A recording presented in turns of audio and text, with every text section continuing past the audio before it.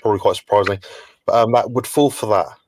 So it's important we have this communication between us where, you know, none of us here on the screen are trying to like rob each other blind. We all sort of experience different things, but we have a mutual commonality, I think, which is important.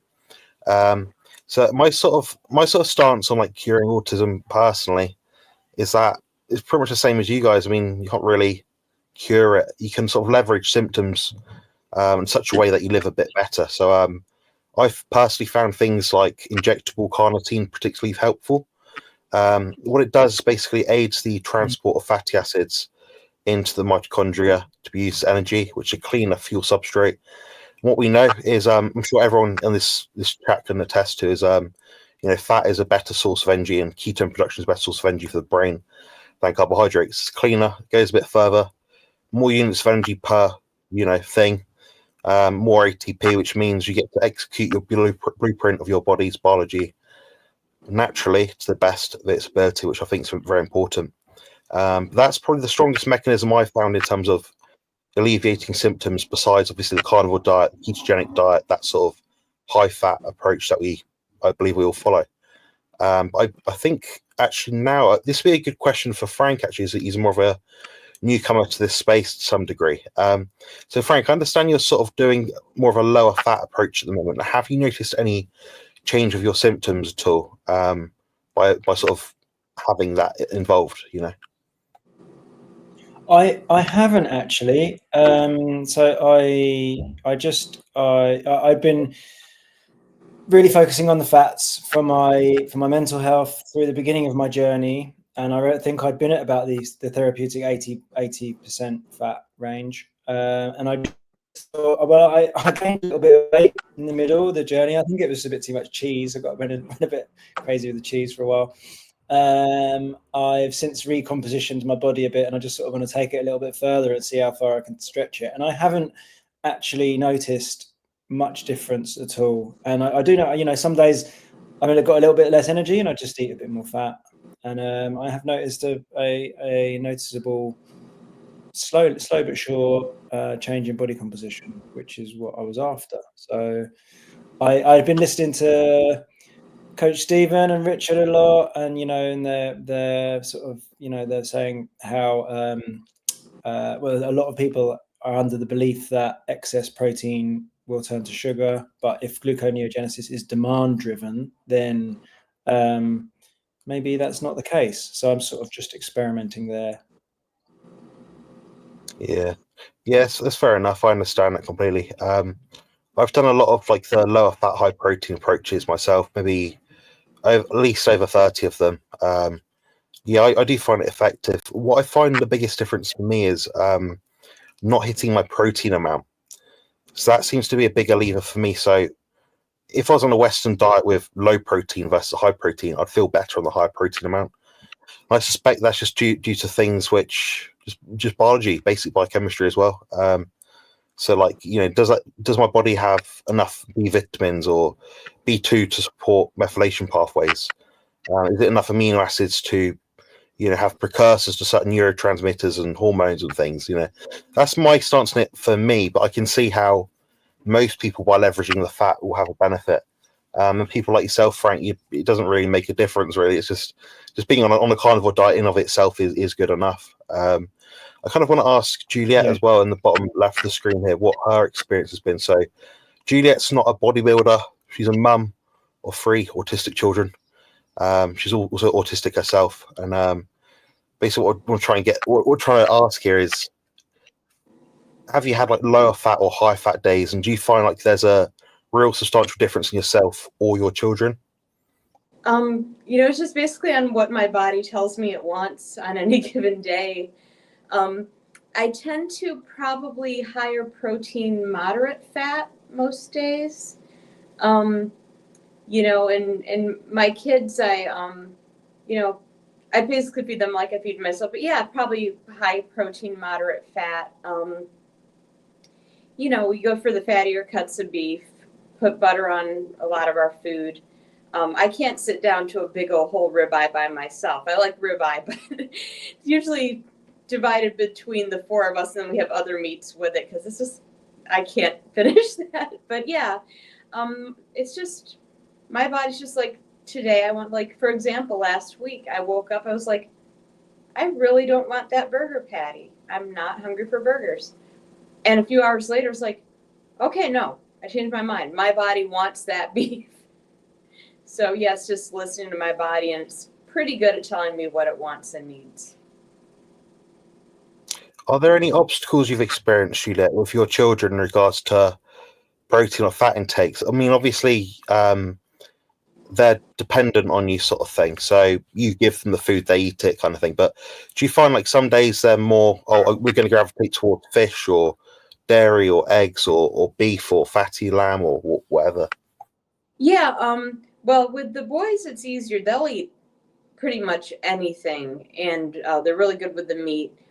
Xander's more particular about, like, he will eat cheese if it's melted on something. He will not eat unmelted cheese. No big deal. I mean, cheese is, not essential.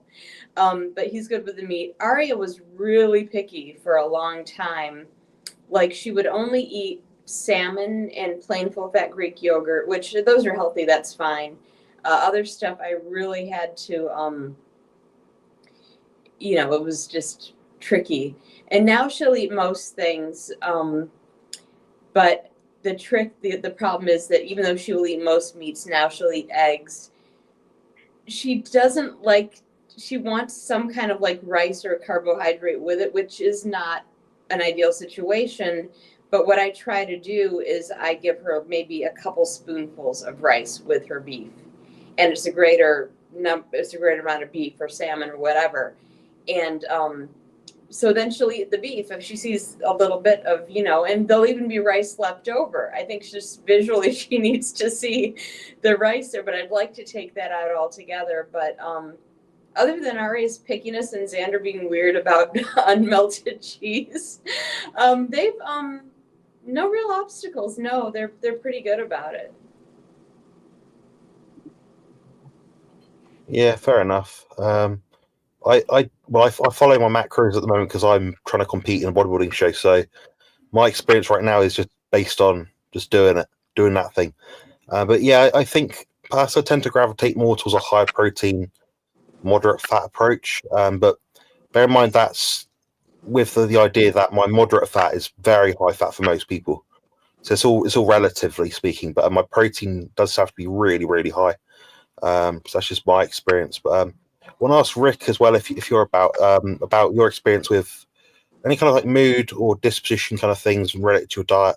I know with yourself it's a bit more tricky in terms of getting the right kind of meats and things like that. And I know you're not buying many eggs nowadays because they're so damn expensive over there.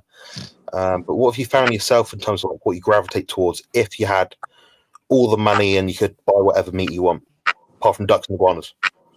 Well, obviously, I love the taste of ducks and iguanas, but my choice of meat was always to buy a chuck roll. And when it was inexpensive, for about $150 to $180, I could get this massive chuck roll. And then what I would do is just cut it up. So I would cut it up, make steaks out of it, and then some pieces could make ground beef. It had a lot of fat on it. I think the smaller ones, I was getting 25 pounders for like $50 at times. It really depended, but I always like to get the biggest possible cut. The one thing that's weird about me is that I'm not like a lot of people. They like to go to the butcher, have the butcher do all the steaks and everything for them. But I'm like the opposite. I prefer to do all the cutting myself. So what I'll do when I get a large piece of meat, I'll go ahead. Some days I have this craving for more fat. So I'll get the fattier pieces. Other times, I don't really care for it. There are times when because my diet I call the heart attack diet. And the heart attack diet was designed to maximize the fat and the amount of meat that you eat. Because like they told you, if you eat a lot of saturated fat, it's going to clog your arteries. You're going to look like the kitchen drain where you have these big clogs. And actually, I just cleaned my drain and there's calcified fats that are in there. So they say, oh, that's going to go in your blood or whatever. So I tried my best. But what I found, and this is the interesting thing, when I eat the leaner meats, now, obviously, there's some meats that I will not eat. For example, chicken breast. To me, that is not food. Chicken breast is dry. It's tasteless. And the only thing I use it for is to make my pacemaker pizza. But when it comes to the fattier parts of the chicken, that's not fatty enough. So I would use beef tallow. And a lot of times when you buy the chuck roll or other beef cuts, they threw the fat away. So I could get the fat for next to nothing. You know, a lot of times I get it from Gordon Foods, or there was a butcher that used to be not that far away from here, and he kind of knew me. So whenever they had a lower price on meat, he'd say, "Hey Rick, you know, we got some chuck rolls over here marked down. You want to buy some?" And I'll go there and I'll buy as many as I can, stuff it in the freezer, and then I cut them up as I need it. But what I found is that when I eat the higher fat version of the carnivore diet, I have more stable energy. And as you know, I don't work out like Jonathan. I don't have a great physique. I'm basically skinny. I look like a vegan, but I do a lot of labor. I may be crawling around in an attic itching with duckboard, or I may be outside with a pick and shovel digging a trench through coral rock. I move furniture, I move appliances. Like, I'll pick up an air conditioner, pick up a stove or a dryer or washing machine or whatever. And when I eat a leaner version of the carnivore diet, I just don't have as much energy. I don't get tired, but it's like one of those things, when I get tired, it's not like I'm out of breath, because a lot of people I know, when they start, they say they're getting winded. They're running out of energy. They can't breathe. What happens to me is that I just don't have as much strength as I normally would. But I found on the higher fat carnivore diet, I have more strength, which is really weird. And at the same time, I just feel more relaxed when I run into a problem. It's not like when you get an aggravating thing, you got an electrical problem or you got a plumbing leak or whatever, and you have an emergency to take care of.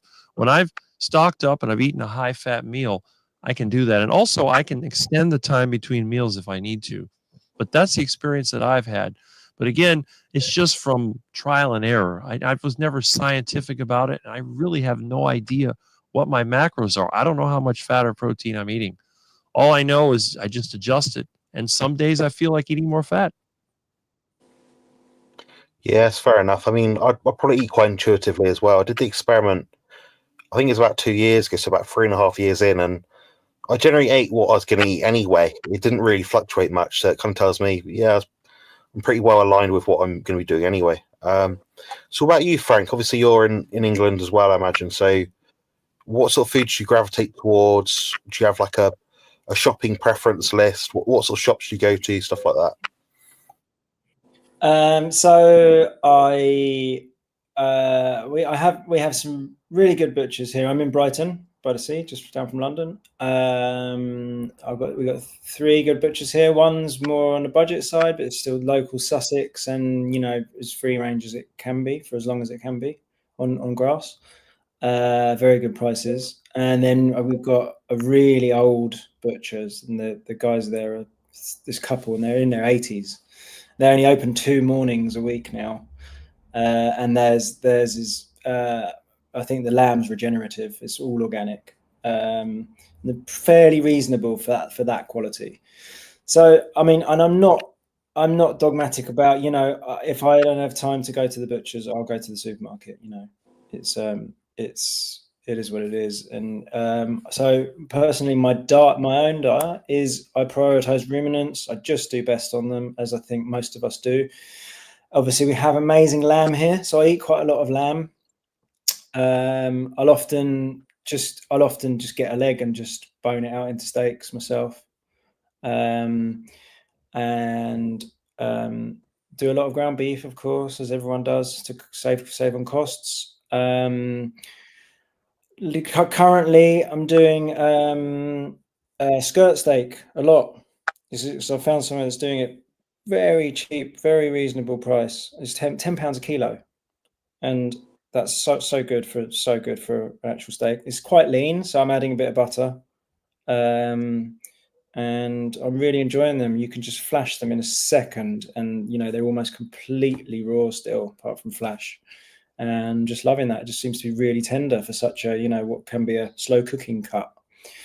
Since I have cut my fats, I'm eating more eggs. I didn't eat so many eggs for a while. I went off them for a bit. I just thought I'd try not having so many, and now I'm just sort of using them as a kind of source because there's not so much fat going on. But I'm so kind of just cycling fats in. I'm just adding some butter some days and other days not. So that's kind of where I'm at. Yeah, fair enough. I'm more of a burger patty kind of person myself. Like a good meal for me is like burger patty or some beef brisket with some cheese, with I don't know, some salmon or something, or some mackerel. I'm quite happy with that. That does job for me. But I do intentionally try to have fish every day if I can afford it. So that, it does give me a lot in terms of like cognitive boost. So I'll notice myself if I've had a few weeks where I've maybe not had salmon or something. That's even using like a few supplements like omega-3 and things. I just don't feel quite as good. Like my skin's a bit drier, so there's probably an ancestral element to that as well. Like you know, where we come from, what we used to eat, what we now eat, kind of thing.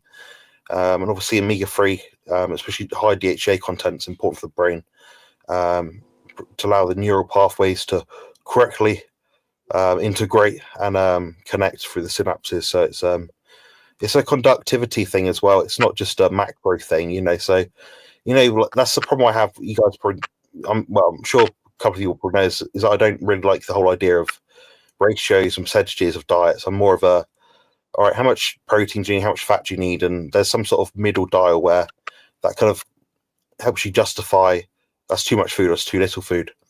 But yeah, I mean, I look closely at macronutrients and I look at the micronutrients as well.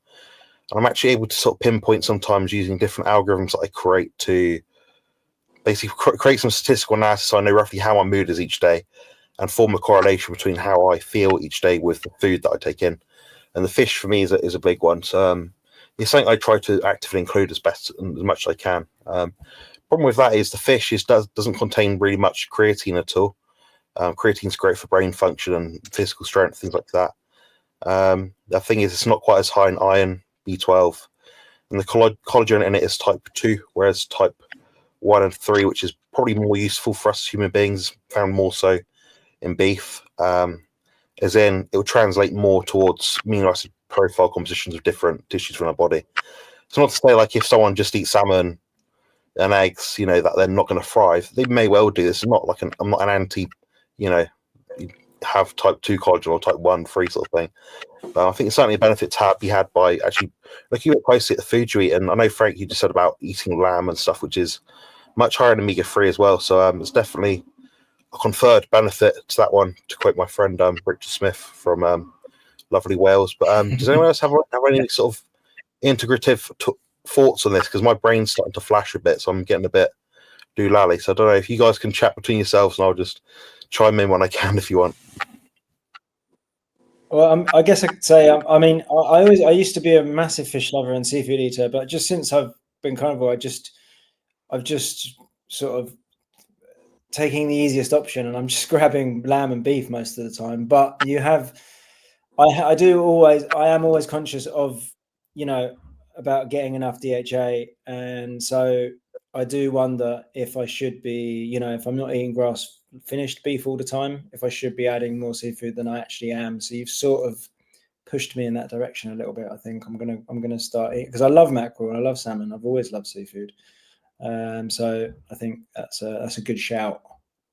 Yeah, I know for me, like I actually find I do best on fatty fish like salmon and mackerel and ruminant meat like beef, lamb. So often a meal for me will be like a big piece of fatty salmon and like a hamburger patty or a steak or something. Like I usually have like 2 meats per meal. So like a beef and a salmon or a mackerel and some lamb or whatever. And my kids do well on that too. Like that's like the sweet spot for us is ruminant meat plus fatty seafood when we can afford it. I mean, usually we have the seafood maybe 2 or 3 times a week because money, but yeah, that's ideally we'd have the seafood every day like you, Jonathan. That's what works for us. You know, I agree. When I lived in Key Largo, we used to go fishing a lot. I had neighbors that went fishing, and we go shrimping, get some snapper, get some grouper, something like that. And I like fish a lot of different ways. I love seafood.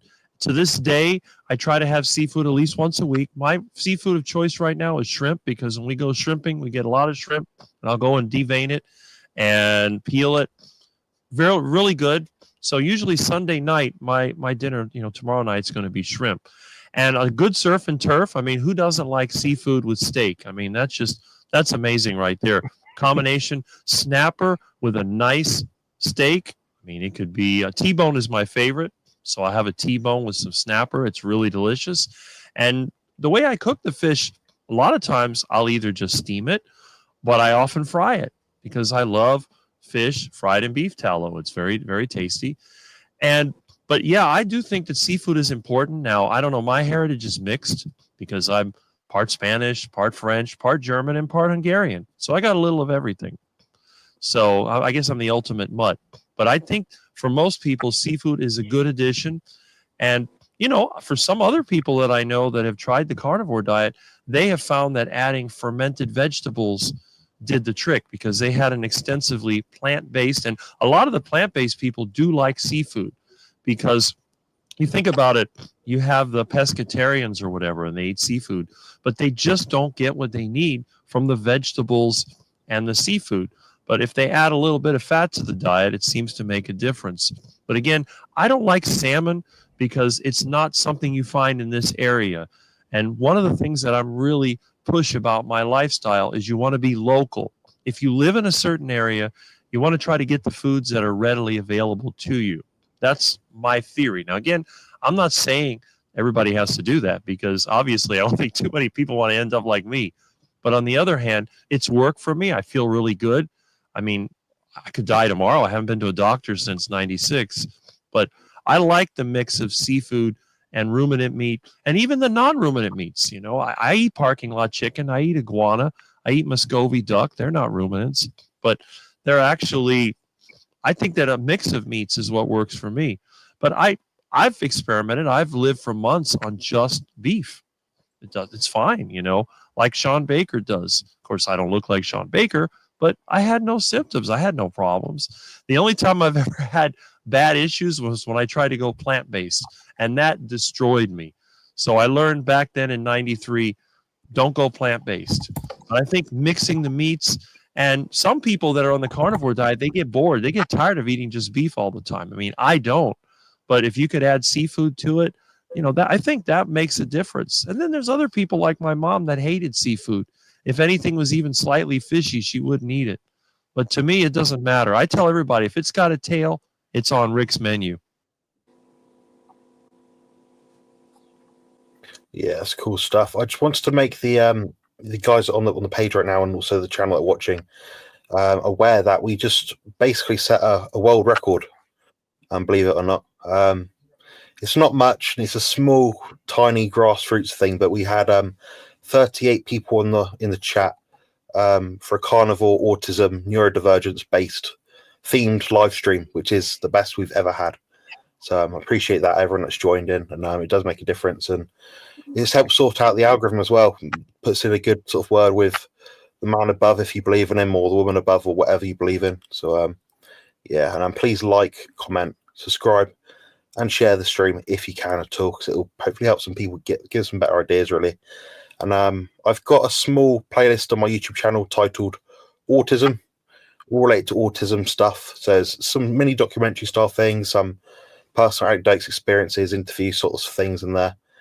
Rates the carnivore diet and autism as well. So I recommend people check that out after this. But please watch the other channels for their viewership and their algorithm supporting efforts. Other than that, yeah, we had a question about, I think it's on the screen. How do you feel about sous vide cooking? Personally, me, I got a new air fryer yesterday. I like to just put it in, press one or two buttons, whatever comes up, I don't care, and take the food out. I don't care how it comes out. I want simplicity, efficiency, low stress, low thought process, easy. I do make complicated recipes sometimes just for fun, but what about you guys? Do you guys get a bit experimental with the cooking, or are you more just chuck it in the grill, chuck it in the cast iron pan, skillet? What do you guys do? We'll start with Frank, if that's right, then go to maybe Juliet, then Rick again. So I mean, it kind of was a big exit for me. So I've been an obsessive cook since the age of 16. I've got probably between the region of 300 and 400 cookery books.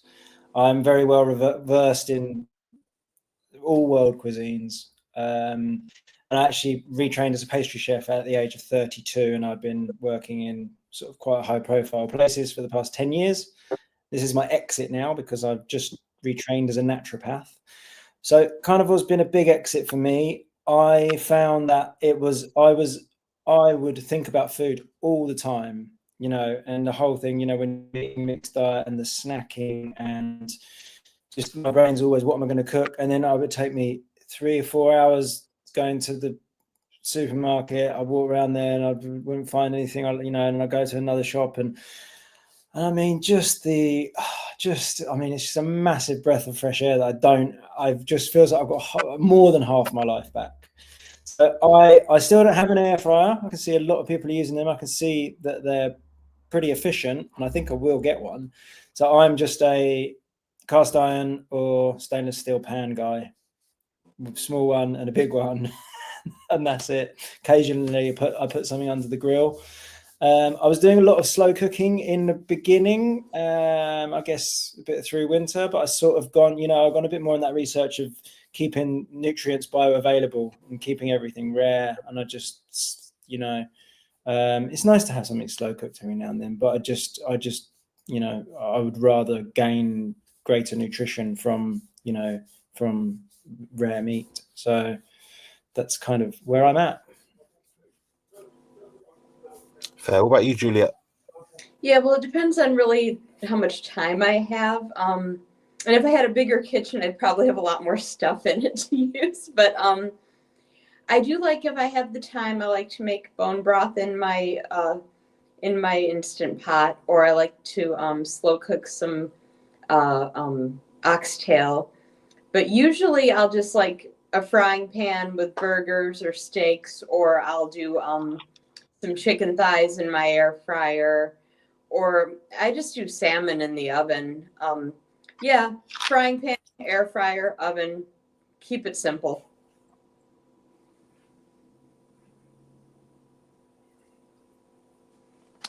Well, I guess it's my turn. If you've seen my videos, you know that I'm a primitive man. I use cast iron and I use stainless steel pots.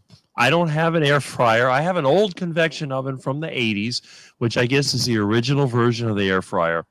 Now, those work really well for things like bacon. If you want to cook bacon, there's nothing better than a convection oven, because when you try to cook it on the pan, it curls up. You have to chase the silly bacon strips around.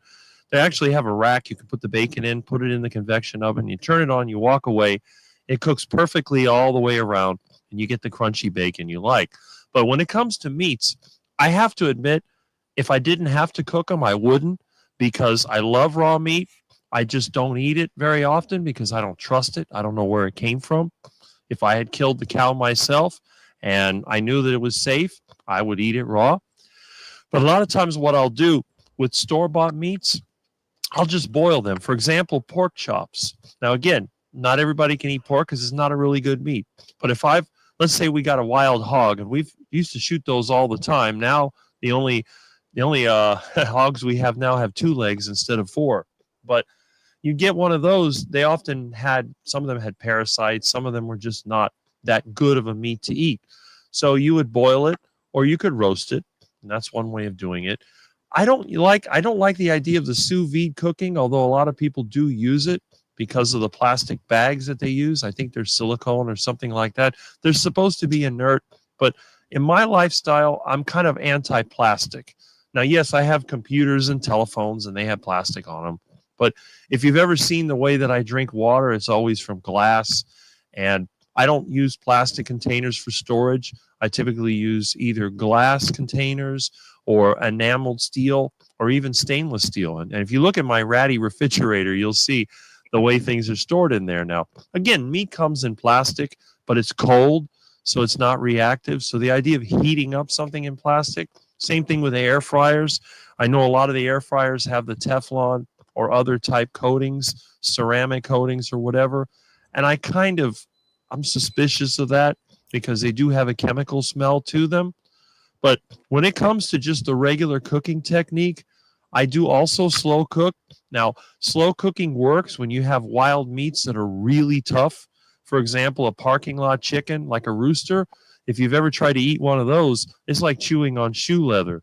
So you have to put that in a pressure cooker, or you can slow cook it. Pressure cooker is another option that I've used for different meats.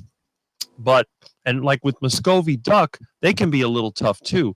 But I'll slow cook them in beef tallow. And that's a little bit different. I say that's like Rick's version of sous vide, because what you do, you just put the duck meat in there, you fill up your crock pot with beef tallow, and you put it in there for a few hours if you need to on the lowest setting. And it just slowly cooks.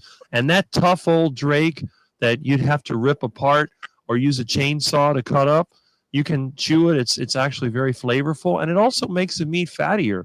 So, but again, I know the technology is great, especially if, let's say that you're a person that eats fast food. And I think this is a great idea. I recommend actually for some people to get an air fryer or even try the sous vide, because if you're going through the drive-through and you're trying to get something quick to eat, that's a bad habit.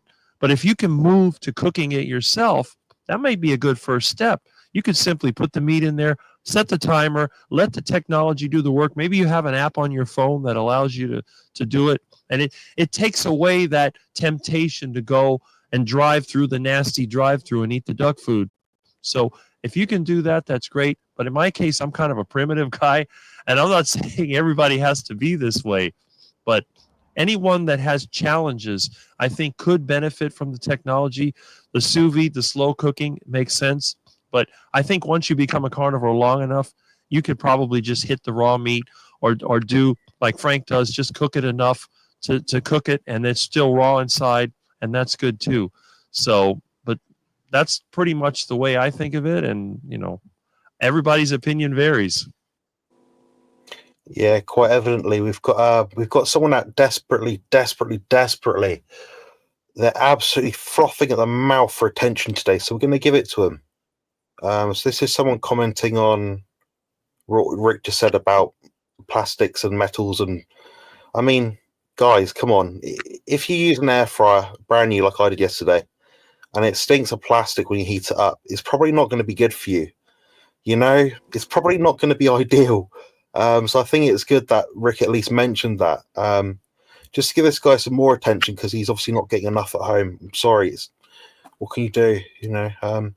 Welcome to the cooking show, a channel where we're talking specifically about carnivore diets, which happens to relate to cooking, with a guy here called Frank. He's a lovely gentleman who's actually an expert cook, and we would actually do cooking every single day because we follow a carnivore diet. So thanks so much for joining, and hopefully that gave you some truly great insights into how much of a piece of trash you are, you piece of shit. All right, next. Was that okay, guys, or was that too? That's fine. Fuck it. Next, so we've got Gil here. So air fryer is great. I don't even put salt, and there are glass ones too. That's true. Yeah, I've seen them all sorts of different ways. Glass fronts, metal, plastic, halogen, different light bulbs and things. I'm no expert. Probably going more towards Frank or perhaps Rick for this sort of thing. But if you guys would say, like, what is the most health conscious way to cook meat or food, what would you guys say? We'll start with Frank first. Well, the more I am going down, there are AGEs created in cooking. When you're caramelizing at high heats. So I mean, I guess probably the safest thing to do is oven baking if you're really going to be going, to the safest option. But the problem with that is if you're not cooking a big piece of meat, you're going to overcook it very quickly if you want some color on there. It just depends how. I mean, we get used to caramelizing other things. As a cook, I've always been someone that's like flavor, and I caramelized everything. So even with my baking and stuff, because I'm a pastry chef, I take my tarts to very dark colors because I think the contrast of flavors really works with creamy textures and all these things. But the more I look into the literature here and the creation of advanced glycation in products, the less caramelization, the better, I would say. And obviously, high heat cooking on a pan is causing quite dark caramelization. And obviously, this is a balance here of we're carnivore and we're already pulling, maximum levers here. And so, it's kind of going closer to raw is, as Rick said, depends where you're sourcing it from. I do eat raw meat quite a lot. I do really like it. Usually, if it's sourced from the butcher that I trust. And I do noticeably feel a bit better, like clearer and more. I digest it easier. But I'm not just going to eat raw meat every day, So I love cooking, but I do cook ever so slightly less, with less color these days and less higher heat. But I loved to have things caramelized, but I just don't take it as far as I used to. So those are my thoughts. Yeah, what about you, Rick? What's your go-to for the most health-conscious carnivore out there in terms of cooking methods? Well, asking me about health is funny because I consider myself to be the least health conscious because I like to eat all kinds of different meats and I didn't care about the cholesterol. But see, I have a few, I don't know if I would say peeves. I don't know how I'd put it, but everybody I know, when they cook a steak, they always say you have to sear the steak to seal in the juices. And I get really mad about that because I don't want to sear my steak. I want my steak cooked just enough to make it safe to eat, so I'm not going to get E. coli or other nasty bacteria, but I don't want it seared. Every time somebody cooks ground beef, they always have to brown it. I'm like, I don't want to brown the ground beef. If I had my choice, I would eat it raw, but I know it's not safe. So what I'll do, I like to stew it. And the way I like to cook ground beef, for example, is in its own fat. So I'll get a pan, but they crank the heat all the way up, and I don't do that. If you've ever seen me cook my eggs or my burger patties, I turn the heat up initially to get the cast iron hot. Then I turn it all the way down until the flame almost goes out. And I put the meat, same thing with my eggs. I have a little skillet that I use for cooking eggs. I'll scramble them up, and then I turn the heat up. I put the beef tallow in there until it's got a nice layer where the eggs are floating in it. And then what I'll do, I'll pour the scrambled eggs in. I turn the heat all the way down. And the reason is I'm not a cook. I'm not the kind of person that stands over the stove and does the cooking and all that. I do what I call remote cooking. So let's say like right now I want to eat and I'm doing a live stream. Well, I can't cook and do a live stream at the same time unless I set up for it.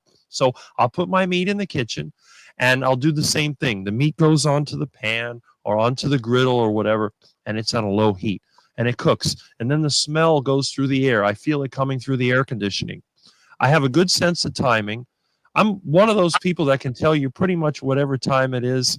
Like when I was working last night, I told my friend, I think it's 10:30, and he looks at his phone. Yep, it's 10:30. So I don't burn unless I get distracted. Now, I have been distracted before. I'm having a great live stream with people like you, and I may not keep track of the time. But in this case, I have a clock in front of me that I can look at. So what I'll do, I'll let it cook for a little bit, and then I'll flip it over. And then I'll go back there. And again, after you cook one side, the other side usually cooks much faster. And then I look at it, and then I can actually, kind of pick up the piece of meat. Sometimes just by shaking the pan, I can tell by the flexibility of the meat how much it's cooked. And I like it, when it's still, it doesn't really have that caramelization. I don't like that. I don't like a crust on my steak. I like it to be just like red meat, but a little bit lighter, because when you cook it, obviously it gets a little bit lighter. And there's a certain smell that you get when it reaches that point. So I cook by sight, by sizzle, and by smell. And it's really simple. I don't have to worry about, you have to be 2 minutes on this side, 2 minutes on that side, and you have to sear it. Then you have to get some real fancy oven where you stick it in there, and it's like 1,500 degrees to sear the steak. No, the way I do it is the lazy man's way of cooking, and it's very easy. I've done it for years. I think once in my life I burned a steak, just once. And that was because a friend of mine was in the hospital, ironically having a heart attack, which is kind of funny because he was always telling me I was going to have a heart attack, and he's the one that had the heart attack. But anyway, and I was talking, and all of a sudden there was smoke pouring out of my kitchen, and I had burned my steak to a crisp. But other than that, it's no problem because it's sort of like, I call it maybe also passive cooking. I'm doing something else, like when I'm working outside, and I can smell because there's an air vent in the kitchen, and I can smell the food. And the thing is that meat is really appealing to me. So whenever somebody's barbecuing, I can tell. And I tell my friends, it's like, man, they're overcooking the steak because they're out there and they got it on the grill. They got it really hot and the smoke is coming up. When I cook outside, there's no smoke. If you've seen me cook on my grill, I cook with charcoal. I let the coals go all the way down. There are no flames. And then I put the meat on it. Now, when I'm on the grill, that's active. I will put the meat on the grill, flip it over, and that's it. You know, it just maybe 5-7 minutes max, and that's it. But as Frank mentioned, if you're going to do a roast, you want to get the biggest slab of meat possible. Otherwise, it's going to dry out. So if you're going to cook in the oven or you're going to do a roast like on the grill, let's say you do a shish kebab, get a large piece of meat, and then that way the inside still stays nice and juicy. But yeah, that's the technique that I use. It's worked for me. It's not for everybody. I've had people tell me that my meat is bland, but you got to realize when you've been a carnivore as long as I have, any kind of seasonings, and again, I'm against salt on beef. I never, ever salt my beef, and I mean ever. The only meats that I salt would be chicken, maybe a pork. I don't salt duck either. I love duck as it is. And I think the longer you've been a carnivore, the less the so-called flavors, the spices, and all that stuff matter to you. Because I just like the flavor of meat. I hate to say it, but there's nothing that tastes better than just plain old meat, barely cooked and not seasoned. But again, I'm the exception. But I think the longer you've done it, you're going to be the same way. Yeah, that's fair enough. I'm really simple nowadays. I don't eat as many eggs as I used to, but post-surgery, which, oh God, that's not helpful. I've had 3. Post the first surgery I had 2.5 years ago, I was eating like 10 to 12 big-ass jumbo eggs a day. So, like, not like extra large, I mean like 3XL eggs, Frank. So, like, each egg was weighing like 85 grams out of the shell, so it was enormous. But now I can't, my body won't tolerate it. Like, I get like flare-ups. I've scaled a lot of eggs, so I know what eggs weigh. That's a big egg. Yeah, it's a big egg. Most of our supermarket eggs over here, guys, if you're an American viewer, they're about 50-55 grams out of shell usually, something like that. So you know, it's damn enormous. Yeah. But yeah, I mean, the eggs nowadays I have raw always. Other than that, it's, you know, beef burger patties, cheese, salmon. I'll microwave sometimes, and you know, people say that's what's killing me. Apparently, that's what's giving me all this pain. But get the times, guys. Come on, it's a low tier problem, I think. You know, but yeah, I mean, we've had some comments in the chat, which I appreciate. Do you want to hear about how I do the health conscious cooking? I didn't answer the question yet. Yeah, I want to get through the chat because we're about 10 messages behind. Everyone else answered the question, so I didn't know. Yeah, I was going to get to you after that. Can I get to the thing? Yeah, I thought we were going. Okay. Let me get to it. I can't do two things. Where is it? I literally have my finger on it. I can't remember, someone basically said, I think it was Couch Potato said, it is useful having this talk because it relates to them or something like that. But yeah, I just wanted to highlight that. So thank you for joining me. So Juliet, what was your experience with cooking and cooking methods for like a carnivore diet for you and your children? Yeah, well, I find that, I mean, I have gotten away from the Teflon with the, you know, stir frying and all that, because even though it's simpler clean wise, I tend to stick to stainless steel, which I think is fairly innocuous. So that means that I do have to kind of let things soak and really scrub after, but stainless steel, use a lot of butter when I cook. Baking with glass, like if I bake salmon or chicken or whatever in glass, seems to be healthier. Bigger pain in the butt to clean, but and the air fryer's not great, probably not ideal like you guys said, but I live with it. But stainless steel for doing my steaks and my burgers and stuff tends to be probably the healthiest, I find. I think stainless steel's all right, right? I imagine so. I don't know. I don't really use saucepans because it's more mess for me, and I get a lot of abuse for it. So I'm not joking. I do. So yeah, it's not. So I'm air fryer, keeps it contained. Any sort of stuff that drips out, I can pour it back into. If I make a bone broth, Juliet, like you see on my Instagram, the fat that comes out of the meat does go back on the food. So that's what I usually do. Or I'll do what Rick does, and I'll save it in like a little pot, and I'll cook with it later. So I'll make some sort of fatty egg thing. If I want something later in the day that's like very satiating, I'll usually make that and a bit of like Parmesan cheese. But yeah, we've covered quite a bit already. Is there anything you guys want to sort of talk about? I know, Juliet, you've not spoken much for the last few minutes, so what do you want to sort of go over? If there's anything, specific to you or unique that you really want to bring up? Yeah, well, I think just it's a basic thing that, we talk about people saying how they can cure autism, how to fix things. And I just want to say that, yes, living with autism, and loving people with autism, there are struggles and there are issues and things that we have to live with. But I don't want anyone to ever feel like being autistic, like I don't want anyone to feel like they are a problem and their identity as an autistic person, that you are a problem that needs fixing. Yeah, there are things that need to be managed. There are things that maybe need to be adjusted. I'm not going to deny that. It's not, it's not easy. But sometimes I feel like, the way it's talked about is that, it is, you are a problem, and, this is, you're not a problem that needs fixing. You have a condition that needs to be managed. And just try to accept where you are, be patient with yourself, be loving with yourself, and just do the best for yourself. I hope that's not too sappy, and I hope that makes sense, but I really want to get that across. You are not a problem that needs fixing. Yeah, that's the key takeaway, I think, for all of us, because ultimately when we hit our pillows at night, and the people that are watching this, people that are in this chat right now, we have to live with ourselves. We're in our own head all day, every day. And what is it going to give us to have that glass half full negative mentality to say, I'm autistic, therefore I can't? So everyone in this chat here is doing something which many people would struggle to do. Juliet, she's found a way to make this time to actually get on the stream, set it up. She's not a tech genius, neither am I. I mean, the other guys might be. I mean, Rick certainly got some good skill sets. Frank, his reels are pretty awesome.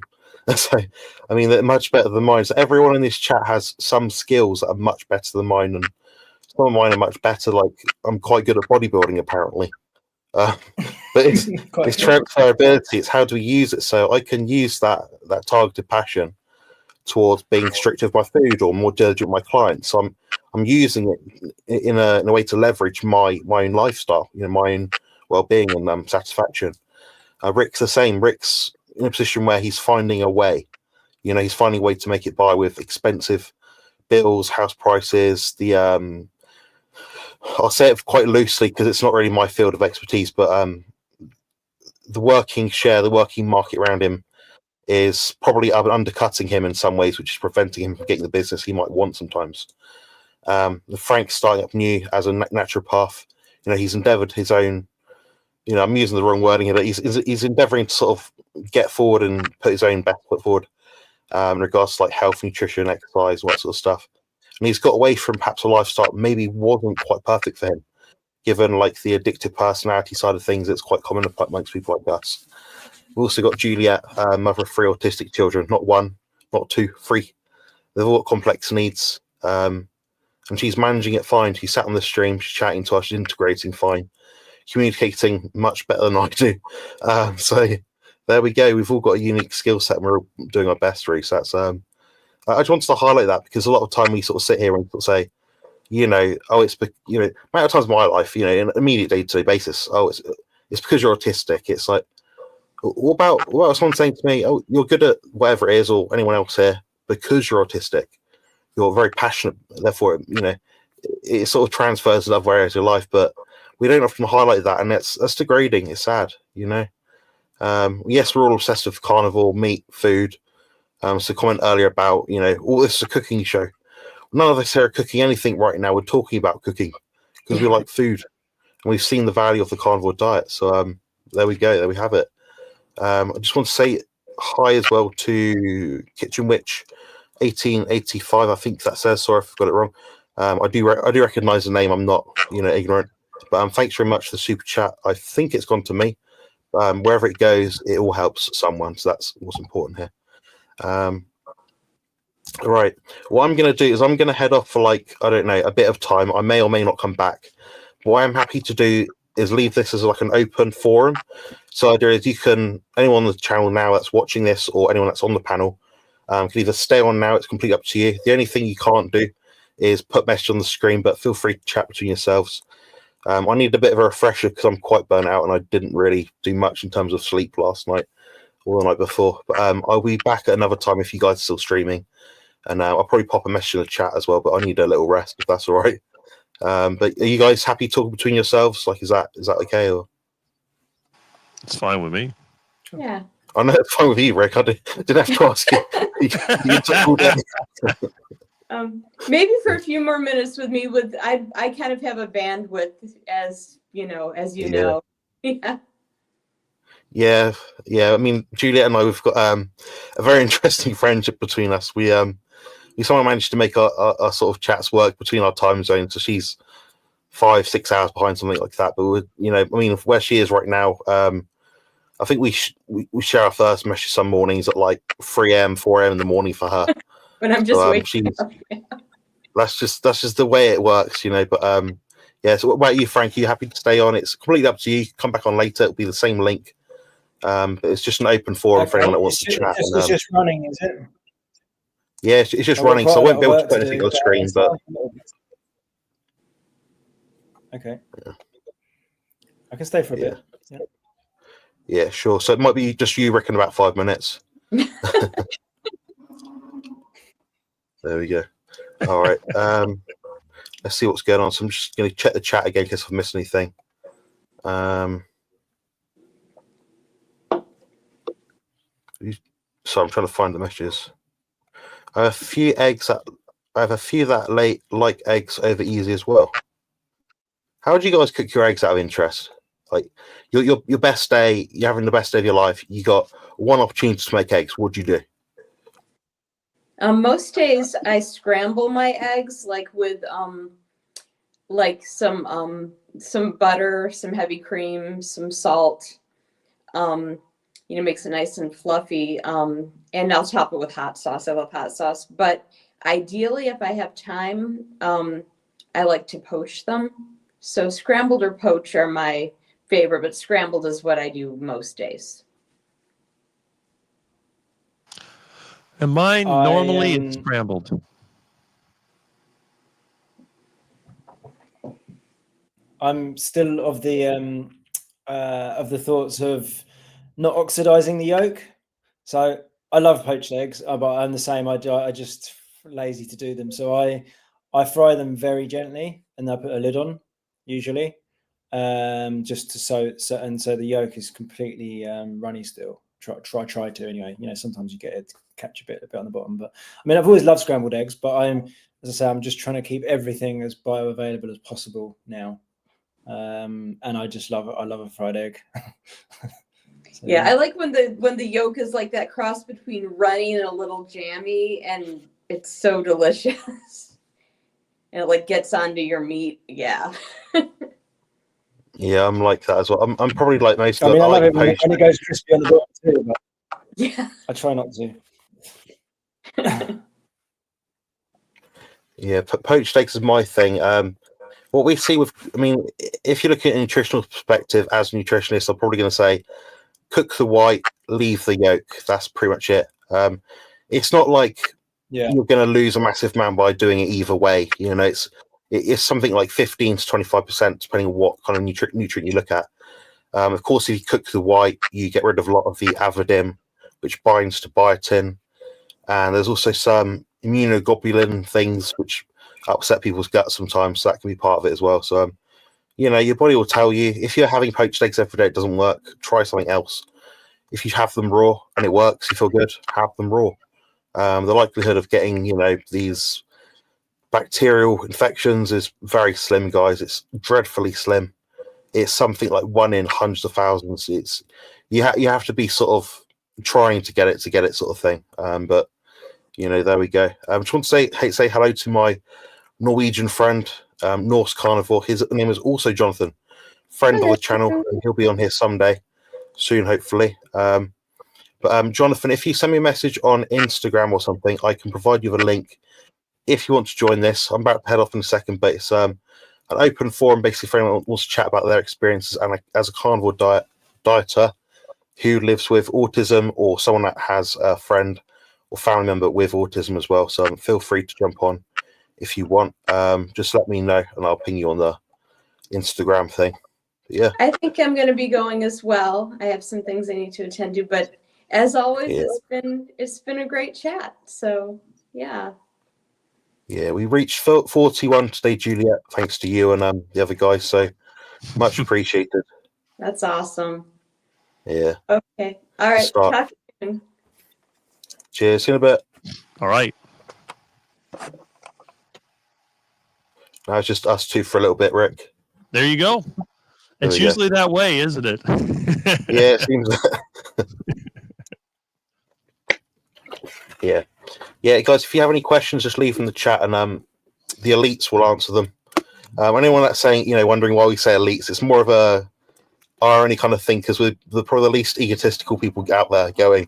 It's more of just a bit of a play on words and things, a bit of a laugh. But yeah, any elite carnivores, you should be on this stream right now. And if you're not, you got some serious issues. Serious issues. That's right.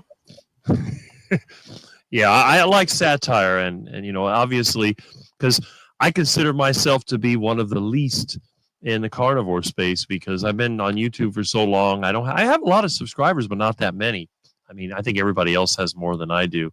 And I'm not afraid to state my opinion. I'm not afraid to do things my own way. So that's the difference. I tell everybody when you see me on YouTube, there's nobody else on YouTube that's even close. Yeah, that works. I'm just going to check Instagram to see if anyone's sort of come up to say they want to come on the chat. I might be able to share the link on here, maybe. I don't know. That's an idea. There probably is a way, but it's me trying to suss it out in my brain. Oh, okay. There'll be a way. Carry on talking if you want, Rick. I'm not going to say much. Well, you know me. I have the bad habit of talking way too much. I'll start talking about different things, and it goes on and on and on. Like this morning, I was talking about what I've done during the week and some of the things I like to do. In fact, I'd like to go outside today and hit my garage again, see if I can find those parts for my engine. I've been driving that car that my friend loaned me, which is a Ford Escape, which is like a little SUV, and it's like trying to sit in a sardine can. This thing is really small, and I guess I don't realize it. When you're 6'6", it's like a whole different world. And people say, "Oh, Rick, you're skinny. How can you complain about not fitting into a space?" I said, "Look, being skinny doesn't make you shorter, and they just don't give you a lot of room. The way that these cars are set up, you have the dashboard; it sticks out. I don't know, but I can drive my '69 Dodge Charger just fine." I guess in the old days, they figured that people were going to be getting taller, so they give you more room. But I guess now people are getting shorter. They do give you a lot of space to the side, so I guess people are getting a little bit wider. Yeah. Yeah, people are getting wider, and I think about it. It's yeah. I mean, when I sit on a bus seat now, I do think most people on it are like taking nearly 2 seats up. Right. That's it. It's been years since I've been on a bus, but I know what you mean. Every time that I'd have to ride on public transit, like Metro Rail or Metro Bus, everybody that sat next to me was just big and fat, and I mean, I don't mind if somebody's big. I mean, there's people that are big, but to be fat, to me, it's like a lack of respect, when a person treats their body that way and they just keep eating duck food and they're getting fatter and fatter. And then they act like it's not their fault. This person did this to me, or I've had a hard life, or all this other stuff. So yeah, but why are you taking it out on yourself? It doesn't make sense. And some people will spend time, they'll get dressed, they'll try to put on makeup, they try to make their hair look nice, wear the most expensive clothes, and then they're big and fat. So it's like, well, and I'm always guilty of offending people because I said, well, you spend all this time trying to make yourself look presentable, but maybe changing your diet, maybe joining a gym, that's an idea. And they get insulted. How can you say that? Well, Rick, you don't work out. I said, yeah, I know, but I'm not gaining weight. If I got to the point where my rear end wouldn't fit in a seat with armrests, I think I might consider going to the gym. Because the thing is, if you have a job where you sit in one place all the time, you're not moving around, I think it's a great idea to have a structured exercise program. Because if you're not able to get normal activity, isn't that a great idea? And they get mad at me. Well, why are you saying that? I said, well, you spend all day in an office, you drive home in a car, you come home, you're too tired, you have to take care of your kids. When do you actually get any physical work in? There isn't any. But then they say, oh, well, I'm going to try the keto diet, I'm going to lose weight. I'm like, you're not going to lose weight on the keto diet with that lifestyle. And I know a few people that have tried it, and you know how the keto diet is. You have all these pitfalls. Oh, this is keto friendly. Oh, this is a keto product. I said, you're eating out of a box. You're eating out of a bag. That is not the proper diet. But again, who's going to pay attention to Rick the Quack? I mean, really, I've only been doing this for more than 40 years. But they know better. They always say, well, I can make it work. Well, maybe you can. I'm not saying you can't, but I think your chance of succeeding is very, very small. You have to be systematic about it. Yeah, I understand that. Just so you know, Rick, I've made it now so you're an admin on here. So in theory, if it works, you should be able to just add people on. So apologies for Frank, who was on here just a second ago. I didn't see it on the screen until I scrolled down the screen to add him on because of the face and stuff. But yeah, I lost my all the screen. I'm streaming off my phone today because I haven't got I'm in a new place. Haven't got the internet yet. So yeah, fair enough. Yeah, it's a bit tricky. Yeah. What I'm going to quickly do is just a test in case anyone in the chat does want to join. Is I'm going to remove Frank for like 5 seconds. And Rick, if you can see if you can add him back on from the room, like the green room, whatever. Okay, that'd be quite cool. So if there's a way you can do that, if not, you may have to refresh your stream. Then refresh the actual page, and I'll let you back on. Then you can whatever. Okay, good. Yeah. So can you see Frank in the bottom anywhere? Yes, I see him. I can add him. Add him. Yes. There we go. Perfect. All right, so we've sussed it. All right, so Rick's now in full maximal control. He's got all the weapons, all the I don't know, militia. There you go. Yes. If anyone wants to join the chat, what I'll do is there should be a way, Rick, where there's like an invite button. So if anyone's in the chat, people that you sort of trust and kind of know, there's an invite guest to the studio button. You can copy and paste it in to the live stream chat, and then they've got the link and they can join. So, all right. So I'm going to head off now anyway because I need a bit of a rest and I need to go somewhere as well. I'll have this probably playing in the background and probably just be relaxing a little bit because my body's starting to get a bit haywire. So, yeah, that's it. Well, nice to meet you anyway, Frank. We might catch up soon, but we'll keep in touch behind the scenes, of course. So, and thanks for your support and coming on today. It does mean a lot, honestly. That's great. No worries. Let's see. Okay. How do I add people? Wonder where they. Oh, we got somebody here. Okay, Jonathan's left. How do I get the link? Invite guest. Oh, there we go. All right. That's it. So if I put this here in the chat, where is the chat? Yeah, it's Let's see. Oh, comments. Here we go.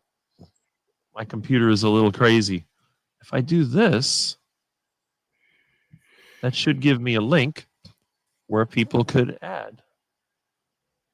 Yeah, there it is. So, okay, that's good. So anyway, this is great. I guess everybody can hear me. And I like the cooking talk myself. You know, there's nothing I enjoy more than good food. Oh, here we go. Let's see. Device not connected. Oh. Interesting. Okay. Thanks for... Yes. Well, I'm glad that you're here. Let's see. There we go. All right. Let's see who we have. Oh, here's Thomas. There we go. My man. Hey. How you guys doing? How are you? Good, good. I'm doing pretty well. Yeah. A little bit of stuff cold, but didn't stop me from coming up here and saying hello. Well, I know you've been dealing with some kind of flu or some kind of germ, so but that's normal. Yeah, it's crazy. Now I'm believing it's more of an ear infection. Oh. So because I feel it like right here. I see. Well, yeah. Basically, I tell everybody you're still going to get sick on the carnivore diet. I get sick 3 times a year, and it happens from time to time. Just part of being a human. I got sick in the first month when after transitioning. Well, it didn't really transition. I just jumped in, but I haven't been sick since. I had a very small cold that lasted a couple of days in the winter, but it wasn't anything serious, flu or anything. So I've been feeling pretty good. I mean, it's getting much better as I progress on the carnivore diet. It's more and more tolerable. I mean, when I used to get really sick, my A1C, my sugars would go up, everything would just skyrocket. And now it's, staying pretty consistent. I mean, right now it's at 141, my sugar, and last year it would have been more like 300, 400. Wow. When I got sick. It's crazy. I didn't even know a human being could have sugar that high and just not fall over. Unfortunately, they can go pretty high.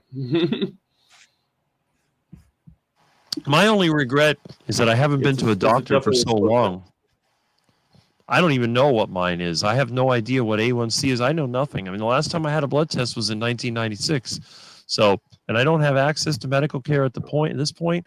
But I guess one day, if I ever do, it's going to be interesting to do labs and see what this carnivore diet has done to me over decades. Because as you know, it's been a long time, and I feel great. So I don't know, but it's shocking. Like Thomas and other experiences that I can't see you having high A1C. Probably not. And I'm going to be 57 next month, and I've had people tell me, well, you don't have the kind of energy. They don't have the kind of energy they used to. It doesn't stop me. I keep doing my thing. Nothing really gets to me. I feel great. I may not look like the greatest guy around. I may look like an anorexic vegan, but I'll tell you one thing. Yeah, I mean, it's great.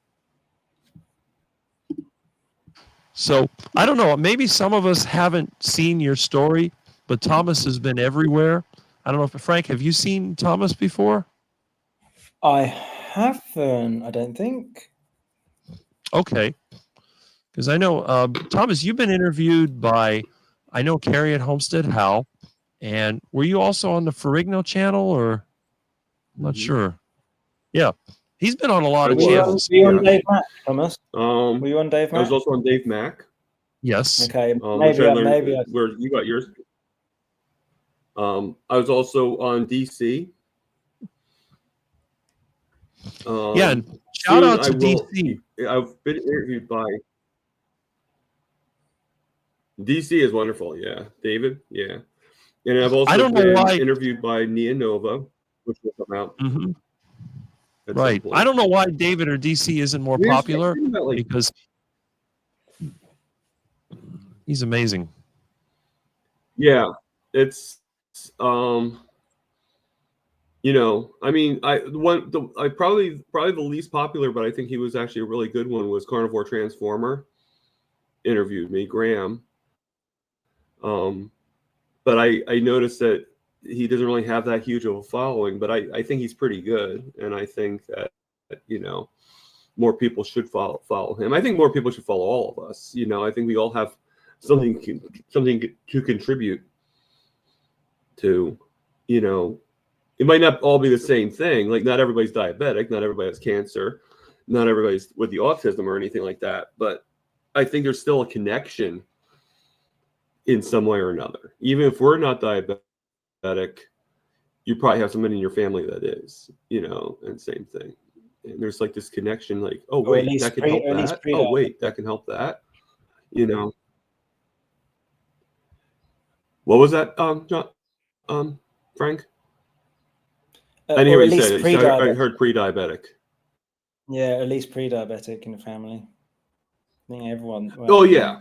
I mean, I kind of agree with Russ and semi-retired Bob that I kind of think pre-diabetic and diabetic are kind of the same coin. You know, it's, you know, like I think that, you know, I think even if you're pre-diabetic, you're diabetic, you know, and that's how I look at it. I think that we're all part of the same animal, basically. Yeah. That makes sense. My dad, what time is retired Bob's live tomorrow? I believe it's at 6:30. I know it's 6 or 6:30, somewhere around there, Eastern time. So yeah, on the subject of diabetes, I just want to make sure that I wasn't clashing mine with his, because I like to watch it. Oh, your father was diabetic? Mention about So I feel like it's very choppy when I hear. Am I choppy? There seems to be a delay somewhere. I'm sorry to hear that. Oh man. So yeah, he was. I'm not sure if it was me or if it was. Hello.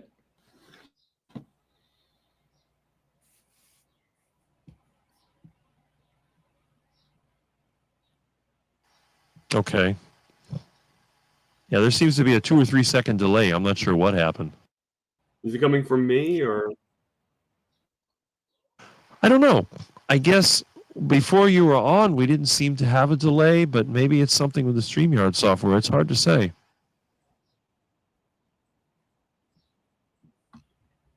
Okay. I mean, I could go off and then on again. Maybe that would help. Guys, I've got a few bits to do, so I'll keep in touch on here. If I can jump back on in a bit, then I will. Yeah. Excellent. Cool. Take care. See you in a bit, guys. Yes. See you then. Okay, it's just us. Now we can see if there's still a delay. Okay, so is it happening? Is it happening now? I think it's okay from what I can see. I mean, I kind of heard it more. I kind of heard it more on his end. It just seemed like him talking to me was like kind of choppy. Okay, maybe that's what it was. But it might have a poor connection. You know, because like you made the point. Like, yeah. Hi, Sandy. How you doing? I can't really see the chats anymore, so at least I don't think I can. Oh, here they are. Okay, I have them now. Because you know what it is, when I go to StreamYard, I'm sure you know exactly. Aaron says it was me that was really choppy. Do it. Aaron, am I still sounding choppy? There's a delay. Is there? Yeah, 2 or 3 seconds.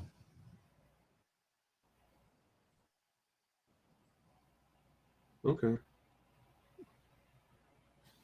I mean, would it help if I turned off? I have my YouTube on the other thing, like in silent. If I took off the YouTube, would that help? And just went right to StreamYard? I don't think it would make a difference, but you could try it and see. Depends on your computer's processing power. Well, no, I just did. So, yeah, no, I just clicked it off. So, I mean, this phone, I mean, this computer is like, you know, I mean, it's over 20 years old, and wow, it was never that great a computer in the first place, you know. Mm-hmm. The fact that I'm able to do this on my phone or on this computer is pretty amazing. I mean, like, I plan on doing a lot of things to my room to kind of make things a little bit more I don't know, easy for me to work with. Like, I have like my desk is like a child's desk that I'm on right now. So like I have like very little leg room. You'd probably be miserable like sitting in front of it. So I had to do some investing, but I'm actually looking into making my own desk because I'm like looking, and they're either way expensive, or just doesn't work. So I thought, what does it take to make a really nice desk? Like just some wood on the top, and just go to Home Depot. They can even pre-cut it for me if I wanted, and just get like a couple of like those bookshelves, those low bookshelves, and make like a desk and go as long as I want. Yeah, That's true. I see that Jonathan I has saw some that tech. too. Yeah, but yeah, I like the clack on the left. My hardware is very old, but I do manage to make it work. But I'll tell you, a lot of times, working with what you got, that's all you got. Yeah. So can't do much more than that. Yeah. So yeah, let me tell you a little bit about carpentry. Now, I've actually built a whole house, and I've done a lot of projects. You could make a desk with just some plywood if you had to, but what I normally do, I just look for used stuff. When I do office cleanouts and stuff like that, you wouldn't believe the stuff they throw away. If you could look around for a place that's going out of business, you might be able to find something for free. That's the beauty of it. That's true. And my eyes will be open for that, but there's something a little exciting too about like just making it like custom made for yourself to a certain extent, As long as you have the tools to do it. Just something that will give me like a lot of like. No, I have the tools. I just don't have the wood, and stuff. So I can definitely do that. And I'm going to cheat a little bit and spend some money, but I think I can bring it from something really expensive. Unless I find it free, then that's obviously a lot cheaper. But yes, I find I think it'd be a good. I think in my situation, go to your nearest office park. What I say go to your nearest office park. Every town has at least a few of them, like rental offices, and check around the dumpster, walk around. There's always somebody going out of business, getting rid of stuff. You may be able to take an existing desk or table and cut it to the size you want. I've done that too. Yeah, no, I mean, definitely. I mean, I think the whole idea is really not even just so much the desk. It's more the project, just kind of like finding something to do, just something, because I mean, one of the things I learned with this carnivore diet is like before it, I didn't do much. I just kind of sat and watched TV, and, I had a pretty mundane life, and even with this cold, I just want to get up and do, and I think these projects help, it's like, it's not enough to just be working for a couple days a week now. It's like, I need to do more. And I think it's a good project. I mean, I think that's why I kind of built the bird cage for my mom and the guinea pig habitat for her and everything like that, because it gave me something to do, Well, you know what? I'm going to have to make a video about this, because what you're saying, this is my life in general. People tell me, well, Rick, why don't you go to movies? I haven't been to a movie since 1985, because to force myself to sit there and watch something that I'm no part of is difficult for me. And it's the same thing with television. I stopped watching television in 2010. I felt like it was a waste of time. I know people, their whole life revolves around sports and revolves around entertainment and all these things. And I tell them, I said, well, I don't care about entertainment. I want to do something that when I'm done with it, I have something to look at. It's like yesterday I worked, I installed an air conditioner, I did plumbing, whatever. I go through the process, and when I'm done, everything works and I'm very happy. And it seems like that's my whole life, is doing things. Like you're saying, Thomas, you want to do it. You could find it somewhere, that's good. But even finding something is like doing it, because it's like a hunt. You have to look around. I mean, going to the store doesn't require anything except money. You have the money, you buy it. But I like to go out there, I hit the dump, hit the trash pile, whatever. And it's a challenge to find what I want. And sometimes you find something and it doesn't fit your needs. So you have to cut it, weld it, fasten it together.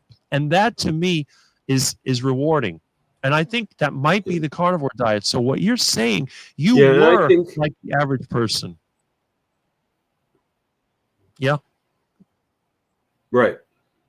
Yeah, and I think doing how you just said kind of also allows you to be more creative. It opens that brain, that mindset of creativity, you know. And I mean, I've always felt like I was pretty creative. I mean, I have a pretty artistic background, but you know, when you can find stuff that's like you just said, like, you know, when you can find stuff in the trash and stuff like that, and you can recreate it, that's pretty, you know, when you can see that, it's almost like the sculptor, you know. I mean, I forget which sculptor it was, but that said that, you know, the sculpture was always there.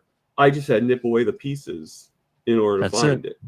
And that's sort of what we're doing. It's like that big project's always there, but it takes that vision to make it into something. And I think it would make, I mean, I'm sure you'll agree with this. I think it would make a pretty good video too of me just doing everything I need, you know, just working on the projects and everything.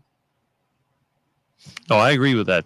And, you know, it's interesting because I was kind of unaware until recently that diet and lifestyle is so closely intertwined, because I always thought Rick's heart attack diet is about fun, getting the big one, dropping dead. But it actually turns out that the more people, now there's Thomas, you know, you got people like DC that had cancer. You have people that have just challenge after challenge, even popular ones like Carrie. You know that Carrie, and you love Carrie because, you know, you guys, I guess, are pretty close. And I think you're in the Bella Stuck in Butter gang, which I've never been able to contact those people. But, and you like Dr. Barry. No, and, you know. Yeah.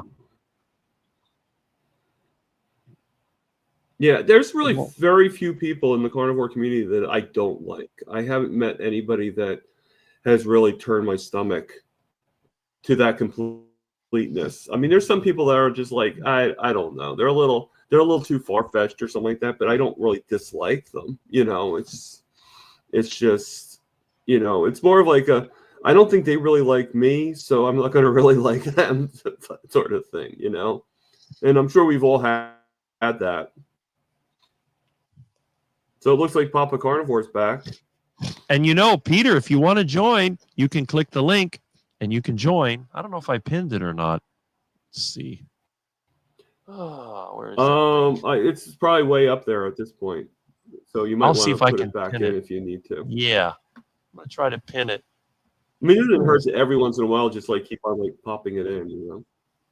Well, I think there's a way to pin it. I've never really used a StreamYard. I normally do it through YouTube, but I'll find it. Oh, here it is. Oh, yeah, I don't know. Let's see. Okay. Now, is this your StreamYard, or are you doing this through Jonathan? This is Jonathan. I'm too poor to afford StreamYard. No, I don't do StreamYard because it costs too much money. But since Jonathan already has it, he's invited me to use it. You know, and again, Jonathan is. Well, you know what StreamYard is for me, don't you? Okay. How's that? Why does this not come up? Oh, wait a minute. There we go.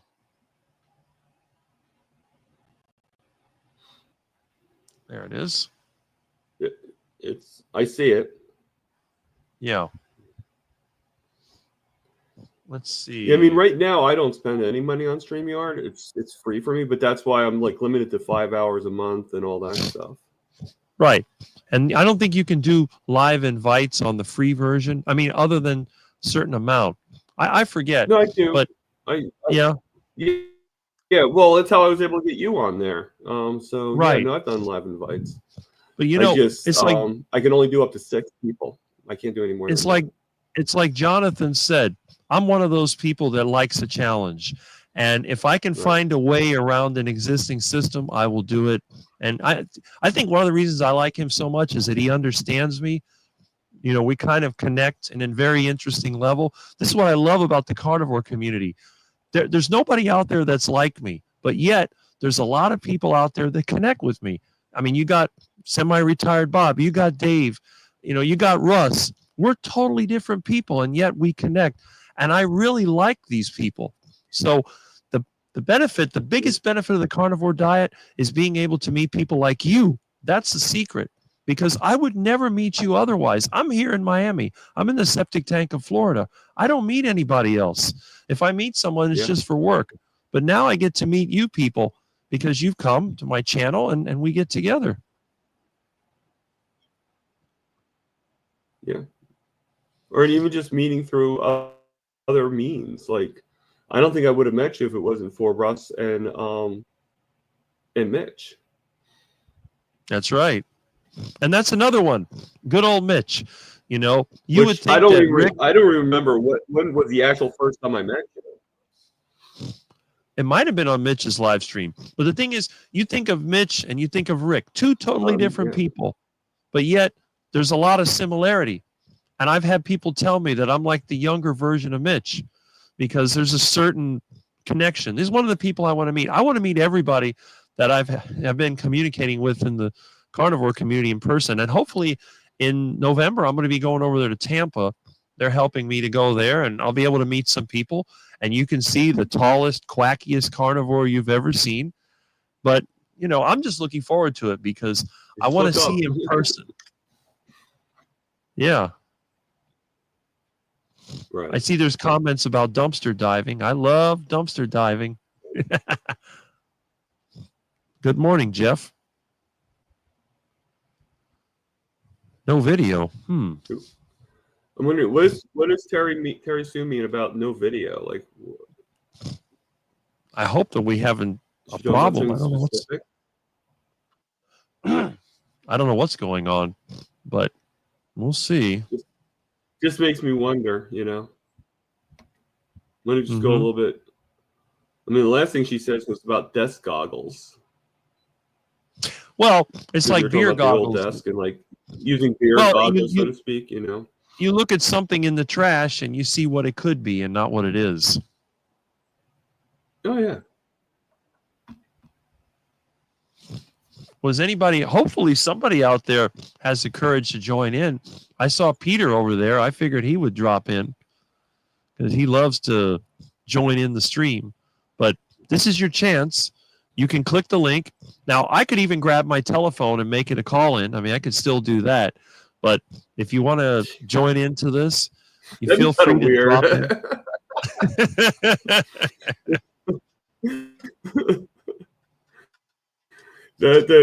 Like, wait, we can go on there and you can see us? Okay, well, let's just call you in instead. It's all about having fun. Yeah, it's all about having fun. Just think about that. It's almost like that scene of where you have the father and the son or whatever in the same room, and the son still texts his father. Answer the question. Like you're right here. Well, there you go. But yeah, and again, very good point you made about the carnivore space. There's really nobody that I can think of that I hate that's in the carnivore space. There are some people that I don't watch simply because I can't reach them. Like, for example, Ken Berry. I don't watch Ken Berry's videos because he's got so many people in there.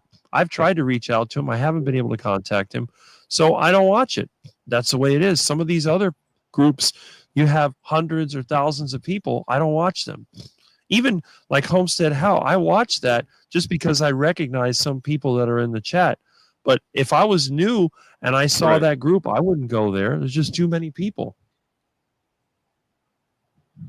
Yeah.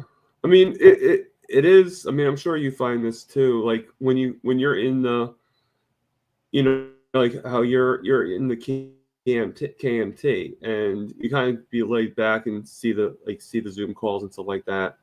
And it's not really as you're just listening to a lesson that they're giving you and everything like that. It's a little bit of a different format, It's not where you're hoping that somebody sees your chat or whatever, And if you want to get attention, you just raise your hand and hopefully you have time to speak up or something like that. But yeah, I mean, when it comes to Dr. Bear, I mean, as you guys know, I started off with Dr. Barry for the most part. I mean, If I want to go way, way back, it was probably people that were before Dr. Barry even. But as for the people in the carnivore community, he's probably the first doctor. But, you know, I've kind of given up. Like, I was trying to get my questions out there, and I got one question out there.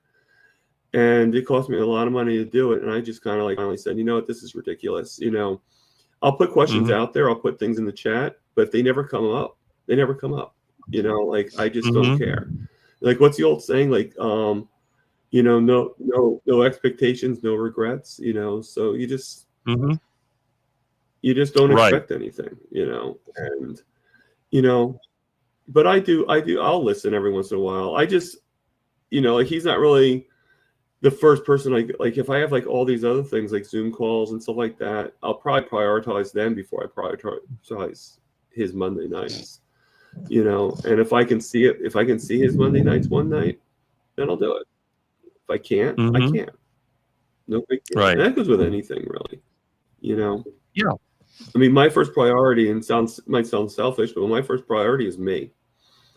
And that's how it should be. Work will come.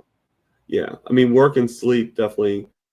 You know, like my schedule's kind of chaotic. Like I work. It's going to be changing next week, but I work from 10 p.m. to 6 a.m.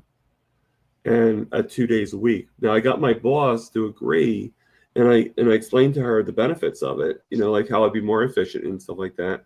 But instead of 8 hours at 2 days, I'm going to be working 4 hours at 4 days, and I'm going to be working from 4 a.m. to 8 a.m. So I think that I can work with that a lot better, you know.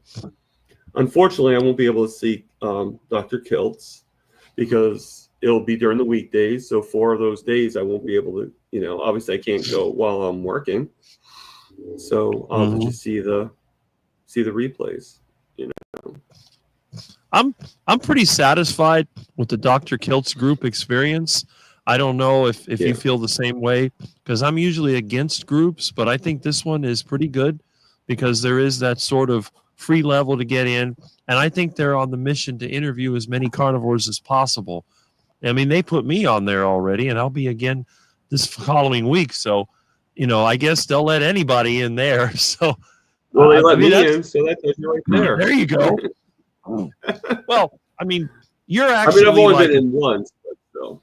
Yeah, but you're like the new trending. Actually, no. You know? Technically, I apologize, Rick. I was on Kiltz twice.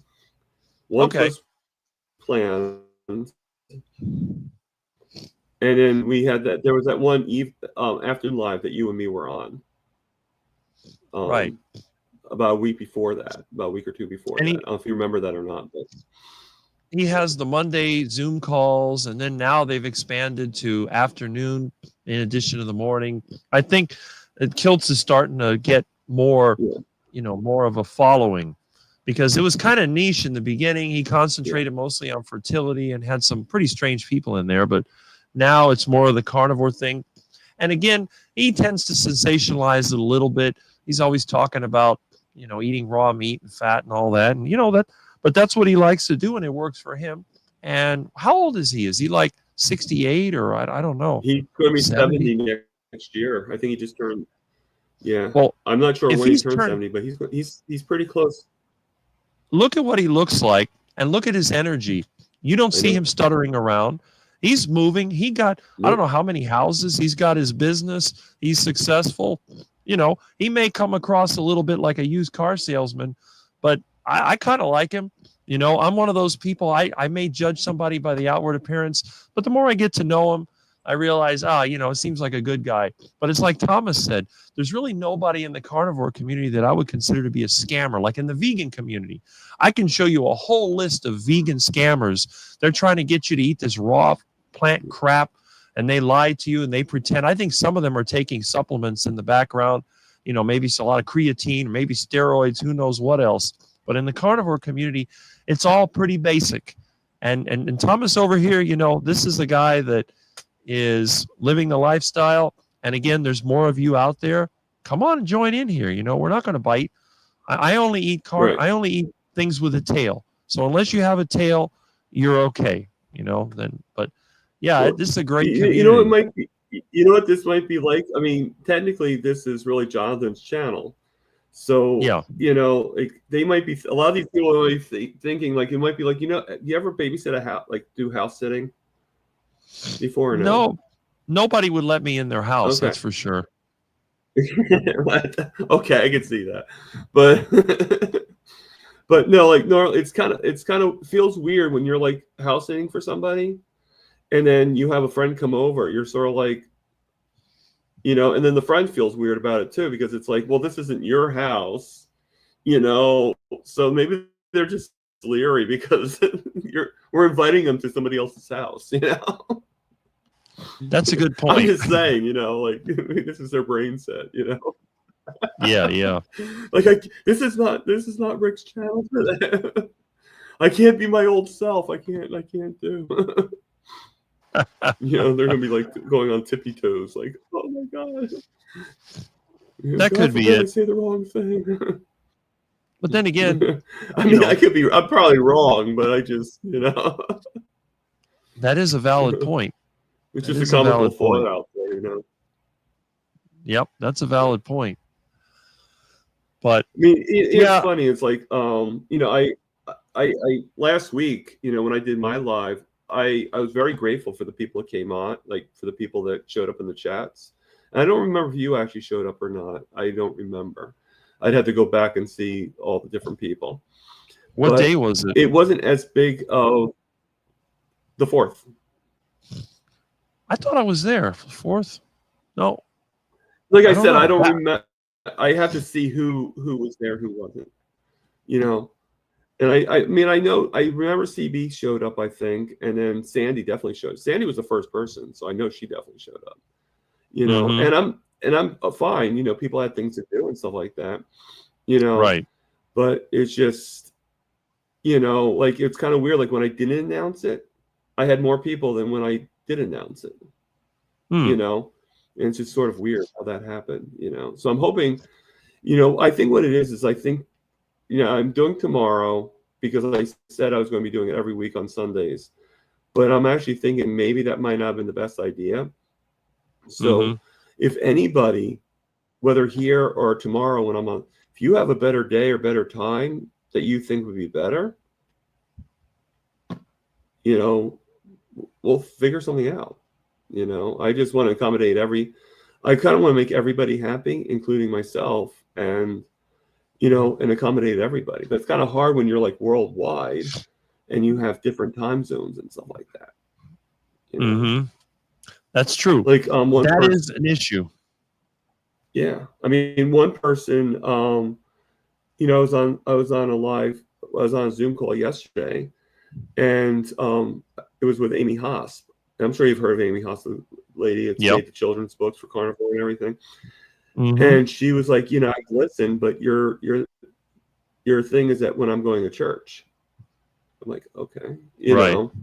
So, but I don't want to just like pinpoint just for one person, because then there'd be so if I can get the most people to give me their thoughts, then I can maybe come up with like some kind of triangulation and do. I mean, it's all about trial and error. I mean, what I did a couple of years ago, I tried to make a database of all the carnivore experiences, and I was going from some of the interviews on Dave's channel and then later on Homestead How and all that. And I tried to put like the name of everybody, and then when they started carnivore, what disease they had, what conditions have improved. And then I tried to even put like what type of work they do, when they're normally available. I started doing that. And then I had a breakdown in my database because I'm using an SQL database, and I use this, the whole thing, it was a disaster. I was using, I think it was PHP script to try to manage the database, and I screwed the whole thing up and it failed, and I just don't have a lot of time. My biggest problem, as Jonathan had mentioned, I do what I can to survive, and a lot of times I have to prioritize my work and the things that need to be done, and this gets put on the back burner. So I just set myself Saturday morning as the time where I could do a live stream. And hopefully when I get things financially to the point where I can take some time off, then, or when I'm sure when I move out of here, everything's going to change instantly, because my expenses will go way down and my possibilities will go way up. So eventually something's going to happen. unless I have a heart attack first, in which case that'll be the end of my channel. But I have a feeling it might be a long time before I drop dead from that heart attack. So hopefully in the near future, you're going to see improvements. Yeah. Well, I mean, I just got a suggestion on here from Jiffy that she doesn't watch yeah, there it is. Mainstream TV, but they're thinking of she was thinking about doing that. She doesn't notice anything on Wednesdays. So I don't know. Have you noticed that too? That not too many lives on Wednesdays? Yeah, that's a good point. I don't see that many on Wednesday. I know Saturday morning was another time I didn't see a lot of lives. That's why I picked Saturday morning. I can't really do it during the week because my work schedule changes so much. If I had a regular job, I could do it, but I could be working 7 in the morning till 2, or I could be working from 3 o'clock to 11 o'clock. So that's the problem. But you might want to try that. I mean, I know. Yeah. Yeah. I mean, I'll do tomorrow. I'll do the 11th, and then that's a possibility. That's actually in the forefront of my brain right now is Wednesdays, because I think I can make that work. It would be more of the time, because like my schedule is like pretty sporadic, and even though 4 a.m. to 8 a.m. is really not like me losing that much sleep at night, I definitely would want to go to bed to get like at least 6 hours of sleep, and and there's other thoughts too. Like I do cook for my meals and for my roommate. So, and he usually eats around 6, so I got to make sure I go around all that stuff. But no, that sounds like that does sound like a pretty good idea. But I would try it tomorrow. Anybody that shows up on my lives tomorrow, we could ask the question again and see if anybody else says Wednesdays seem to be pretty promising. Mm-hmm. Well, we just have to figure out the time. Right. Yeah, well, let's see questions and stuff. Yeah, because this is what normally on my channel I'm always hitting the comments. Jiffy said my papa was an old school dumpster diver back in the 70s. He looked forward to that every weekend. I'm still trash picker. I can't resist. I put the link for anybody that wants to come in. We never knew what he would bring home. That's what it is. And Jeff said good morning. I said good morning to that. Let's see. No video. We saw that. Okay. Now, CB Carmax says vegans take the cyanide version of vitamin B12, cyanocobalamin, instead of the animal version, methylcobalamin. That's a good point. And, but then again, it's just amazing some of the things that people will say. Well, I can supplement this, but like it's actually going to make a difference. Now, again, I'm not a scientist. I'm not a nutritionist or any of that stuff, but it does kind of make sense that one form would be more bioavailable than the other. And he also said you wouldn't want to walk in my house, have a 7-foot ceiling. Yeah, I would if I tried to you just comb about my hair. make it. Right? My hair might touch. You'd have to shave your head or something like that. Right. So yeah, that's a good idea about the live stream. You might want to consider that. And let's see here. Yeah. I mean, I thought I thought someone had a Wednesday live stream, but maybe I'm mistaken. Doesn't Erin sometimes have a live stream on Wednesdays? Yeah. Well, her live streams pop up just about any time. I've seen her. She likes to do it, I think, in the morning, but also in the afternoon. Yeah, she is kind of sporadic when it comes to her live streams. That's true. See, I also schedule mine not to conflict with some of our other ones because, like, for example, I wouldn't be able to watch Mitch in his live stream if I was streaming at the same time that he was. And I did originally because he had a live stream every day. But since he's had the stroke, he's had to cut back. And, I think he's probably doing better by only having it 3 times a week because not only does that give other people a chance, but I think also... Yeah, I think... I agree. Like 100% with that. I really do. I want to actually. I'm just checking. I'm listening. I'm just checking something out right now too. This is a comment about someone who has autism. Carnivore is really great for my autistic brain, both because it is so easy, not a lot of decisions to make, is ready in about 5 minutes, and I love to eat the same thing every day. Now that's like me. I can agree with that 100%, Infidel Caster, because now I don't consider myself, I don't think I have autism. I seriously doubt it. I'm too outgoing. But I know a few people who have, and you want to keep things simple. You know, what I've noticed, a few people I know that had autism, if you start hitting them from different directions, they have a breakdown. So you have to try to keep it simple. They tend to concentrate on one thing, and they may say, well, that's a disadvantage. But I think in many ways, if they surround themselves with the right people, that can be an advantage. But when you have people that are judgmental and critical, and they want to push your buttons and they keep aggravating you, that's when the problem comes in. But this is a good point. I like that. And Frank was saying that he's mostly active on Instagram. Here's my handle. Now, I've never used Instagram. I don't do social media, but you know, and he says great to connect. And just I you agree. know, Frank, we're following each other on Instagram. I just took a look and saw, and we're definitely following each other. That's good. See, I have a bad view of Instagram because everybody around here puts an Instagram symbol, which is like a box with a circle in it, and then they put their Instagram handle on there. And I really don't know why. It seems kind of silly, but I never saw Instagram as something to waste my time on. Right.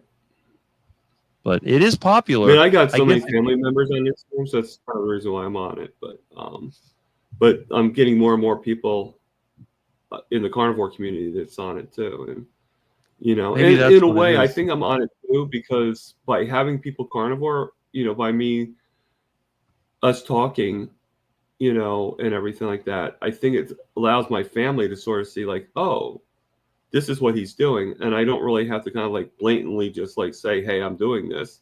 It's sort of like, oh, and they're kind of getting that, you know, telling people without telling people, if that makes any sense. You know? Right. Oh, we got another comment here. I want to give a shout out to Jonathan the Carnivore Muscle. Check out his channel and support. Yes, please do. He's going through some bad times. He needs all the help he can get. I wish I had money. I'd send him a lot because if anybody deserves our support, it's Jonathan. I mean, come on. The guy has a lot of issues to deal with, and I think he's been doing pretty well. I mean, with all the chronic pain, the medical issues and all that, we got to admire him. Guy. He is. He is. Look, if he considers me as a friend, he must be a nice guy because I don't think, you know, I think a lot of people would see me and go, you know, this guy is nuts. But that's a good marker of like, you know, like, hey, if you like me, I like you. Well, I tell everybody, anyone that likes me has to be a good person because I tend to be too honest with people and I will tell them the truth the way I see it. And I don't get offended. People have tried to offend me for years. They tell me that I talk too much. They tell me, well, online, they tell me I look unhealthy. In person, they tell me that I don't change. And the funny thing is, somebody trashing you online, I've had people trash me in my business and stuff like that. But when I see them face to face, they don't say one bad thing. It's really kind of interesting. I guess when you're behind the keyboard, then you're like Mr. Tough. But when you're in person, it's like a whole different thing. And I can't imagine anybody trying to intimidate Jonathan in person. Yeah, I agree. I mean, I haven't really met Jonathan for too much, but, you know, he just seems like a nice guy. You know. Well, he dedicates a lot of his time. I mean, technically, I haven't met anybody yet, you know. So I mean, only on the Zoom calls and stuff, or like how you and me are right now. But yeah, which is why Boston's like it's more just because I'm meeting all of these people, you know. Whether I do, it'll be a long time before I do another trip, though. You know. Yeah, I've only met one in person so far. So Russ, yeah. And you can see when we're in the parking lot of the Brazilian steakhouse, the height difference, and he's not a small man himself. He's a pretty big guy. So, you know, you can see my junky van in the background. We had a great time. That's fun. And this is the thing. I think that every one of the people Do you have that any I videos on that or no? Just a short video. It was on his channel on Homesick Buckeye is his channel. Yeah, I'd have to look that up. Because that'd be interesting to see the two of you actually together. Yeah. In fact, I might be able like to 5 seconds. Yeah, it's a short video, but I'm there, and it's me. I do exist. You know, I am a real person. I Well, haven't I died never yet. thought you didn't, because I would have to get some more medical attention if you didn't exist and I'm talking to you. So Well, I mean, it could be AI. You know, I'm sure in the future it everything could will be be. AI. It But could be. it's like And one of my and subscribers said that I would be the hardest person to imitate with AI, which I think is funny.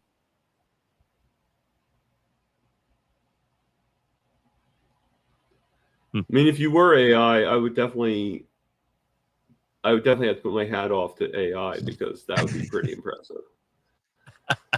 Yeah, You it is. know?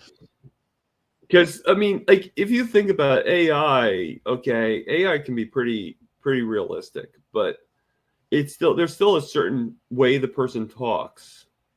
It's like it's still a certain robotic, computer imagery type thing, like almost like, like Siri, and even though it's a little bit more interactive, you can still if you really listen, you can still pick up on it, and I don't hear that from you. So Right. I think that would be very impressive. Yeah. And the thing is, it's like when you get these automated sales calls, they always say, hello. And then they have like typing in the background. Are you there? Yeah. Can you hear me? They're very easy to spot. And I've never been fooled by one. And even some of the AI, they put video of like celebrities. I look at that, I'm like, that's computer generated. How do you know, Rick? Well, because the person doesn't sniffle. They don't move their nose. If you watch me with my sinus issues, my nose moves, I sniffle. It would be very, very difficult for AI to copy that, because if it did, it would be routine. You know, we humans are good at Right. spotting a pattern. So it has to be fully random, and it has to be in a way that has all the imperfections that goes with it. It would be really difficult. But time will tell. You know, we're living in some very interesting times. I mean, I use AI. I'm just kind of like, just want to check something really quickly. I'm sure you guys can still see me. I see you. Yeah, I use AI, and Now you're breaking I up. use it for some of my thumbnails.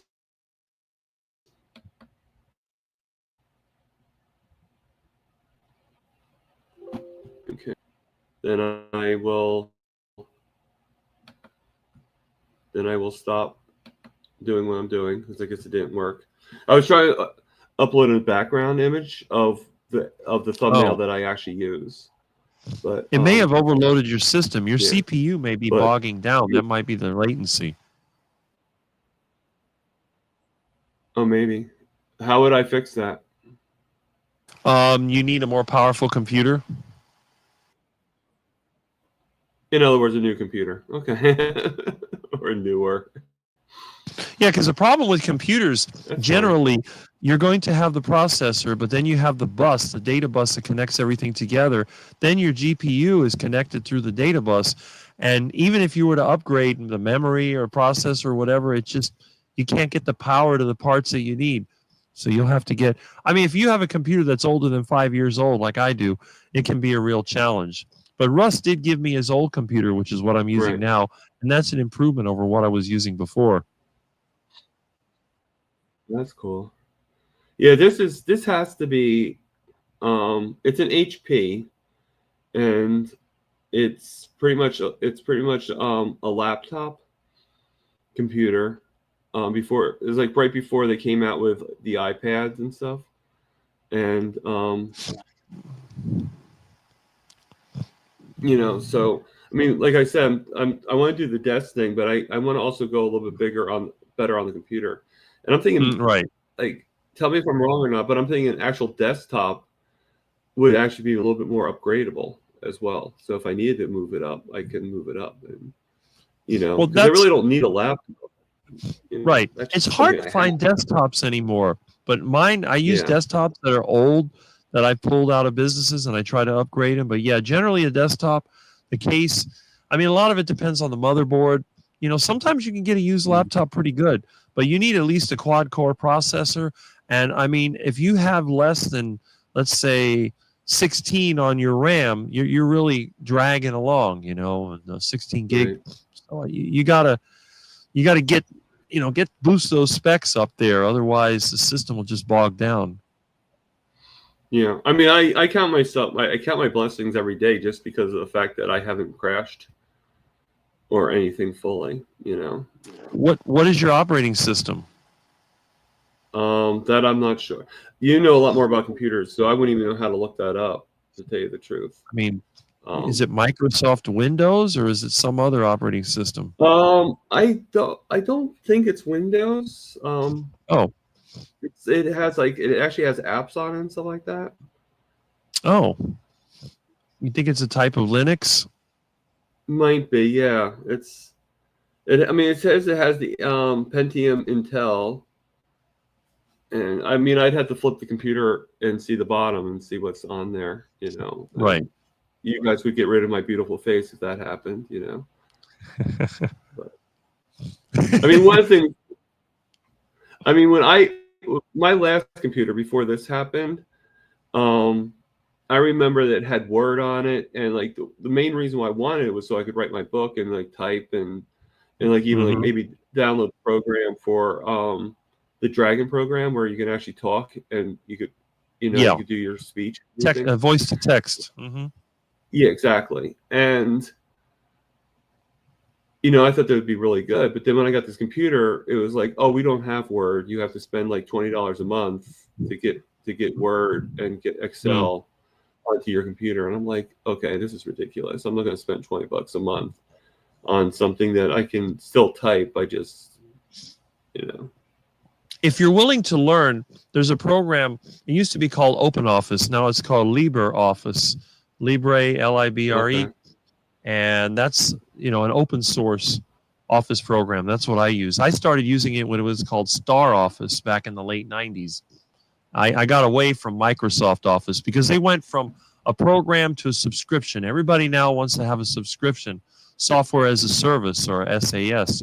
And I've always been against that. Even the customers I service in businesses, I've converted them. A lot of them are running Linux Mint or Ubuntu, and then they just use the free software. And that's good for me because I can provide support to them. So that gives me an income. When they run into a problem, I do training. And that's one of the few times you'll see me dress up.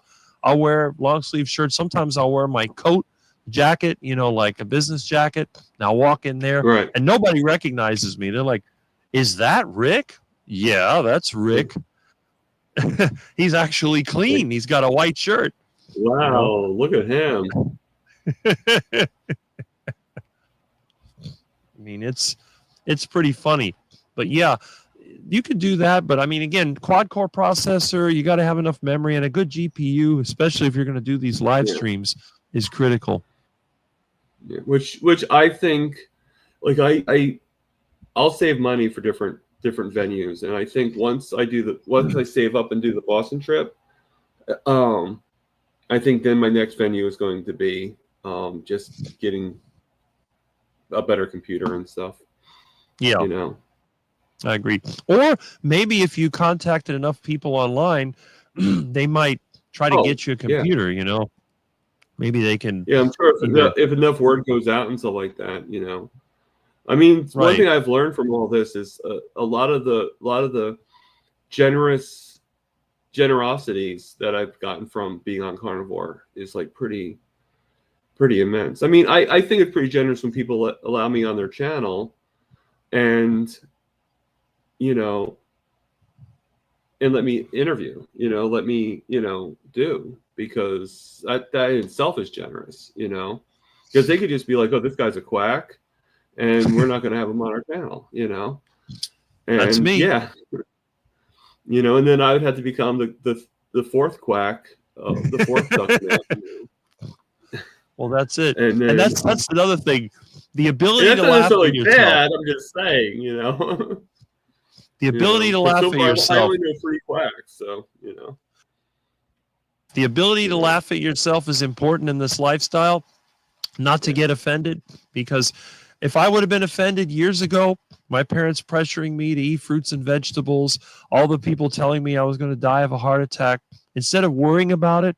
Because the thing is, I've seen a lot of people that were successful at one time, they end up with cancer or heart disease or all these other problems, and all that money and all that time that they had all goes out the window. They work really hard to get ahead, then they get hit with a health problem, and then on the other hand, we had junky people in the neighborhood. Their house was run down. They had clutter all over the place, animals, whatever. The place was a disaster. And the guy lived into his 90s. The lady lived to 112. I mean, some of the people that cared the least about money and about showing off lived the longest. And I think that was really funny because other people are over there trying to, be like something they're not, and they go into debt and they try to work and do all that, and they end up dying, and the family doesn't care. Whatever they have, they take, and that's it. But it's all about having fun. It's all about going your own way, and that's important. I see that my subscriber, Meathead, he called in anonymously last time. We're going to interview one of these days. He's here. I didn't realize that. Yeah. So we're definitely we're getting some more people. That's good. Yeah. And I'm glad you're here. Good morning.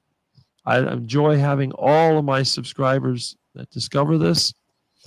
Finds friends someone who builds computers. You'd be surprised how many people who doesn't have many brain cells build their own computer. Well, again, you still have to have money to buy the parts, but it's not hard to build a computer. I mean, I could show you. You could assemble a computer very easily, but you still have to decide the software and the operating system and all that. It's a learning curve. I've been able to get by for years spending no money. I've never bought a computer in my life, but there are compromises. I don't have a fast system. I don't know how well it works. So far, so good, but you never know.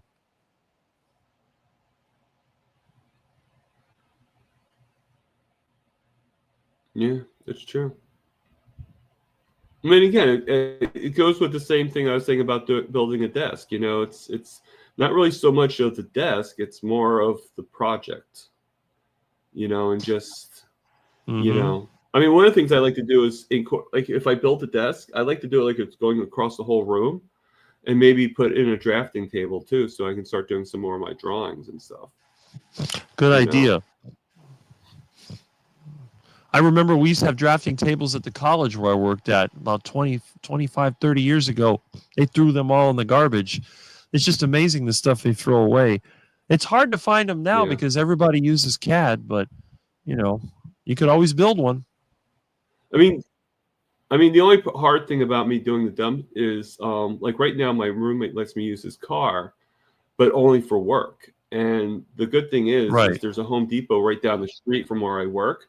So I can still go to the Home Depot, but to go around with his car would be kind of hard. And just to do dumpster diving with no car would definitely be hard, Oh, I know. I've done dumpster diving. Can you imagine me walking down the main highway with like a desk or something like that in my, on my back? You would laugh if you saw what I carried on a bicycle. It's scary. I can imagine. I actually brought home. I've seen pretty amazing things. Like there's this one guy one time, and he had to have stolen it, but it's in the middle of the night. You're in the middle of Trenton. You're not going to really say anything because it's just like, okay, if the cops stop him, that's But he literally was dragging one of those like cement benches. I'm talking about that, and he's dragging it like across the sidewalk, like down like at least like 3 blocks. I mean, the thing had to be like over 200 pounds. He's just dragging it with the chain and everything. I'm just like, you know what? If he can get back home and not get caught, more power to him. Like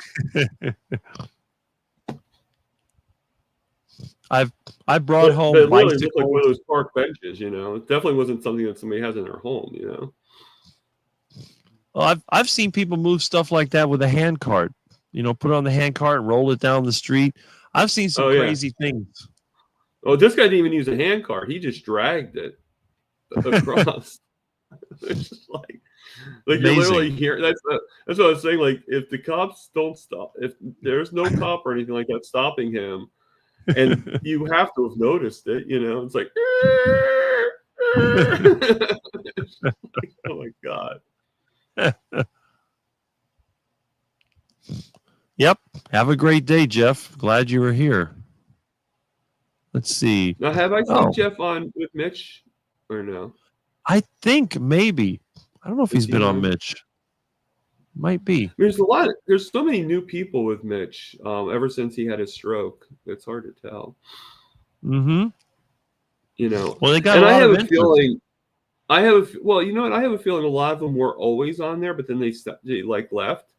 And then, and I think it goes in the other direction too.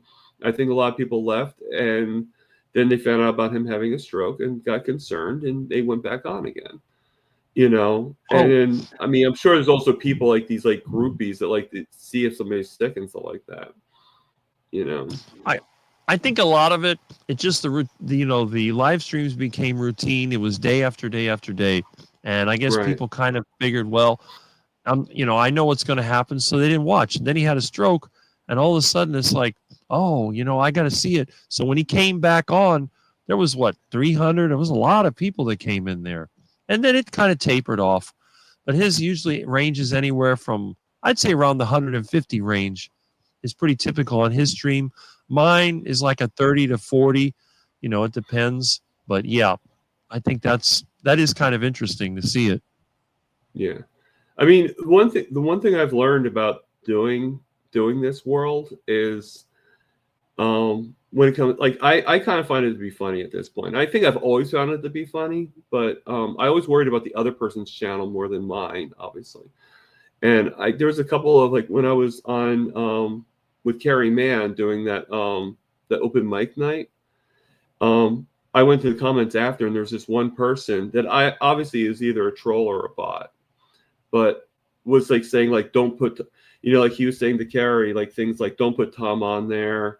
He ruins everything for everybody. He's the most down person in the world, and blah, blah, blah, blah. And what got me was this, like, somebody was like responding to him, and I said something afterwards in response, just a little something, nothing too defensive or anything like that. And he's like, well, I don't mean it. I don't mean it as negative. I think you're a really nice person, and I don't mean anything against you. Well, you say that this person has problems, and that he went as far to tell Carrie, you need to put a disclaimer every time you put Tom on your show. It's like how hypocritical is that? If you're going to say something like that, then that means you really don't like me. That's fine. I don't care about that. But don't say, oh, I'm a nice you're a great person. I don't mean anything against you personally. That just doesn't make sense, And so I find that to be funny how hypocritical a lot of these bots and a lot of these trolls are, I don't understand. I don't think they even know what they're talking about. Well, I don't understand what they're trying to do, because the thing is, what difference does it make? Somebody's going to watch a video. I mean, obviously, Carrie's not stupid, so he's not going to pay attention. I don't think it's even going to bother him. I think the one thing that we have in common, he doesn't seem to get offended by anyone. Yeah. I've never seen anyone push his buttons and make him mad. That's why I call Carrie the carnivore ambassador, because it doesn't matter what you tell him. He's always got that level. I mean, it's like me in a way, except I'm a little more animated, because for someone to insult me is almost impossible. But I definitely think, but again, I'm sure there's somebody out there that could do it. There's somebody out there that could rattle like him. Jonathan. There we go. Let's see. Oh, with Jonathan. Oh, yeah. The next one down. Okay. Let's see. Yeah, I went outside with families explaining my pain sensation to my mom, and now they've changed in 2 years. She asked if I have fibromyalgia, a pain amplifier. I have to escape this. And again, people are always trying to give Jonathan advice as if he doesn't know what the problem is. He knows what the problem is. He's working on it. But I think people, I don't know if it makes them feel better to give advice, but they have no business giving advice, but they do it anyway. And Right. that can be very aggravating. They're trying to give people advice on who to put on their channel. Nobody cares. You can say whatever you want. It's just, I mean, it's offensive. I think either they don't understand it or they're just doing it on purpose. And let's see. Yeah. I could push his buttons. I'm sure you could. Of anybody, I'm sure you could. You know, I mean, I'm critical and somewhat, you know, I'm critical of his Healing Humanity group. I don't like that. I think that's kind of an insult. And he did address that. It's not for you, Rick. Yes, it's not for me, Rick. But I'm not saying it's a bad thing. I just say, you know, it's one of my things. So let's see what we got here. I hope you're doing better, Jonathan, or better soon. Couldn't imagine living all you go through every day, but still accomplish what you do. And again, the results speak for themselves. Look at what he's been able to do. If anyone is out there complaining about how bad their life is and how they can't do anything, you need to look at some of the people. I mean, you got DC, you got Jonathan, you got a whole, even Thomas over there, you know. Look, this guy is still alive, and he's looking forward to the future. He's had a lot of problems, but I don't see him complaining. I mean, they're saying that you're negative. Where? You haven't complained to me. Oh, my life is terrible. No. Yeah. You got a job, you're doing the best that you can. That's all you can do. But this is a very good point. Well, I mean, I have to admit, on that particular day, I probably wasn't as jovial as I normally am, because that was the day that I found out about my leg swelling and that I had the red blotches. So I was a little worried about that, you know, but I didn't think I was overly, you know, it's just funny on, like, it doesn't bother me any, you know, but it's just funny how, like, sometimes you get like people like, okay, you're doing the insulting, you're doing your opinion, fine, then stick with it.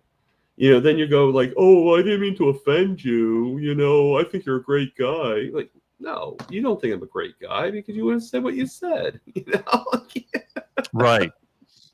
You can't. I mean, I hate to say this in the carnivore community, but you can't have your cake and eat it too. You know, you can't like say one thing, or in our case, you can't have your steak and eat it. Steak and eat it too. There you go. You know, it's just funny how, you know. Exactly. But again, the motivation of these people is unknown. I don't understand it.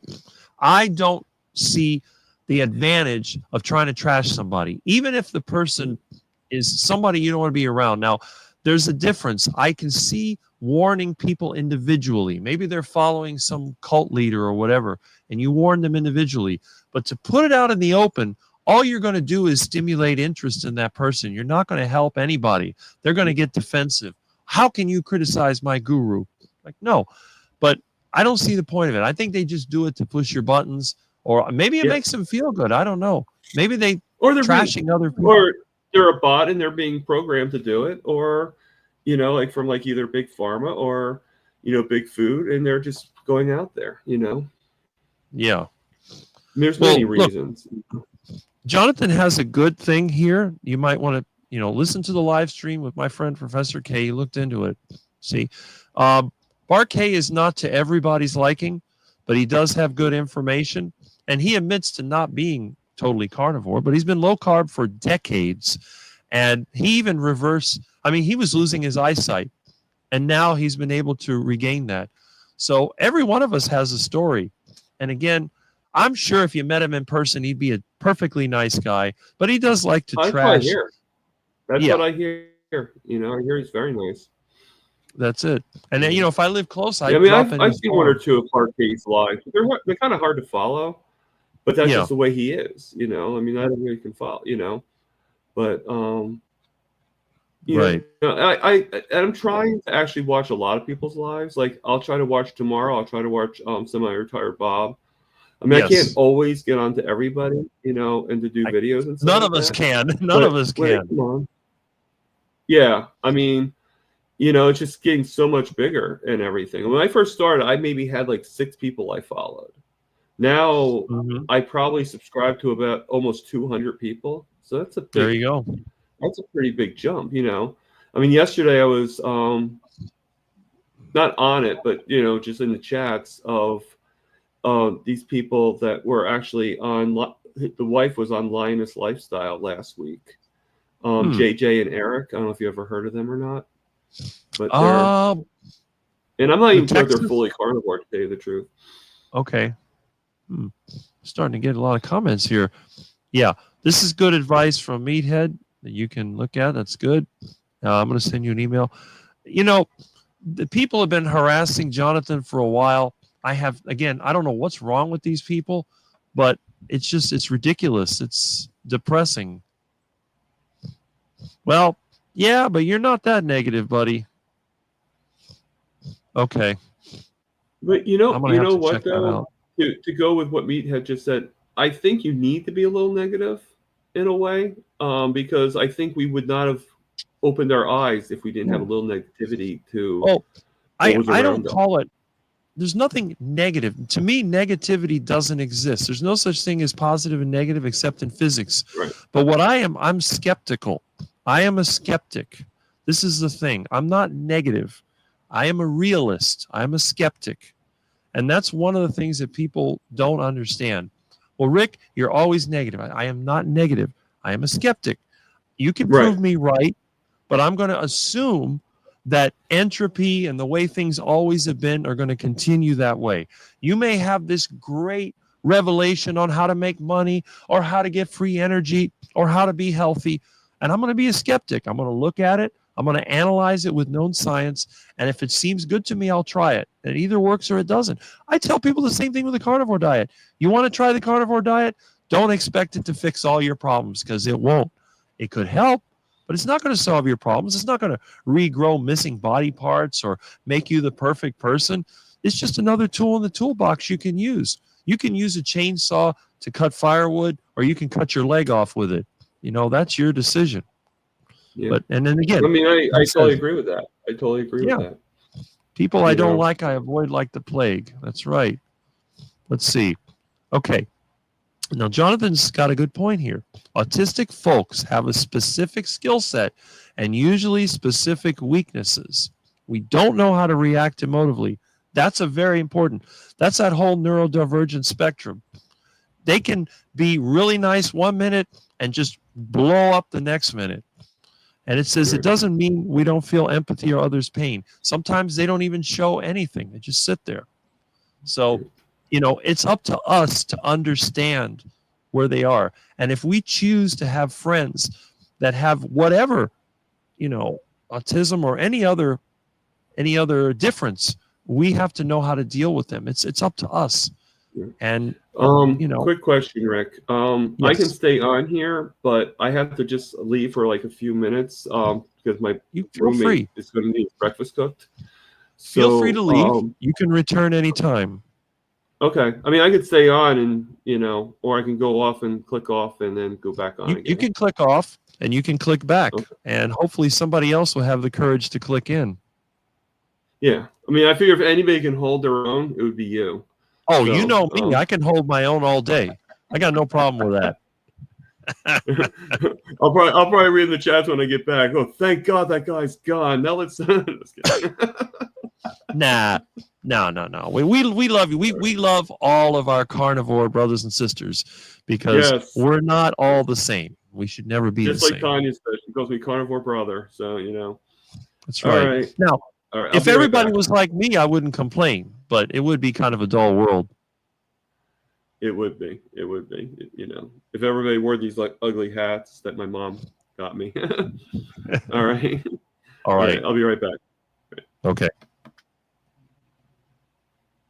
All right. Okay. So anyway, feel free. I think the link should be posted somewhere in there. Otherwise, I will repost it. But again, Jonathan has a good point here that autistic folks have a specific skill set. We don't feel empathy or others' pain. Don't assume anything about anybody, please, because if you do, you're just going to, as Benny Hill said, make an ass out of you and me. So that's an important point. So let's hit some more of these comments. Barkay has me rolling laughing at times. Yes, he does. He comes up with some of the oddest profanity. Now, you'll notice on my live streams and my videos, it is a profanity-free zone. Although I do use some innuendo at times. I may call somebody fruity, or, I've used some pretty interesting terminology. And I try to avoid using the direct words. I've seen Barquet use trumpet and other things in some very interesting ways. And he even has his little thing that he does with the chroma key background. When he does some of his lives, he gets the microphone pop filter and calls it invisible penis. And he does some really weird things. So, but again, you either like him or you don't like him. Nobody has to watch him, but there's good information there. And again, he's associated with some of the best carnivores out there, which is a good thing. Okay. Hello again, Rick. Had some outside work to get done. Great. You can always feel free to listen to me. That's one of the great things about me. I'm not going to bore you. I can go on and on and on. It's like people used to tell me, Rick, you should have been on the radio.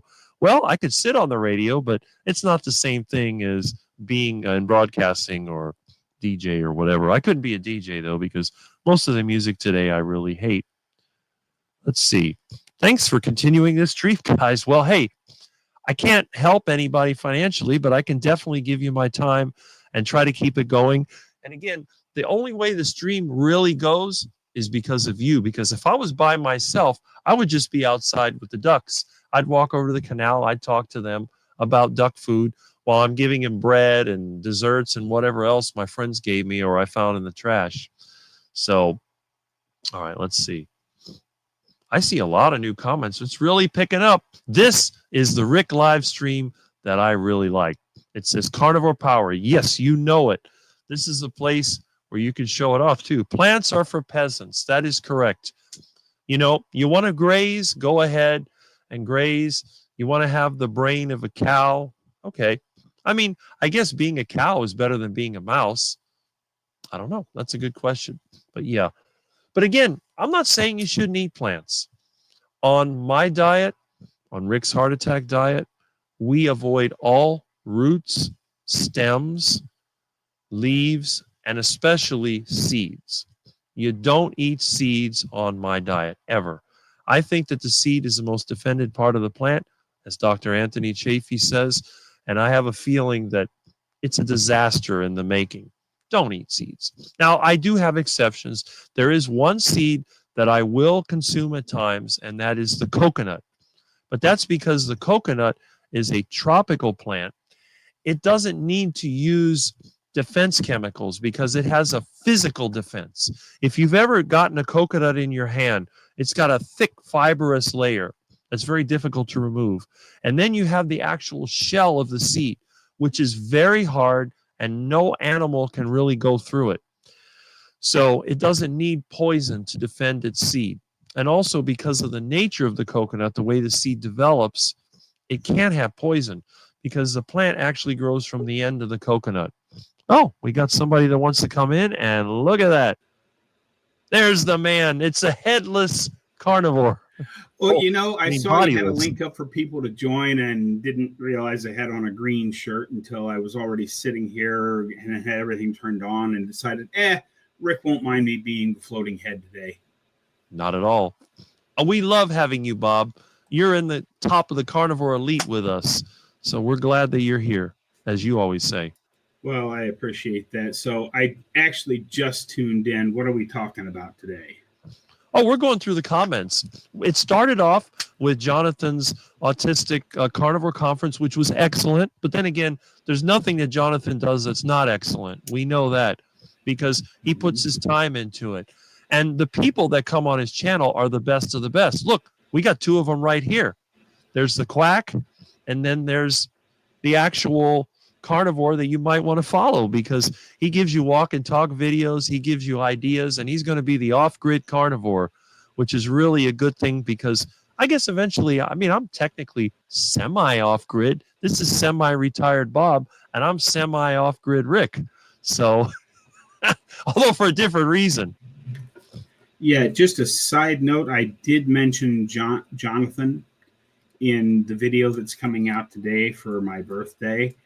And I do have a link in the description. So anybody that watches my video today, rather than sending me a super chat or a super thanks for having a birthday, I would prefer you donate it to Jonathan because he needs the money. Yes, he does. that's a great gesture. And, you know, we have some great people in Bob's chat. I hope one day I'll have the money where I can, you know, support. And Jonathan would be number one on my list. But you know what? If I had that kind of money, I would get Bob a mini excavator or a bobcat, because he's going to need that out there in that desert that's behind him. You know, a pick and a shovel ain't going to cut it. Although I did get some good news, not great news, but good news. One of the channels that I follow that actually has property, let me see if I can point the right way. His property is about 1.5 miles that way from me, maybe 2 miles. He had a buddy with an excavator came out and dug some trenches on his property for him. So I know there's at least one person in the area that has heavy equipment. So I'm not going to have it shipped in from Alpine 60 miles away, or the 180 miles in from El Paso. So that, you know, I don't know what he's going to charge me.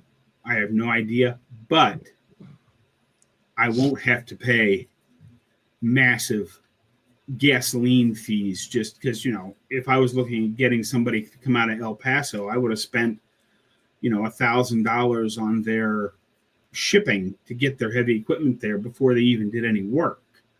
So that's fairly good news. Hopefully the Off-Grid Rooster can put me in contact with that guy pretty quick when I get down there. That's great. And that's the beauty of this. You know, you have the ability to make connections. If you had to go there and talk to everybody locally, which you'll eventually do, it's all hit or miss. You may get it, you may not. But at least this way, we have an online community that kind of brings people together initially. And then that way, in the future, you'll make more connections. And I think for all of us, even in my case, I think that having the right connections is going to make all the difference in the world. When I make my move, I go somewhere else, because I have some really ambitious plans, as you know.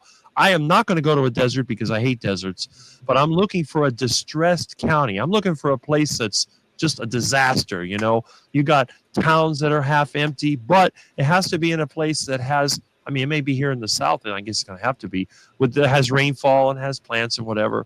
But I'd like to get a few people I know into the county government and take over the commission, get them in the sheriff's department and all the different departments. So that way, when we start making progress, because we will, if we had a lot of people that think like we do, that place is not going to go down. It's going to start going up. You get the people off the duck food and the drugs and the mindless entertainment, and they're going to look around and go, man, I am tired of living in this place, falling apart, got nothing good to eat. I got to go to the convenience store. I'm going to start a garden, or I'm going to start a cow pasture. I'm going to start raising animals. I'm going to learn to hunt. I'm going to learn how to weld. I'm going to learn how to fish. I'm going to learn all these things, and I'm going to take advantage of my surrounding, instead of sitting there waiting for food stamps and vegetating in front of the TV. And then what will happen is, once people like that start to progress, then the rest of the world wants to come in, like they always do. And they want to gentrify and make everything expensive and ruin it. But then that's when you hold them back and you say, no. We're the ones that run this county. We got the code enforcement under our control, and we're not going to let you do that. However, if you want to start a farm, we're going to make that easy for you. You want to raise cattle, you want to, okay. So that's what you do. And then that way you can avoid the problems, and you're going to attract like-minded people. And all these developers and scammers, they're going to go somewhere else. They're going to say, you know what? I don't want to be there. I don't want to have a business that looks like 1950. I want to build a black, white, and gray box and charge $1 million for it. I don't want to have affordable places for people to live, and I don't want people growing their own vegetables. And I don't want people like Bob over here starting homesteads. But, a place like us, it's like, go for it. And I like that. Yeah, and, I know land is pretty expensive in Florida. But not all of Florida, not North Florida.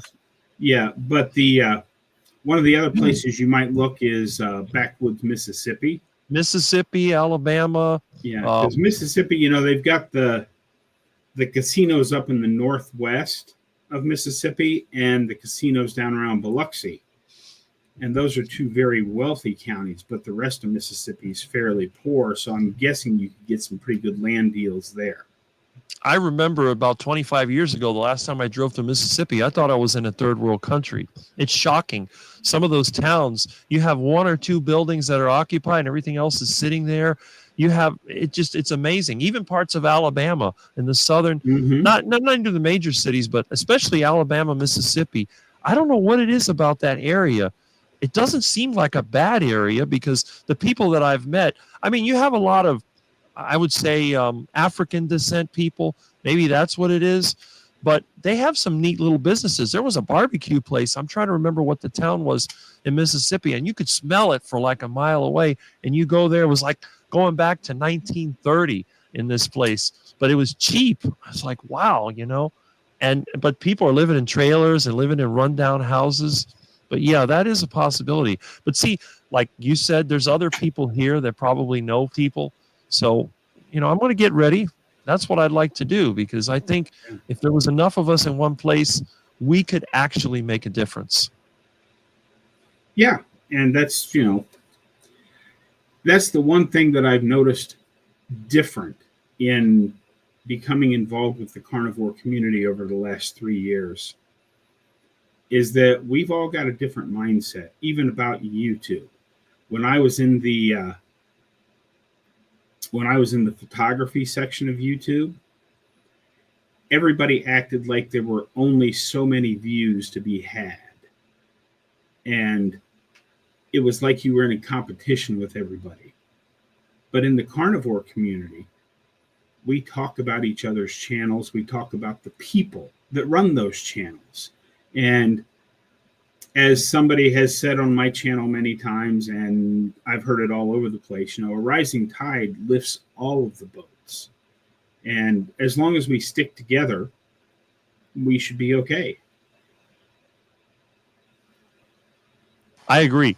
And this is the thing. There's plenty of room. Remember, we are the minority. There are so few of us around that even if we all tried to get as much as we could into our space, we're only scratching the surface. We have billions of people around the earth. How many people around the earth are living the carnivore lifestyle? Maybe 50,000 if we're lucky. Who knows? And it's not just the food we eat. It's the mentality. It's the way of examining a system and seeing what works and seeing what doesn't, and then trying to find somewhere that works for us. That's the key. Bob, he might like it out in the desert. I wouldn't. I might rather be in some swamp in Mississippi. Who knows? Or North Florida. But we're going to find it, and we're not competing with each other. We're working together. We do this. We're improving our lives. Every person that improves their lives, they get off of duck food. They avoid addictions. They get away from the entertainment industry. They get away from the military-industrial complex. You're going to prosper, and that's the beauty of it. And remember, we're all going to drop dead sooner or later. It's not what happens at the beginning. It's not what happens at the end. It's what happens in between. Yeah, absolutely. Hey, Rick, I'm not going to keep you very long today because, well, it's my birthday and I have some plans, and I also have to work tonight. So I have to get my day going now. But I saw you on. I saw you had a link. So I thought, hey, you're going to be on my live stream tomorrow afternoon. I might as well pop in and say hello, because I'm looking forward to tomorrow. And this has been fun. I mean, I'm hoping that tomorrow evening is just 4 guys sitting around having fun, reading chats and just having a good time. Well, you know what happens when you put Rick in any live stream. It becomes totally quacked. Yeah, and that's what I'm hoping for. Have a good day, Rick. I'll see you tomorrow. Have a good day, Bob.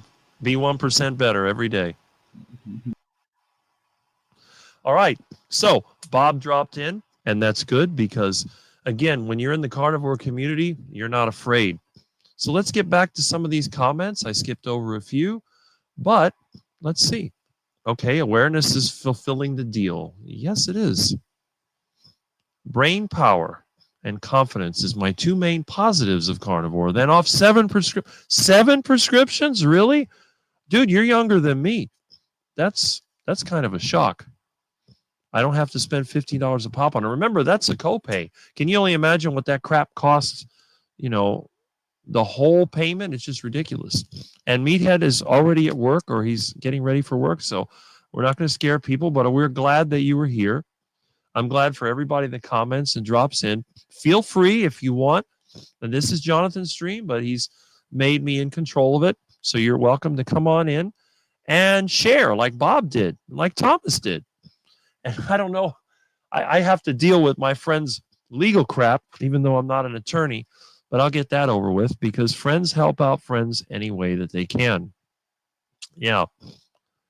All right. It is a cure-all. If you're referring to the carnivore diet, I have to disagree. It is not a cure-all, but it's a tool. I mean, think about it. If you're drowning, you don't put more water in there. You don't put more weight on you. It's like you're starting to drown and you're letting the water out of the pool, or you're taking some of the weight off, and it helps you to float better. It's not going to cure everything, but it helps. That in Patriot Medicine. Okay, so it's probably something else they're referring to, not the carnivore diet. But there is no cure-all. Clear out that hoax jab, graphene, and okay, and that is a controversial thing about the vaccine. Walk in their shoes before you open your, yeah, right? Got some brutal advice there. Radio, live transmission radio. That is true. Rick Wing Duck. There we go. That's like Dustin always shows Dark Wing Duck. Well, and again, that's another interesting channel, the Keto Simple or Dustin. He might pop in here. You never know. And Jonathan reacted when Bob popped in. That's great. Let me guess what color. Yeah. The floating head. Plus those coconut drums. Give him a pass. That's cool, Bob. You should make your thing Headless Carnivore Talk. That is kind of funny. Oh, we got somebody. Thomas is coming back, but his device is not connected. Happy birthday, Bob. Okay. Have a tremendous birthday. Jonathan has a good birthday wish. Yes. Is that Bob I hear? Yes, it is. So Carnivore Keith is here in the background. That is great. Let's see. It is fun. Oh, here comes Thomas. Let me just add him to the stage here. And let's see. Much needed. Yes. Let's send the scammers to Madagascar. Okay. And I hear sound. That's good. Oh, okay. I had mental health training 3 days ago, and it drove me nuts to have to listen to the diet recommendations. Law enforcement training is polluted with duck food. Yeah, and that is a shame. It really is. Well, hopefully things are going to change. You got different people in the government that are going to put their narrative, and hopefully it's going to wake up a little bit of the, I don't know. Then again, I've had my doubts. There's negative Rick, negative Nancy saying it won't change. But there's more and more people of us that understand this. And I'm just glad that I have been able to become part of the community instead of being the outlier. West Virginia is another place. Yes, it is. There's some pretty bad poverty over there, but it may be a little too mountainous for me. But you know what? I'm open to anything. And of course, we have a happy birthday for Bob and Yellow Duck. Yeah, right. That duck food is just disgusting, isn't it? See you, Bob. Okay. Bob is a very knowledgeable guy, and he's going to get even more knowledgeable the more that he does. Rick has all the powers. There you go. That Archie character sold out like a cock. I'm not sure who that is, but he shouldn't be championed. Yeah, let's see. Mental health. Right. Yeah. You know what, Jonathan? You're right. And the funny thing is they reward these people with crap. Oh, if you do this, I'll give you ice cream or I'll give you candy. Like, what is that? You're just making them worse. And then let's see what Bob had to say. Listening on my phone while I get my walk in. Well, there you go. So Bob is still here. He's just listening in. And I'm sure he'll put out his walking video because Bob is good like that. He may even add some elevator music to it, which he does when he speeds it up. And let's see. Wow. Yes. Now, again, Jonathan, the CRPS support groups, the leaders are giving dietary advice circa 300 to 350 pound ladies. I mean, seriously, I appreciate the help, but some of the advice is contraindicated. Giving Jonathan advice like that, looking like that, is pretty bad. And the hills help one get exercise daily. Yes, they do. We need that. Reach an energetic, true believer 3%. Well, that's what we're getting here. That's the whole idea. One of the treatment centers in Italy take out the patients to eat pizza? Really? Ew. The local restaurants during the treatment. I'm not joking at all. I can send the link. Yeah, please do. That's disgusting. How can you do that? Even if you don't eat the carnivore diet, you should get people eating a more natural diet. But anyway, so it looks like we caught up with the comments here. There we go. So Thomas has returned. Hopefully his sound and I said I was latency going is to. improved. Yeah, yes, you did. And I said, we'll be here. We may be here a lot longer than you think when you're on any live stream with Rick in it. It just goes on forever. I think like, this is the longest my live stream has been playing ever. Well, you have to also realize that Jonathan, because of the conditions that he's dealing with, he can't have a long live stream. He wouldn't be able to talk like I do. So what he does, he puts out videos short but informative that you can watch. And, I appreciate that, because when I watch Jonathan's videos, I know I'm going to learn something, and it's not going to take all day. It's not like a long-winded Rick video where you keep talking and talking and talking and just waste everybody's time. But I really appreciate that. But now that Thomas is back, I think that I think carnivore. I think you make a good point. I'm just kind of like illustrating it a little bit more. I think of it like almost like an orchestra, or like even a painting or something like that. Yeah, like different parts of it, and everybody has their different ways of contributing to. I'm not going to say the cause, because we're not really a cause. It's more of like just the enlightenment of carnivore, and how we put it out. Not everybody can do live streams. Not everybody can do the videos. Like, I have a hard time with the videos because, as you can tell, like, I have the computer issues I have and everything, and I just can't come up as with do content, but we can every once in a while go on live. I do some videos, but I don't know if you've noticed or not, my videos are getting a little bit more diminishing as time goes on. They're not, I was doing like 2 or 3 a day. Now it's more like 1 every few days, and every once in a while I'll put a short out there, like you do. And, but I think our contributions, even if some of them aren't greatly contributing, I think it's still even a little bit, like even that, even the triangle in the percussion is still just as important as the bass, and that's true. And the main thing is, the reason that I do it, and I'm sure a lot of people do, is just to get it out there. I put short videos and different videos out there so I can look back at it, and this way it provides a record for other people to look at me. Somebody might comment on my video, oh, this guy's unhealthy, he's too skinny, I don't want to be like him, he's got no energies, this and that. And then they'll go and look at my channel, and they'll see me riding my bike and talking, or they'll see me doing a live stream where I'm going 90 miles an hour, and they go, wait a minute, that comment isn't right. And they say, well, for a guy that's going to be 57 in less than a month, he don't look too bad. I mean, he's got a full head of hair. I've had people tell me that the carnivore diet will make your hair fall out. But then they say, well, look at Rick. Look at all this hair this guy's got. And again, that's mostly genetic, but still, none of it's gray. I don't color my hair. So putting the we all know videos out Milton there, loves your hair. So. Oh, yeah. Yeah, you that cat. With the beef towel, it seems so good. That cat, he climbs all over me. I haven't let him in here yet because he's sleeping, but he's over there sleeping by the air conditioner. He's such a cute little thing. I love my cat. But then again, not everybody can have a cat. I see the comment from CB Carmack is pretty interesting. Jonathan, I wish I could have checked my blood pressure when they came. Yeah, he'd probably be high blood pressure and high temperature because they're just making him mad. Carnivore also breaks addictions. Very good point. I've never been addicted to anything. I've never smoked. I've never been drunk. I've never been on any. I mean, I've accidentally used plant materials that I was using to make other people act funny, and I've had a dose of it, but I have no desire to be addicted. I don't watch TV or sports or anything. I have zero addictions, pornography, all that crap. I avoid it. It's just in my nature. And let's see what else we got here. Okay, there's a link.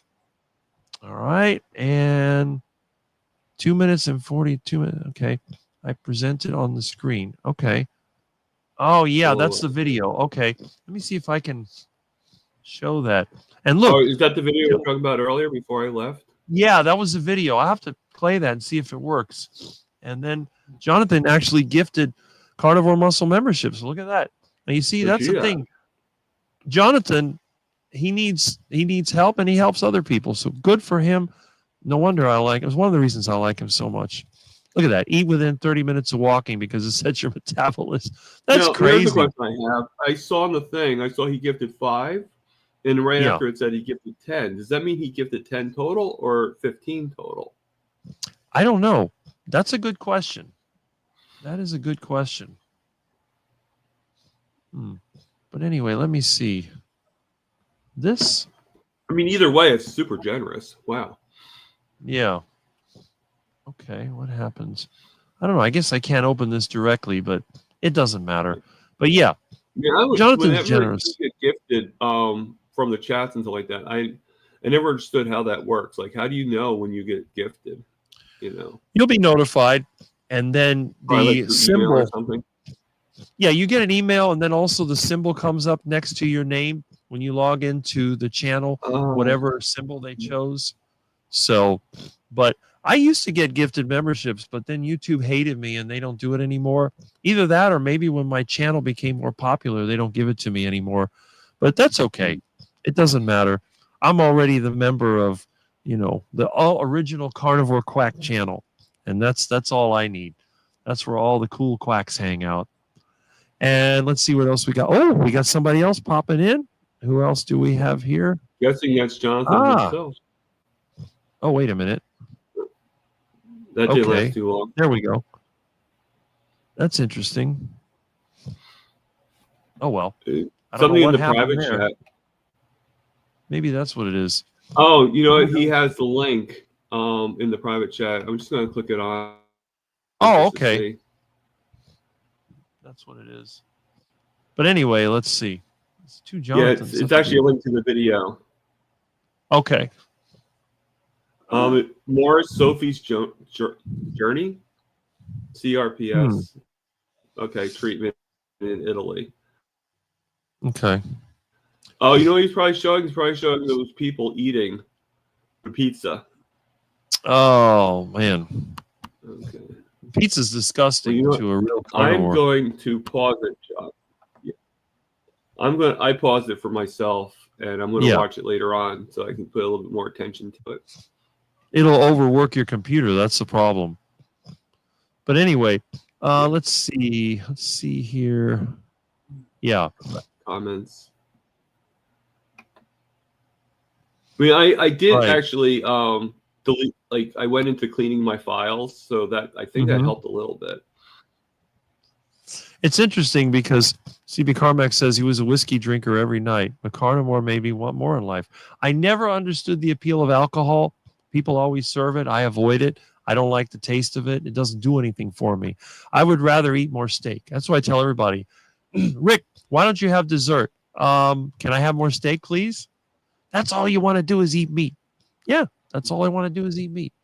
I don't eat for a specific reason other than I enjoy it and it keeps me going. I'm not trying to get every culinary creation known to man. Well, I think too, after a while, I think you don't really, when you're carnivore, I think after a while you eat to live. You eat to for society, so to speak. Like the need to. I mean, like even with me, like even when I cheated on Easter, and it wasn't because I wanted the food. It was just because I just didn't want to make anybody unhappy, and I just didn't want to make my sister upset. And she didn't say anything to me. It was just how I felt. I just didn't want to have the arguments, So I kind of went off kilter, and I regret that wholeheartedly, But I made the mistake. I did it. I went right back on track, and now it's a learning tool. That sometimes you might have to upset the other person, but but it wasn't really anything that was really horrible. I mean, I didn't really ruin myself or anything like that. Like I think a lot of my ailments is because I was developing this stupid flu or ear infection. Now I believe it's an ear infection. Well, that's the thing. And I think for a lot of people, when you get, it's like me, when I get the flu, I'll get other symptoms. Usually it's a really bad headache. So it's like the worst sinus headache ever. And then sometimes I'll actually get like my knee hurts, my foot hurts. I've had it where my hands hurt. I guess like people, they get arthritis or whatever. I get that. And that's usually an early warning sign. And I have had my left foot swell up like on top before I get the flu. But then after 2 days or whatever, then there comes a runny nose, the sneezing. It's usually a lot of sneezing, maybe a little coughing, and then it kind of goes away. And it always follows that pattern. Even when I had the other virus, the COVID virus, same pattern, except with that one, I lost my sense of smell and taste the first time I got it. But yeah, and I think a lot of times just the inflammation from getting sick, that's normal. It's like if you hit yourself, it's going to swell up. It's part of the healing process. And I think especially in the beginning, if you've been inflamed your whole life and then you switch to the carnivore diet, maybe now when you do get sick, it just puts your body in that state and it does weird things. But I think over time it'll improve once it adjusts. Yeah, I mean, I think once I'm on carnivore for like a year or even longer, I'm sure all these things that happen still to me is going to disperse, so to speak, or dissipate. And yeah, no, I totally agree with that. Looks like Feral Grandma actually gifted some carnivore muscle memberships. Oh, that's great. Keep doing it, Yeah, see, I'm a member on carnivore. Oh, okay. Great members only content. Yes. And that's it. Once you check it out, you might want to join. It's not very expensive, and you might benefit very much. In fact, you will if you really take the time to examine his website. There's a lot there. I really like it. Pizza can be good. Yeah, it's like my pacemaker pizza. It's very good. When I make a pizza, it's delicious, but it's like everybody tells me, well, it's just a flat hamburger. Like, I guess technically you could say that. It's just a really large flat hamburger sitting on a fried chicken crust with eggs and all that. So what do you put on your the pizza or whatever you said? We're just talking about. It depends. The way I like it is basically it's fried chicken crust. It's chicken, eggs, and cheese, flattened out and fried. And then what I do, I take ground beef. I take sometimes seafood. I've put everything in there from shrimp to snapper to grouper to whatever. I put cheese in there, of course. And sometimes what I'll do, I'll make a sauce. I'll take some of the yogurt that I make and I spread it around on the crust. And then I start adding the cheese and I add the meat. I may add, the fish. I know people that like anchovies. I'll put sardines because basically the same thing. And then I just keep piling on the meat. So the thing, it may be like this. I also make a deep dish version where I form it between two plates. I'll take the chicken crust and press it together. And then I'll put it on the stove to kind of harden it. And then I deep fry it in pure lard, usually, or beef tallow, whatever I have. And I'll load that thing up with meat. So you're going to have about that much material on top. Now, when my friends come over, I make what I call a conventional pizza. But it's not duck food. It's the same thing, except I make a flat bread. A flat chicken crust. It does sound delicious. Believe me, it smells so good. And the conventional pizza that I make for my friends, they all love. This is what really gets me. They all eat regular pizza. They have my pizza. They said, this pizza is great because I use vegetables on it. Oh, my goodness. I put mushrooms on the pizza if they want it. You'll see me in Aldi buying mushrooms. What's Rick doing buying mushrooms? Well, he's going to make pizza for his friends. And I do make tomato sauce. I make my own tomato sauce from yard-grown tomatoes that I ferment for a month in salt water. And then I peel them, push the peeling off, mix the sauce in there. I also, of course, use cheese. I will use mozzarella cheese. On my pizza, I prefer cheddar, but I use mozzarella on a conventional pizza. And I will put the beef in there. And, I put mushrooms in there if they want it. And also the sausages, the little pepperoni sausages, I'll put those in there. And everybody that likes a regular pizza, like my friend loves pepperoni pizza. He loves the pizza that I make. And I haven't made one in a long time because eggs are too expensive and it's too hot to turn the oven on. But then again, so what you do, you deep fry the crust first, put the toppings on it, then you put it in the oven. You put it in the oven for 10, 15 minutes. I use like 450 degrees and it all melts down. It's really good. And it has a crunch to it too. So it's a really nice pizza. Well, yeah, because you're already pre-cooking the crust.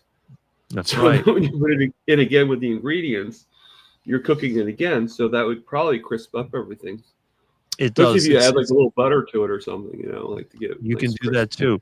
and it's absolutely delicious. And again, I'm known as a person that hates pizza, but I had a friend, and even the conventional pizza, I will eat that. It is delicious, even though it has plants in it. It has mushrooms and it has tomato sauce in it, and it still tastes good. It's really tasty. And I'll put tropical oregano from my yard because I know some people like that flavor. And again, it doesn't bother me. If I eat regular commercial pizza, I get violent diarrhea in 3 to 4 hours, and I feel like crap, literal crap. So I feel like crap, and I'm making crap. It's terrible. But when I make my own pizza, it's delicious, and it's actually I'd like it. I'm getting hungry just thinking about it because the smell, the whole experience. When you deep fry the crust, you get that sizzle, and then when you put it in the oven, you get that delicious smell. Oh, it's so good. Yeah. It's a delicious pizza. I mean, yeah. I mean, I think a lot of people probably, I mean, I think that sounds really good, but like just to go, I mean, some people might be against me a little bit on this, and that's fine because we all have our opinions, but, like I'm mostly carnivore because I think it's the best way for me to heal my diabetes and for me to heal the things that have been damaged for such a long time. Now, does that mean that once everything is where I want it to be, and I do believe it will be where I want it to be, in a year or so, I believe that my A1C is going to be exactly where I want it. I believe that everything is going to be in a lot better shape. Does that mean that I'm not going to occasionally have a pickle here and there? Or, but I think when it comes to like carbs in every general sense, I think what it is we've been taught so much to go to the extreme, especially when it comes to vegetables, especially when it comes to fruits and stuff like that, that we have to I think we're better off taking a break from all this stuff, whether it's a year, whether it's 2 years, whether it's a month, whatever you think is best for you. And only you can decide what's best for you. And to then, if you want to incorporate it back in again, great. If you don't, that's good too. That's great advice. Great advice. Thank you. And, and I know there's a lot of people that don't really agree with that. A lot of people are like, oh, no, you have to be like carnivore for life. And I don't think anything is for life. No. I really don't. Excuse me for 1 second. Yes, as he said, you don't ever see me pushing carnivore for life or being 100% carnivore or being perfect, because I don't believe that's the case. I give away fruits and vegetables to my friends. I encourage them to try different diets. I got a friend with diabetes. I said, you don't have to go on the carnivore diet. You should. I recommend it. It's a great reset. If you could switch from your conventional diet to the carnivore diet, you could reset your body, and then you could add in those natural foods that you deem appropriate and see what happens. And nowadays they have CGMs. You can stick that thing on your arm and you can watch your blood sugar. Not on my arm, but yeah, I know. See? I can tell you this. Yeah. There is no reason why a person should be suffering diabetes in this world. It is absolutely ridiculous that the medical system continues to promote this self-destructive lifestyle of eating duck food and not thinking about what you put in your mouth, because it really is sad. It really makes me mad. Now, Jonathan has, like you said, and that being said, I mean, I can go with absolute certainty that I think a lot things would be better if we had this knowledge. Now, I can't say that everybody's going to listen to the knowledge. I mean, there's just different things. Not everybody is going to be as good.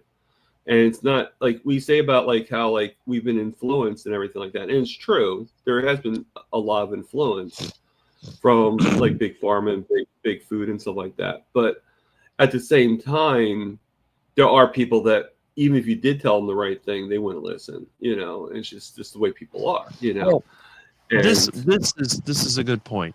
If you want to listen, you can. But the thing is, we have to give them the option. What we have to stop doing is having officials, people that are given credentials, telling people incorrect information or information from only one perspective. We have to let people decide, do you want to eat the standard American diet? Okay, here are the risks. It's like they put a Surgeon General's warning on a pack of cigarettes. You want to smoke these nasty things? That's your choice, but these are the risks. If you want to eat processed cereal in the morning, stop lying to the people and telling them it's healthy, because it's not. Maybe you can get away with it for a while, If you want to eat that crap, go ahead. But the thing is, you'd be better off having meat or having eggs or something else. Don't tell people they're going to get a heart attack because you had bacon and eggs for breakfast. I mean, seriously, this is the problem. And they scare people. Oh, I don't want to get cancer, so I'm not going to eat red meat. Like, we got people out there that were dying of cancer, and they're living on red meat. We have people that have lost their colon to vegetables, and they're eating meat, and they're fine. And again, we have to tell them this. Now, I see over here, Jonathan has a private chat. I'm going to click on this and see if this video actually comes up.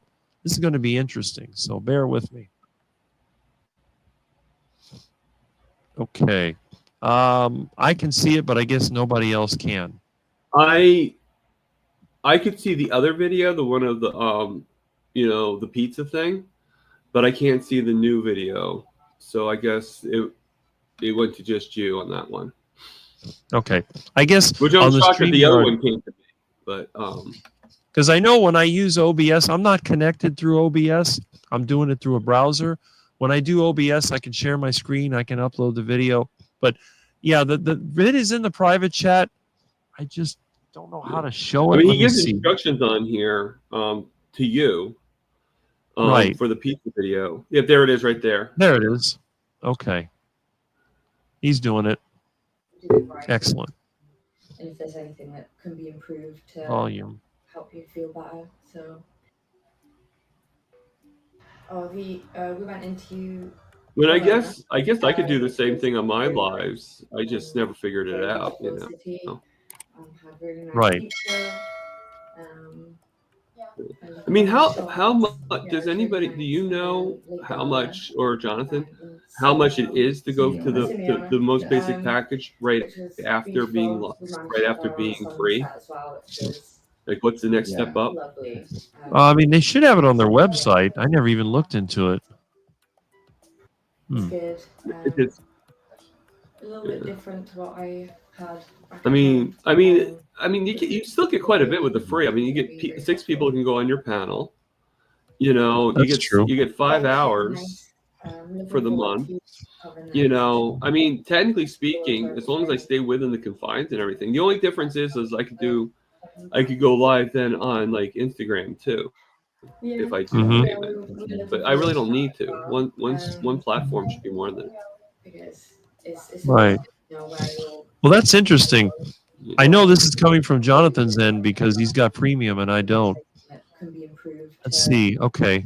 He's talking. Okay. Where's the pizza?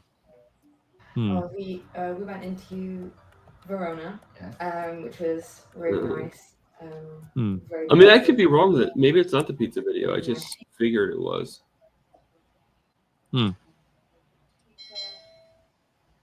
Oh, I had really nice pizza. It's not actually a video. I guess it's just about her telling what she had. Oh, okay. Because I don't know. It's because if you look at the bottom of the description, it says I had really nice pizza. Oh, okay. Huh. Yeah. Anyway, that's interesting. She looks really young. Yeah. I don't understand why anybody would want to eat that stuff, but again, what do I know? I think when you've been on this diet as long as I have, sporadically is one thing. To do it every day, all the time, is a whole different animal. You know, But I can't even stand the smell of conventional pizza. To me, it smells like vomit. Right. It's just not good. Yeah. But when I make my I think pizza, you have to, I think the fact that you have been away from it for so long again has changed your whole. So it's like a different perspective, but I can't I can't do pizza every day. I used to be able to. I used to be able to eat a whole large pie in one sitting and no problem. But I definitely when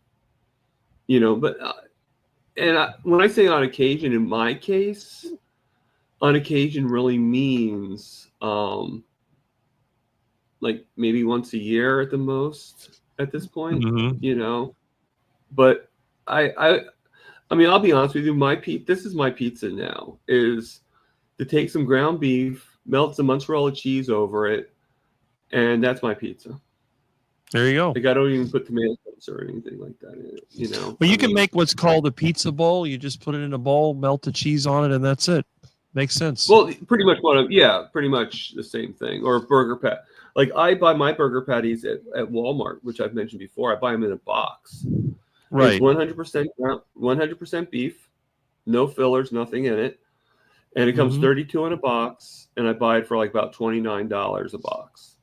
You know, give or take, depending on the specials they have or anything like that. How much And do each I one do weigh? that for many reasons. How much do they weigh? Oh, I'd have to look at the box. I could grab a box and let you see what it looks like. But because I could never find patties big enough for my taste that were pre-made. Yeah, I mean, I eat about 4 of them at a time usually.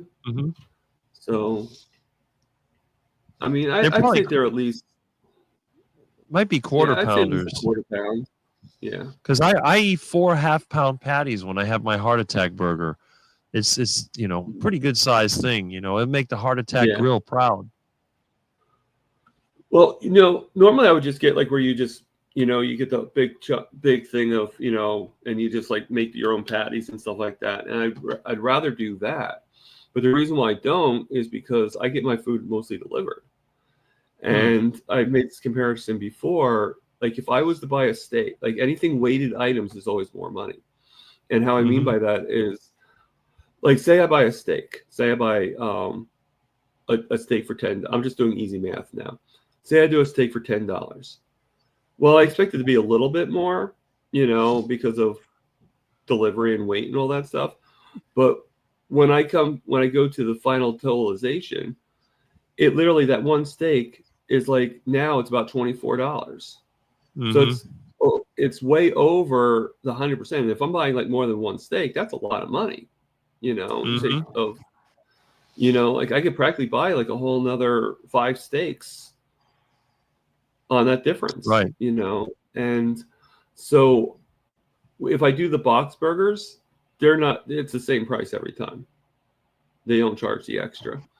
So that's kind of why I buy them. But hey, if it still works, it works. You know, if I have to cook 6 burgers, I mean, 4 burgers fit into the air fryer pretty well. So if I have to go over that, then I have to kind of like cook it in different means. But 4 seems to be okay. And if I get hungry later on, I can cook 4 more. You know, there's no. I mean, for me, normally what I do, I just buy the ground beef in tubes. You've probably seen videos of me going to Gordon Foods. Oh yeah, well, like I said, the same thing. It's the big 10-pound tubes. Yeah, they'll last in the refrigerator for maybe 2 weeks. I've never had food poisoning in my entire life, and I've eaten meat I picked from the dumpster. I've eaten animals I grabbed from the parking lot, and I've never been sick, which is kind of interesting because I know a lot of people that have gotten really sick from conventional foods, especially leftovers. I know people that have got sick from eating fast food.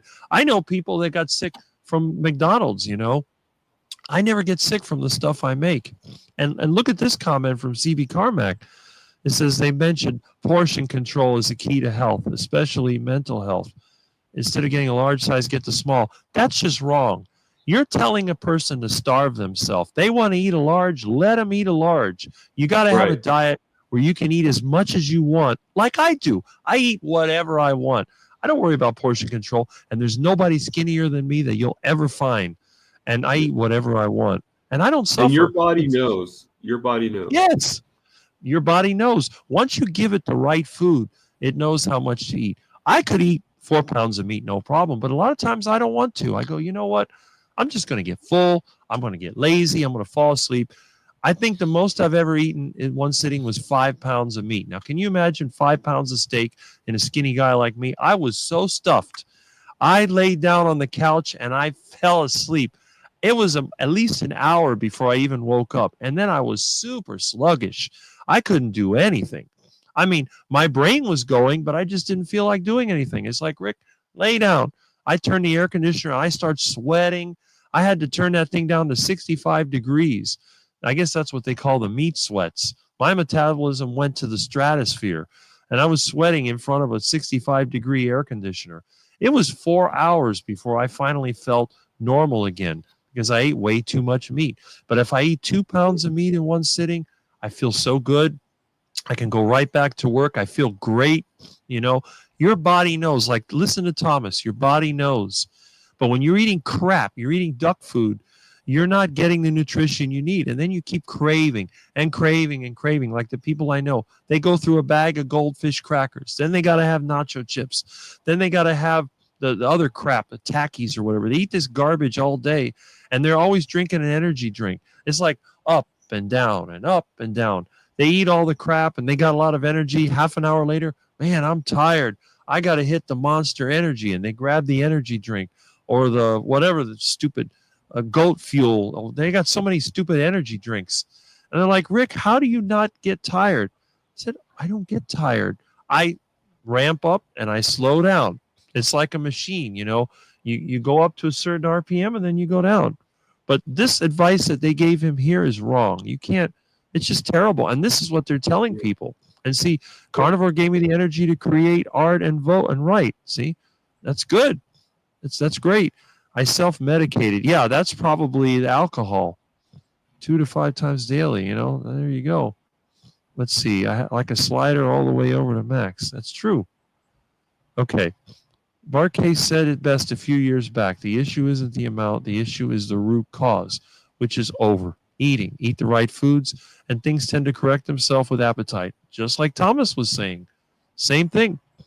And Feral Grandma did say hello. I've been missing a lot of comments. Carnivore has huge creative implications. Yeah. Mm-hmm. Go ahead. No, I'm saying. I mean, we're chat. It's hard to do go into the comments and the chat and everything. You know. Yeah, I know. That's like on my channel. I'm doing a phone call. I get behind, but that's okay. But we can both look at it because we're both here. You know, the new TMNT. I'm not sure what that is. Teenage Mutant Ninja Turtles. Oh, you probably know about that. Yeah. I had no idea. I remember they had a cartoon years ago. Oh yeah, I mean they have one all the time. I mean, I haven't seen one in a while, but it's. I accumulate so many eggs. Well, you know what? This is why I have to move to where there's rural areas and other people, because then we can share the eggs. And I'll send you a nice big fat duck when I have my ducks ready to go. Let's see, a comic about Rick and crew. Can you imagine if we all lived in the same area? I'm sure we could all contribute something. Well, that's what I was saying. If we all lived in the same county, it would be really nice because, you know, a lot of people, they're like predators and some people are prey, whatever. I say you have the consumers and you have the producers. Well, all of us have something to offer. So it would be really neat because I tell everybody, if everybody was like me, we'd have a great world because nothing would ever get thrown out and everybody would be eating to satisfaction.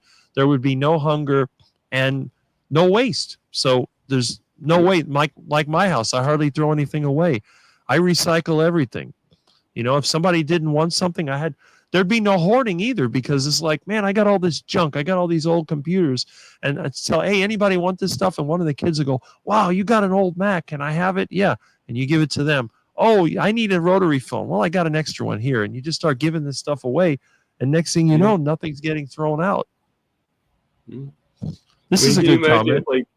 Can you imagine if we all, and like we live near Erin with all her chickens and stuff like that, you know? Well, there you go. I would help her out, or I'd help her know, like her payment to me could be an egg an hour, you know, like that's. There you go. And it's like me, I got all kinds of tools and equipment and all kinds of interesting stuff. So that's a good thing. Well, let's see here. What did I do? Where did the comments go? Oh, there it is. Sorry about that. That I can't help you with. Yeah, I'm just okay. Drive through. My computer went a little wacky. Oh, you know what? Is this thing for me? Comic about Rick and crew. It would be. It would be. Let's see. Where did that comment go? Oh well. All right. Okay.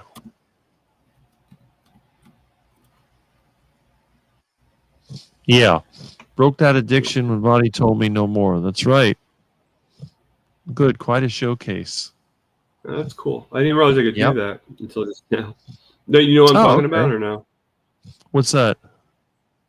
I was able to stream this live to my channel. Oh, yeah. You could do that if he has that enabled. Yeah, you can do that. Yeah. That'll help. Thank you, Jonathan. Yeah. I appreciate that. Every little bit helps, you know. That's one thing I don't think I can. That's one thing I don't think I can do with the free StreamYard. I don't think I can. You can't stream it. I think that in itself would be a really good reason for me to actually spend a little bit of extra. That's it. You know. See, this is it. Cows don't portion control. Buzzer, animals don't have to portion control. They eat, and then when they're hungry, they eat some more because they're eating the right thing. Yep. No, we're the only animal that portions controls. We're the only animal that, totally goes against what it's meant to have, That's because they're feeding us fake crap that we're not designed to eat. That's the problem. Well, not only are they feeding us fake crap, but they're also feeding us fake information. Mm-hmm. Like it's crap in all forms of it, pretty much in all forms. It's not only crap of the food, but I mean, to be told, like, to me, it doesn't make sense with the cholesterol thing. It's just, if you think about it, like I've said this before, and I've said this to you before too. And, but I think it's worth repeating, like we're sort of like insulting God a little bit. If you're religious, you're sort of saying like, God, you made us, you did all this stuff to us, but yet you don't know what you're doing. And we know more than you. And it's sort of what we're saying. It's sort of what it's being said, like our bodies actually produce cholesterol. Well, if cholesterol is poisonous to us, why would our bodies produce it? That makes no sense. That's right. But yet we're like, oh, cholesterol causes you to have heart attacks. Cholesterol causes you to do this. So you can't eat red meat. Well, it's obvious red meat is really ancestrally for all of us. I mean, like I said before, I mean, if you want to have vegetables here and there, that's great. But I think everybody should be still eating the meat, like I still think that it's optimal for all of us. Think about this. Is there any plant food that you could just survive on? Now I know people have been stranded on deserted islands. I guess technically you could survive on coconuts, but are there any leaves or any just plain old fruits that you can survive on? Well, you can't. And I think one of the reasons people can survive on coconuts is because it has fats. It has some protein, not a lot, and there are carbohydrates, but it's high in fat. And it seems like, and I see this on several channels. I know that Dr. Kiltz always says this, that it's a fat-based diet. And I think for many people, it works out well. Now, but what really gets me is that you have these people out there that insist that they're raw vegan. And all the raw vegans that I know get really sick within months. And yet you have these people promoting a raw vegan lifestyle, and they look halfway decent, halfway normal. Some of them have a good physique, but it makes you wonder what they're doing in the background. I think a lot of this stuff is not vegan, but cheating, where they're cheating, and then they're just making money off of their program. That seems to be the main thing. A lot of them, they talk about vegan, and then what do? Well, I sell this supplement, or I have this coaching, or I have this or that, or whatever. So half of the video is dedicated to that. So they try to lure you in with this promise that vegan's going to make you healthy, and then they lie to you. And you see over here, CJ's note says, I was exposed to poor air quality and didn't get sick, but being in a cooler climate, and so a warmer climate help you from getting the flu. Maybe for you, but not for me, because I get the flu 3 times a year. Yeah, heat exposure can also cause the flu. That's probably why I get it. And then Feral Grandma, Jonathan thanked her. I was just about to say, she made a couple of good points here. The last one being that, stranded people probably also learn how to fish, which is probably true. That's true, too. If you're stranded on a desert island, there probably is fish there, so that's probably what they're doing. That's right. And that's it. Well, they haven't come down a lot here yet. Well, I guess at the canal, the prices are still the same. There's just only a limited supply. Yeah, they come down for me. Really? Like I buy eggs again at Walmart. I buy them 60 in a case. Like I buy the big box. And Right. because basically I try to, like I said, I try to do for both me and my roommate. So, and I buy monthly. So I kind of need that, that big amount, and last month they were like $30 for the box. Now they're about 19. So they have gone down. Oh, well, that's good. Yeah, I see this comment here. Yeah, check out Jonathan's videos. He's got several videos on it. And if you're not already subscribed to Carnivore Muscle, I recommend that you subscribe. Let's say it's a strong recommendation from the Carnivore Quack. If you're not subscribed to this channel, what is your excuse? You should. It's free. And if you want to go beyond that, you can join the channel. It's not expensive. And that's actually would help Jonathan, who deserves it. Let's see, just because you have a pickle or vegetable doesn't exclude you from eating. That is correct. If you eat 70% or more of your diet is meat, you're a carnivore. The vegetables are just something. Now, this is a good point. Raw fermented pickles are good. And I do believe, for example, you got the frugal prepper guy. There's a couple of other people I know, and I know a person in person who's using fermented vegetables as a way to transition from a vegan diet to a carnivore diet, and it's benefiting him tremendously because, and in Barkay, some of the other channels have mentioned the bacteria in your system depends on what you eat. So if you've eaten high carbohydrates for many years, you're going to have bacteria that like to live on those carbohydrates. And when they don't get what they want, they can actually aggravate your system and make you suffer. And then you'll switch back to those foods to feel better. But fermented vegetables, for some people, not everybody, because some people are allergic to them, but if you can tolerate them, that's a great way to help transition because it'll help clear out. It changes a condition slowly. Oh, we got somebody here. Let's Looks see. like Jonathan again. Who said his profile? Okay. Interesting. Okay, let's see what Something the in the comments private chat. Plants are a hierarchy. Some are really useful and medicinal. That's true. Even Dr. Chafee mentions that. Do you think that some think they're genetically destined and nothing they can do will change their health? I think a lot of people feel that way. And I think it's one of the reasons why people give up. That seems to be an issue. Let's hit some more of these comments. Fermented to be sure. And again, when you ferment vegetables, you're actually mixing bacteria in there. Bacteria are not plants. I don't count how many days I went to carnivore. Sounds like perfection. I can't count it either because I don't remember the exact day I started. So, but that's a good point. Let's see. Fat plus sugar equals heart attacks. That's correct. That's what Barkay always talks about, Randall's cycle. That's his thing. My understanding and belief. You are correct. But Randall's cycle. Barkay always talks about that. Lots of fun can be had from gifting memberships. There you go. Well, that's good that you do that. Let's see. Hood Rich t-shirt. Okay, I'm not sure what that is. Maybe Thomas knows. I don't know. What was that? Hood Rich t-shirt. Oh, well. I'd have to look that up. Sure. He'll probably explain it. Let's get it seems Victoria like here. Portable is like putting in the lyrics for the DuckTales cartoon. Oh, okay. In the chat. I see. Let's get Victoria on here. Probably in honor of you, I'm guessing. That'd be funny. Get a vegan in here. And the thing is, unlike Barkay, I don't use personal attacks to make my point. I like to let the vegans bury themselves because they're good at that. But that's part of his thing. And hey, that's fine. Everybody has their own way of conducting interviews. He was nice to me when he conducted my interviews, so I can't complain. We got our work cut out. Yes, we do. We got our work cut out. This woman needs to be. Speaking of interview, I'm being interviewed tomorrow by what's his name? John Laspina. Oh, good. John, the carnivore teacher. Which I think you've been. Yeah. I've not only been interviewed by him, but I've also on that one. When he used to have his lives, I was always on that. His carnivore live. So yeah. Right. Check him out. Weren't you the first? Like when you started doing interviews, weren't you the first one? Like, and then Peter was the second. I think I was the first.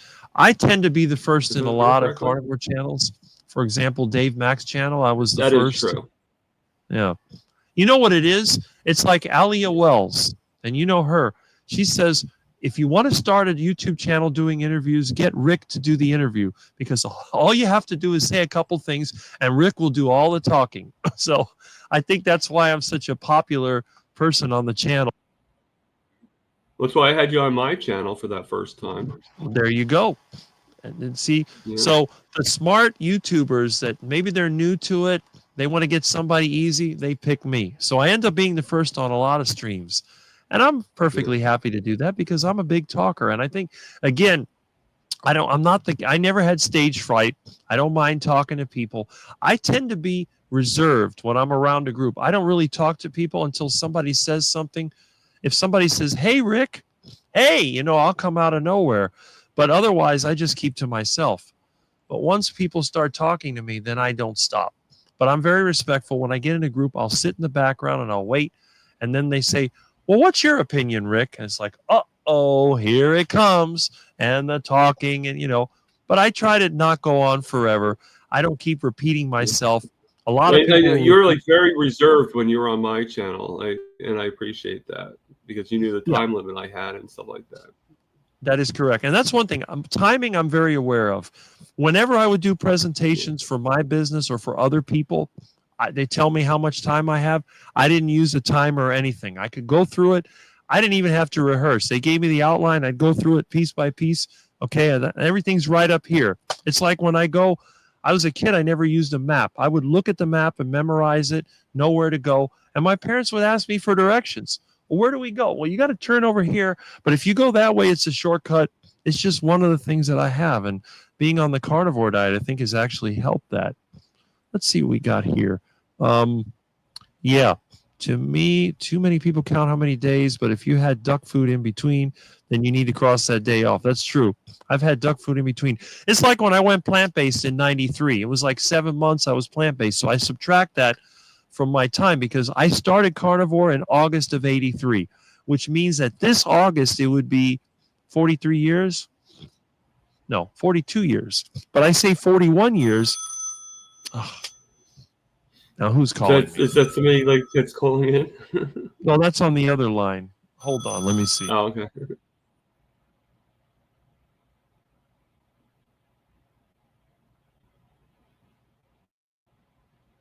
So, all right. Well, Rick's on the phone. I can't really put things on screen, but I see a thing from CB Carmack also. There's a lot of these freaks producing content on the sugar diet now. I tried to watch them out of curiosity, but gets my blood pressure up and mood down. Yeah. I mean, definitely, I agree with that, CB. It does the same. I think it does the same thing for most of us. It's just like getting that information is just. We all know that sugar does not help us.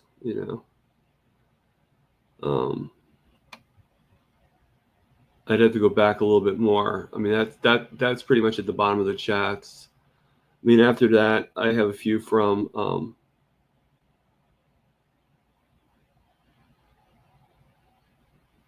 I'm not sure who Boogie is, Audible Hub.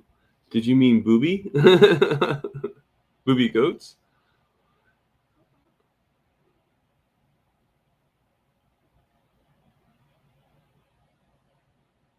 Oh, okay, Jonathan.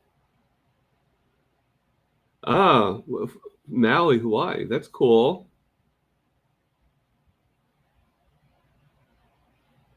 Oh, Humphrey Bogart. Okay. Now here's looking at you, kid. Yeah. Okay.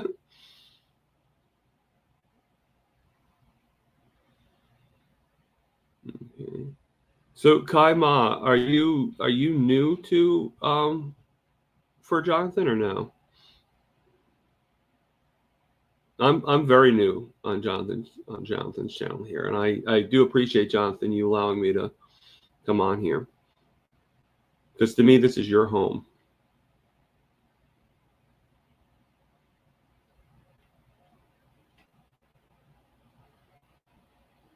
Okay, well, welcome.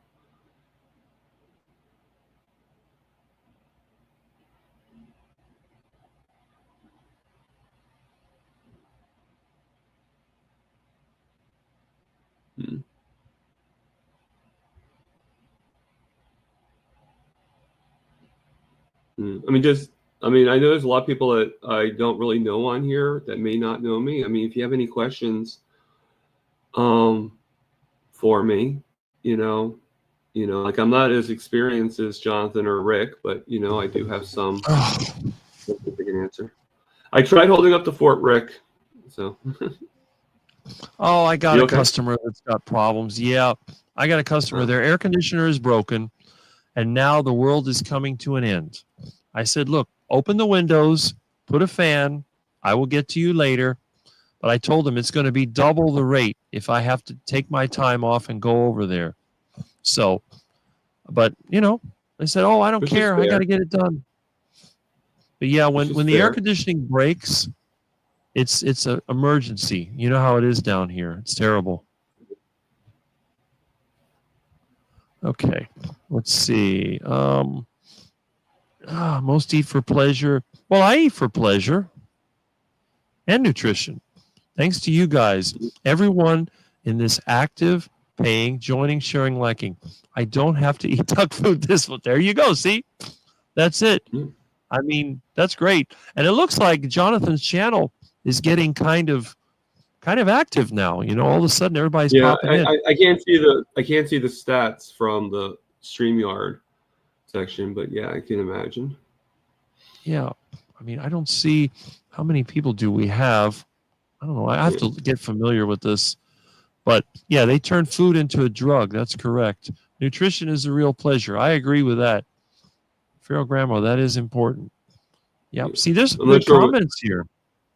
Yeah, there's a lot of good comments. I was just welcoming on Jonathan's behalf. There's a new person, Kai Ma, that's from Maui. Oh, wow. Yeah, so I am so far behind in the comments. New, and they said yes, they were. Well, I'm just starting from the bottom. I mean, there's probably a lot more than like. I can't. How hard it is for me to scroll and everything like that. It's just unless I'm answering as I go along. But that's just an artificial shortage. They were killing off birds because they're trying to get rid of bird flu. That's an excuse. But I don't know. Later Rick work calls. Those calls don't stop. That's the funny thing. Let's see. To a pizza joint. Well, especially if you're on call. See? Let's see. -1 slice she had with lasagna. I ate the whole large pizza, -1 slice. But I was instantly back on my carnivore. Yeah, I think once you're in it, if I was to eat that much pizza, I would be having so much diarrhea. I wouldn't even want to go near the pizza place. Yeah. Rick's special move is the claw. Quick slice of edible animals. Yeah, that is true. That is very true. Let's see. Political is mostly a big effort to control all the food options. Yeah, so make people buy from their friends and family. Yeah, bad flu and kill. Exactly. It's just a scam, Plus, the way they raise those chickens is just wrong. What can you do? I get the runs from an expensive ribeye. Huh, that's interesting because they say that fat makes you go to the bathroom. I've never had a problem with fat. I've gotten sick from a Chinese buffet before. Yeah, I puked egg noodles. Oh, that's nasty. Those places are scary. If you look at Dirty Dining, every one of them seem to be those Chinese. Even upchucked the caution cookie message. Amazingly, ducks in parks and zoos don't get slaughtered. Yeah, that's true. Well, around here, they get captured. And then they might end up. You got kung flu, okay? Sugar zombies. When it comes to the fat thing, I think that your body does tend to get, I think in the beginning you're just not used to it, but I think after a while you do get the ability to have more fats in your system. Look at the meats I get. I get the 27-73, ratio, and when I first started out. It did make me. I mean, I still go to the bathroom a lot. I'm not going to lie and say I never go to the bathroom. I mean, that's just. I just don't. It's just not me. I mean, it could be a lot of people, but it's just not me. But I don't. It doesn't bother me, and I just go, and that's it. But now, when I have my burgers, I still have the 27, 30, 73, but I also add cold butter to it. Like I do, like Peter does with my burgers for his steak. When he has the cold butter. Or Aaron when they have the cold butter with each bite. And that's sort of what I do, you know, and that's grown little by little. And yes, I'm still going to, but it takes a lot for me to really get affected. So, Right. you know. And for the person that was asking for autism, Jonathan has posted the autism playlist. You need to watch that. Right. You will learn a lot more than you ever think you would learn. And didn't I see a documentary? I forget what documentary it is, but there was one where they were talking about the guy that was producer of Airplane, you know, Leslie Nielsen, and something about his son being autistic. And it wasn't carnivore; it was through keto. But how he was like really like nonverbal and everything. Like, he was really bad. And somehow when they put him on the keto diet, he's now working at some college. You know, the son. So I mean, if keto, right, can do that, can you imagine carnivore on how much it can help? That's true. You know, it's sort of mind blowing. But it's like everybody has some kind of defect or some kind of anomaly. It's like in my case, I have sinus issues. I always have. And people tell me, well, it's the dairy. It wasn't the dairy. It's the meat. It's not the meat. What they don't understand is that even if you're suffering with problems on the carnivore diet, if you were to switch to the duck food diet, it would only get worse. I don't know anyone. Well, I don't know anybody that would switch from the carnivore diet to a standard diet or even a vegan diet. I don't think I've ever seen anyone who was carnivore who went to vegan. Now, I've seen a lot of people go from vegan to carnivore, but it just, yeah, I mean, if you think about it, if your body makes cholesterol and fat is what you store, when you eat the wrong foods, your body stores fat. Why would it do that? Because as you get fatter and fatter, you get closer and closer to dying. But I thought about it years ago. I'm thinking, why would God or whatever people believe create a body that basically kills itself? It doesn't make sense. I can understand getting older and falling apart due to entropy. But to put on fat, why would it put on fat and be so hard to take off? Everyone's saying, you know, if you can pinch an inch or whatever, you know, you need to eat special K. It's like, what is the point behind this? And when you think about it, it's like, yeah, you know, I got an idea. Maybe it's creating that fat as a way of avoiding a bigger problem. It's just like blocked blood vessels, the plaque and all that. Why does it do that? Well, maybe it does it to stabilize it. That's why only the arteries get clogged and the veins don't. Because it's not the stuff running through your blood. It's the thing expanding and being damaged. It's like when you have an AC duct and it's leaking air. You get the mastic and you put it on there and you stop the leak. Or you put tape over something. Or maybe your radiator hose is failing and you wrap it up with some tape and, you know, string or whatever. Just something to block it off. Now, eventually it's going to burst. But it's just sort of like a short-term fix. And I think this is the problem because people just, they look at what's wrong with you. Well, you have this problem. It's because you're eating carnivore diet. They don't even think about all the other people that are eating the so-called healthy diet that have even worse problems. And see, Jonathan says right here, his days carnivore can be proven. And yes, they can. This is why it's good to do, you know, well, he uses apps. Plus, he's been on YouTube. Should have dropped the ribeyes. Yeah, right? You might solve a mystery or rewrite history. That is very true. Okay, let's see. Let me hit more of these comments. You know, I think that actually, again, who just said that with the rewrite history? Yep. It's another part of this. It's another part of the Duckburg song from DuckTales. Oh, okay. He's giving us the lyrics to DuckTales slowly but surely. That's what it is. See, I don't even remember. I should know that. And we have Jamie Henry Brown. I don't recognize him, but that's good. Never doubt the power of DuckTales. Okay. Okay, let's see. Yep, we got. I think we're getting some new people in here. That's really good. Now, which one is Kim? I know who Sandy is, obviously. Which one was Kim? Which one's Kim? Is that Orbital Hub? Is that Kim? I don't know. That's a good question. I'm gonna have to start making a list. Yeah, the sugar diet. That's another thing. You got that goofy guy Cole Hauser or whatever, and then the Mark Bell and all these people now are on the sugar diet. But what really makes me mad is because if you have somebody who's already muscular and has all that muscle that can absorb that glycogen, it seems like they could eat a lot of sugar. You see all these younger guys do it, and they're in great shape. But then when they get older and they damage their metabolism to a certain point, they can no longer get away with it. So if somebody's been, muscular, lean, or whatever, and they eat sugar, it's going to take a long time to destroy them because your body is good at sequestering that sugar. It can store it away. It can move it around. I don't think that's a good diet long term.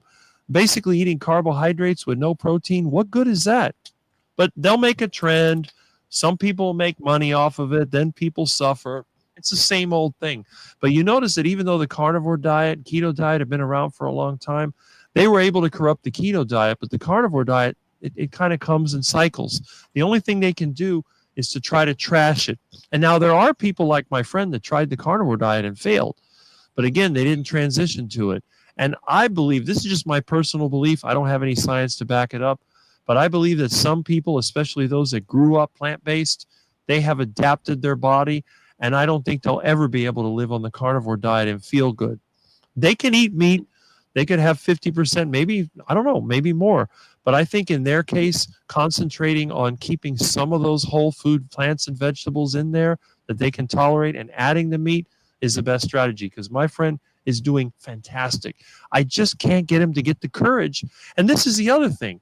Think about this. If anyone in the carnivore community switched to the vegan community, would the carnivores go there and make fun of them and trash them and make death threats and all that? Of course not. But when a vegan becomes a carnivore, the people just trash them. They're like, oh, of course, you're going to, yeah. So it goes to show the mentality. When your brain is full of vegetable toxins, it probably changes things. Whereas when you're eating protein and fats, it's not as bad. Let's see. Which is, it's funny that you say that. I mean, it's I've heard it several times. I'm sure you have too.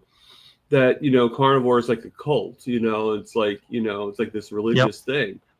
But in my opinion, if anything is a cult, and I don't degrade. I agree with Dr. Barry. I don't degrade veganism or anything like that. But I mean, to me, that's more of a cult. I mean, because if you go off and stuff like that, it's like, God forbid, you're like abandoning your people, but if we, if any of us decide, like you might get some comments here and there, but like, we don't really degrade you if you have the occasional, carb or pickle or anything like that, just like, it's like, okay, well, you obviously hurt from it. So don't, Well, the fact is, human beings can survive with carbohydrates. We have amylase in our saliva.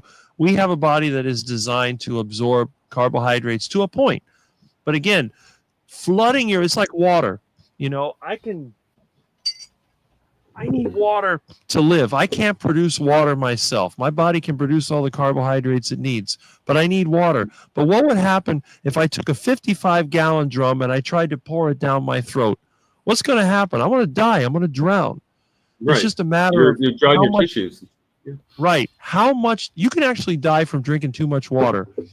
I forget the scientific term for it, but you can basically dilute your body to the point where you just die.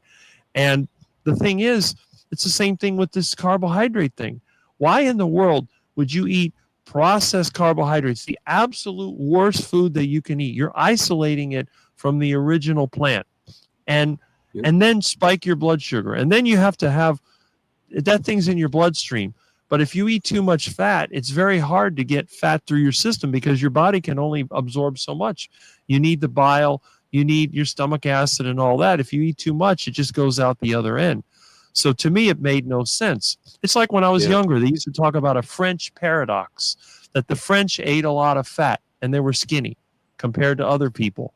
The French paradox. But it's really just the same thing, and they don't eat. I mean, they're eating sugar and all that too, but they weren't as fat as the Americans. But they convince people in this country to go low fat, and I think that's a mistake. See what CB Carmack says right here. I saw one guy pushing the sugar diet, but I can tell his teeth look rotten in spots, feeding those sugar-thriving bacteria like Streptococcus mutans and causing stanky breath. Yeah, well, that's it. Now, me, I got broken teeth. I haven't been to a dentist since 1986, but I don't have any cavities. My teeth feel fine, and I've been on the carnivore diet the whole time, which I think has been part of that. Let me see what else we got here. Ribeye had a lot of fat. Yeah, I don't have a gallbladder. Well, that's it. You're going to have diarrhea if you do that. I love butter with all meat. But Okay. people that have gallbladders, they still make it work. That's they true. Still make this diet work, As long as their liver works. If you want to know how addictive duck food is in the form of bread or grains, get a donkey and introduce it to sweet feed. They will hee-haw every time you see you outside. That's interesting. Yeah, sugar seems to be addictive. Not to everybody, but that's it. Probably the chemtrails, if anything. That's possible. Dr. Abs is live. Yeah, he is. I think I even saw him on the Barcade channel or one of the other channels. Now, I have to admit, I've never seen Dr. Abs, so I guess I have to look him up and. Yeah, I'm not sure if he's still on the carnivore diet, but I know he's kind of supportive of the carnivore diet. Don't confuse him with the idiot Dr. Ids, which is a complete moron. But yeah, Dr. Abs, that's interesting. I don't think Dr. Abs would be a hard person to find. I guess Jonathan is talking about fat stores. It's specifically to store toxins to buffer the load on the circulatory system as a form of protection. Yeah, so that's why people get fat. Your body's not trying to kill you. It's just you're doing the wrong thing to it, and you're adding all that fat. Jamie Brown is a new and it looks supporter. like two people joined us in on the chats. That's great. I don't know if you noticed or not. One is Polish Mike, and the other one is a guy that I know from the SBG gang, Tim from Walker to Walking. Oh, well, I don't know if anyone has the courage to join in, Nick, and click the link. I was going to say, they, don't be afraid. Both of them are pretty interesting stories and stuff. Not that we're really telling our stories on here. I don't think I mentioned once about why I'm doing carnivore and stuff like that, That's true. Well, Fear of Grandma has a good point, too. Half the first-time heart attack people have low cholesterol. I'm sure mine is sky high. It was when I was 28 years old. I can only imagine. But I think those levels go up and down. I think that it's like Barkay always says, don't worry about your levels unless you have a problem. If you feel good otherwise and you got energy, it's just nothing to worry about. And I agree with that 100%. I think that people overanalyze these levels. You're going from a level of people that may not be healthy. I think the majority of people in the U.S. are metabolically unhealthy is what they're saying. So if you're going to compare yourself to that average, you're not going to be anywhere close to it. And that's good to know. No, my cholesterol when I last got it checked was 207. And and to me that's nothing compared to most people I hear on the carnivore experience. But it was enough to get pushed and to get bugged about getting a statin and everything like that. But they got to get you on the poison. Yeah, CB just said that the StreamYard link is gone from the chat, so you got. Oh, it's gone? I will repost it. No problem. That's what Mitch always does. If you want to come in, you're welcome here anytime. I don't get offended. Let's see. Yeah, there you go. Show up. Okay. I'm so far behind, it ain't funny. Well, let me see if I can dash through some of these comments here. Yeah, CB is great. CB is a great guy. He was on on Mitch's birthday. Yeah, that's right. We were there. I was there too. Makes sense. Some could be damaged from a lifetime of slop. That's right. I agree with that. I think Peter was there too, but he was kind of short-lived for Peter. He didn't stay on too long, I noticed. He was here earlier. Some vegans are fruity. I think a lot of them are. No, I meant on Mitch's birthday. When he was in the panel on Mitch's birthday, I didn't see him for that long. Mm-hmm. I would expected him to be on longer than he was. That's all I'm saying. Right. Let's see. Yeah. Drop. I'm not sure what the symbol is. Looks like a muscle. Oh, here we go. Yeah. Here we go. Here he is. Come on in. He's coming on. There we go. There's CB. I'm driving. There we go. All right. Driving. Driving crazy.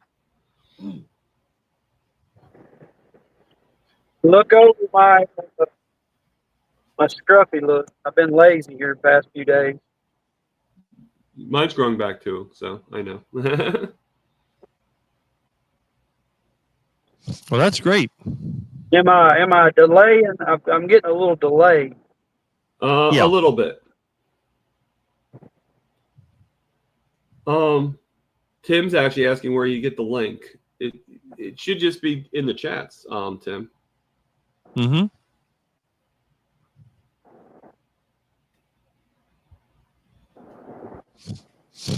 Yeah, vegans care more about their cows. Mm-hmm. That's right.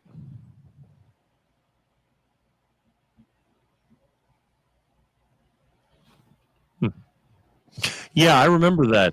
I think it was Jonathan that made that video. That's a good point. You ought to check that out. That was what they used to talk about, French paradox.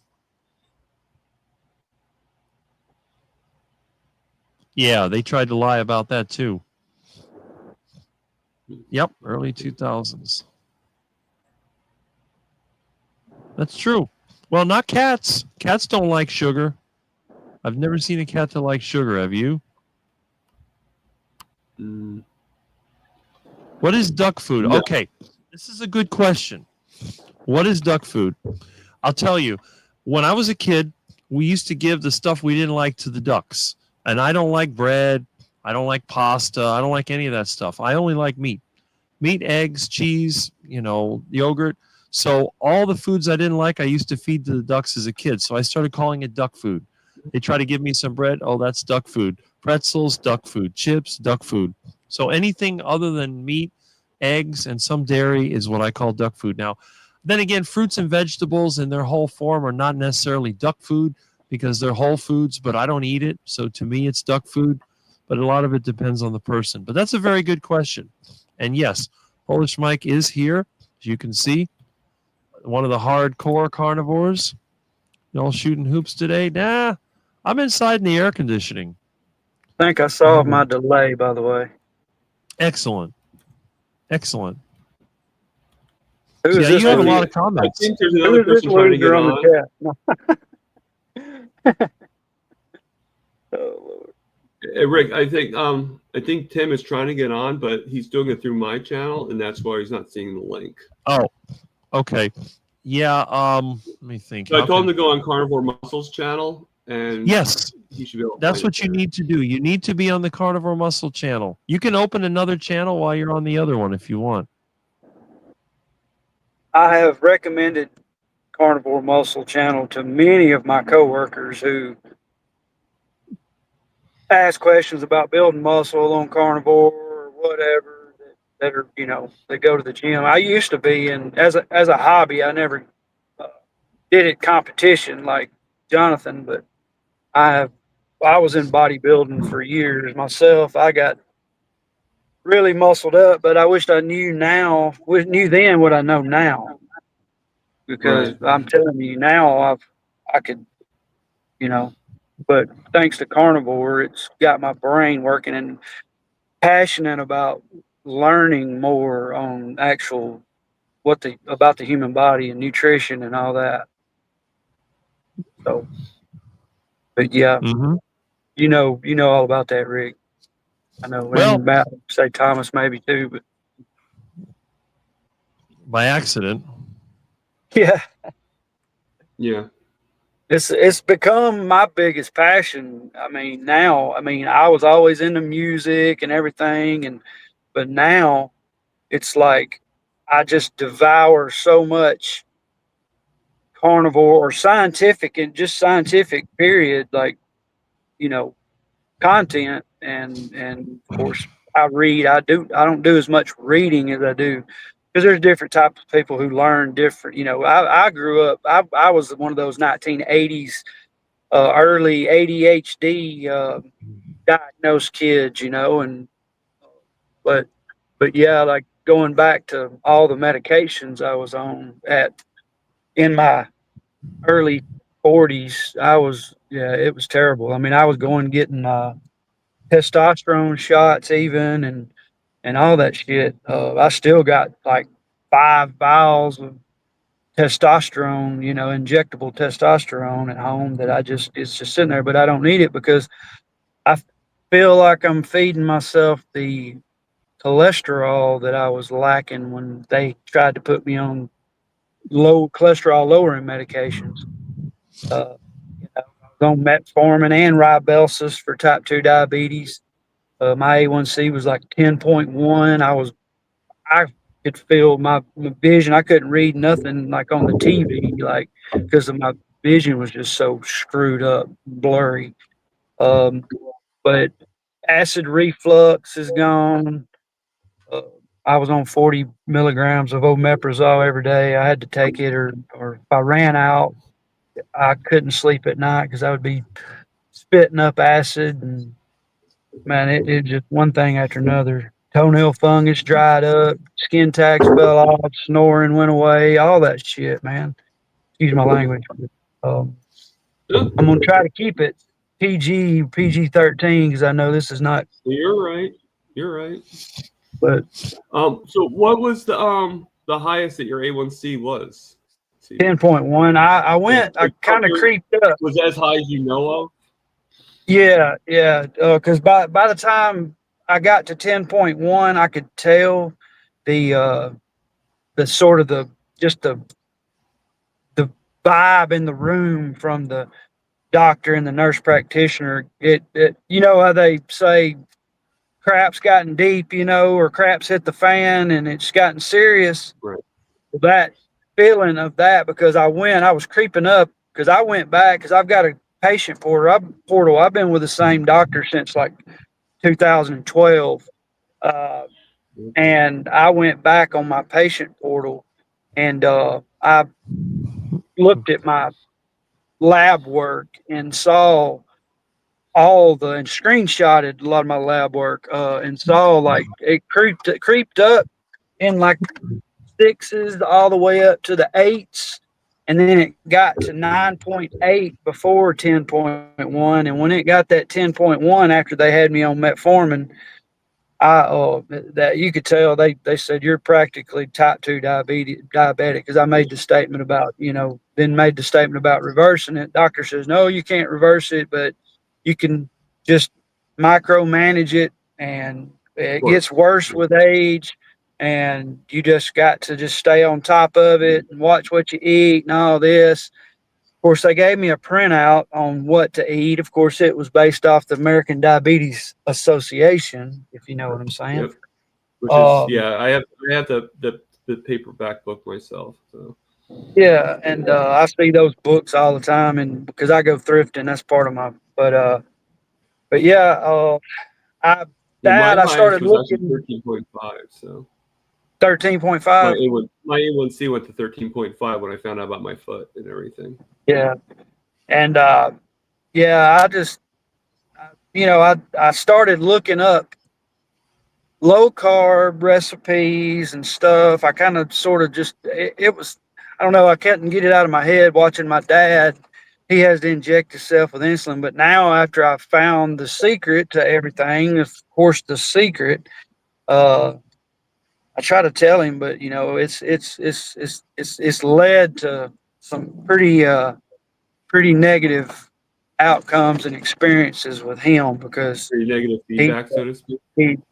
He's an ignorant redneck for one, here from Northwest Alabama, and if you've never really known the term redneck, there's one bad trait to being a redneck, an uneducated, ignorant redneck is hard-headedness, being stubborn, and of course, when it comes to your own kids, it's the powdered butt syndrome. But going back to the lab work and all that that I was talking about, besides all that, I started looking up low carb recipes, and I still was indoctrinated in this. You got to have carbs, and then after that, I started looking up. I started finding these low glycemic substitutes for things that are high glycemic. Like my wife, she's Asian, so she eats a lot of rice, and she's from the Philippines, and their motto is rice is life. Of course, I started looking up recipes and substitutes for like potatoes and different things like that. So I found that, and I actually lost 30 pounds off of eating uh, beans and lentils, and there's a pearl barley. I was doing that, but after that, I felt, everybody, I guess they've watched a Dr. Berg video in their time, in their day. And then all of a sudden, Ken Berry pops up because I was looking up home remedies for different things. And then, of course, carnivore. And a light bulb popped in my head eventually. And I finally, took the plunge and went out on a limb and I went carnivore, and that was April the 9th, 2023. You'll get there one day, Rick. You just hang in there, all right?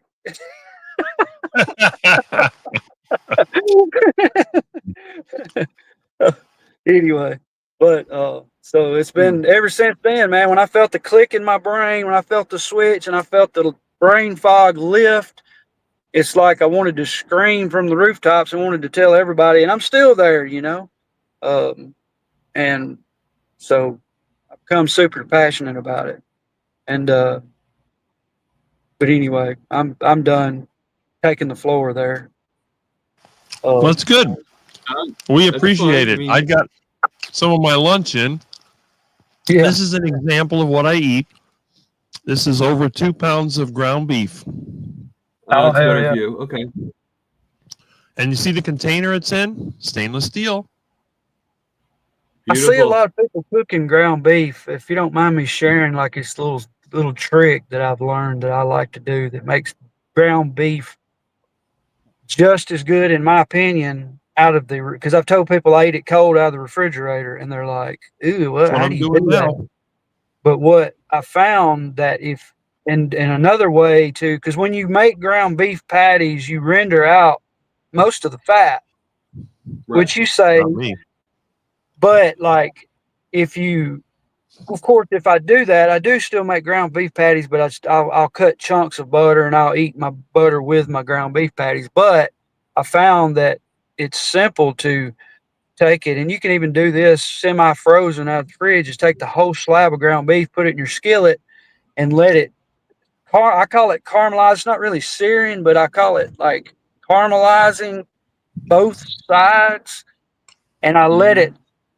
And it's almost like that caramelization, that brown. It'll be like a glue, and then you just take it and you caramelize both sides. Then you chop it up, and then you salt it in the skillet, and then you let it cool in the skillet, and then you rake it over into your container, and then salt it again.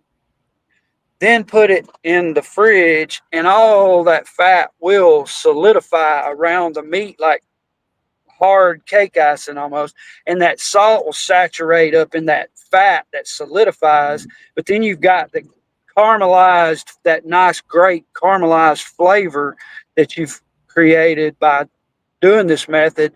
So it tastes, you get every bite, just about, you get a great ground or a great beef patty type flavor in every bite, plus the salt and the fat, and then it's just the fat to me tastes great. Then you get all the fat without having to add the butter to it. And I found that's my favorite way of, especially taking it to work taking it with me for work for lunch. Then you don't need to put the butter in it because you didn't, separate the fat during the rendering process. But that's Yep. one way. That's one way I like to cook my ground beef. And I see so many people. Of course, I've tried to comment, but you can only comment so much in a YouTube. Comment ends up getting lost. Right. It's funny. It's like when you do the chats, it's very hard to keep up. I'm sure you can attest to that. It's like hard to keep up with the different chats, no matter where you're at. Yeah. I mean, yeah. Like I wish I could actually be more into the chats when it comes to Dr. Kiltz, but I'm just not on there as much anymore and stuff. So. Getting a freaking spam call. Just a suggestion, Rick. Maybe put the StreamYard link one more time, because I think Tim found the Carnivore Muscle channel. So, because I think he's trying to get on. Okay. I guess we lost. CB.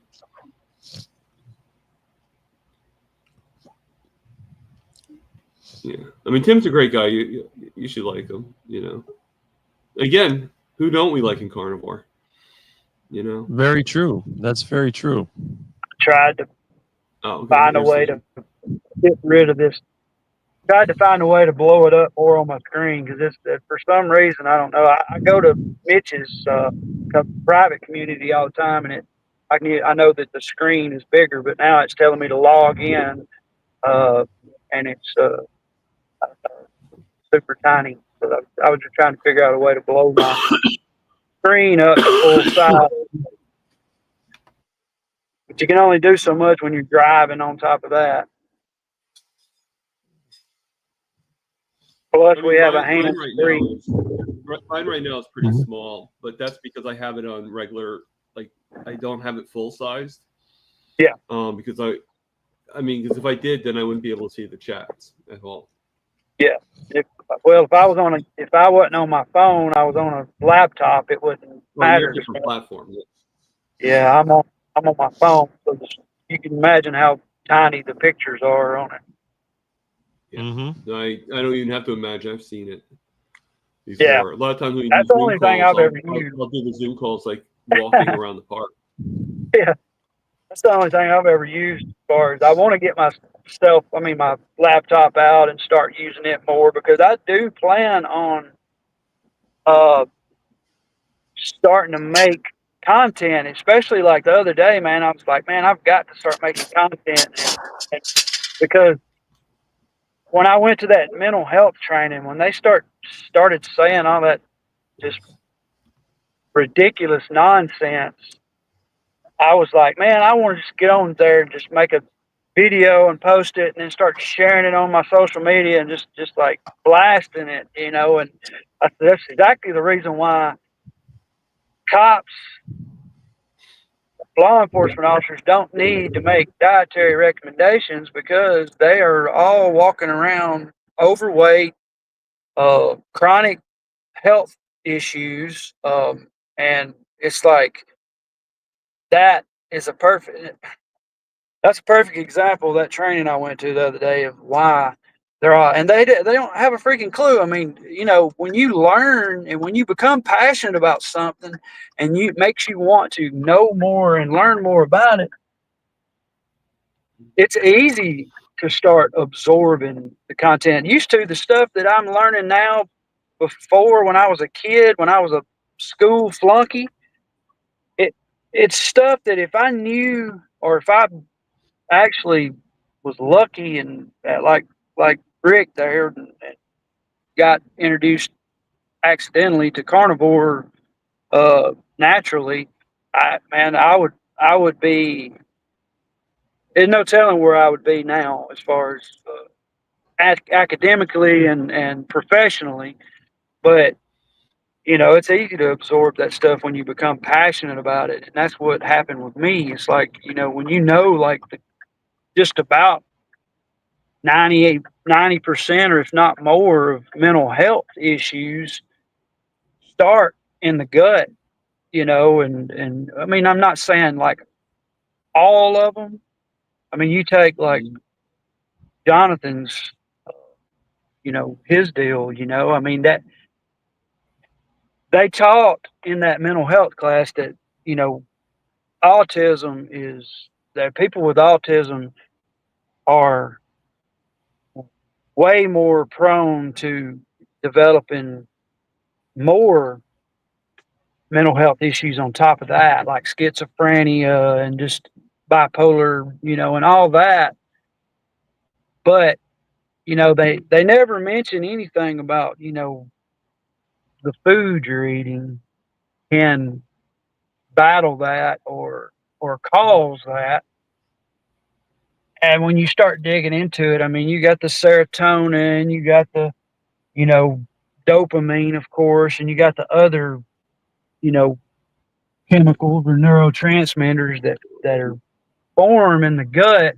You know, the food plays a huge role on the influence on that, you know, and And that's just that's something that I didn't hear. It's actually the first mental health training that I've had. I've had a bunch of mental health training in law enforcement.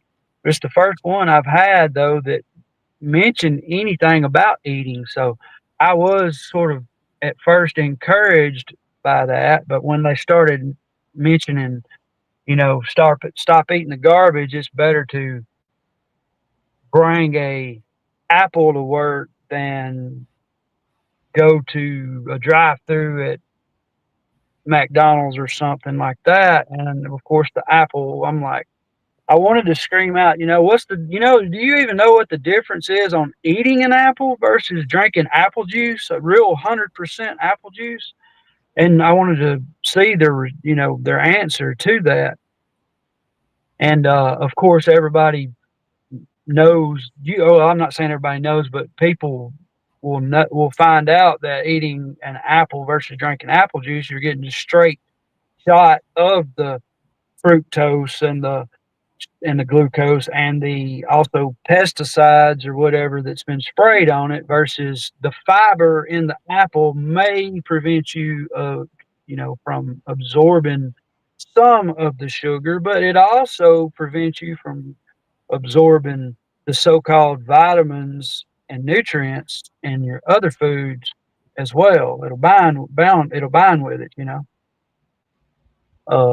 so but that's the difference. And of course, like I said, I may be rambling on about nonsense, but uh, that's my experience with the training that I have to go to that drives me insane at work. Real world experience is not nonsense, because that's something that we generally don't get to see. So you're sharing your experience with us so we can see what other people are dealing with. I mean, it's baffling to me that this nonsense can continue to be spread as official information. But then again, the system protects itself. It does anything that it can to keep its influence out there. And it's up to us to discern what really works and what doesn't. Yeah. Yeah, and it's so many people at work snacking on Cheetos and popcorn and all that crap all day long.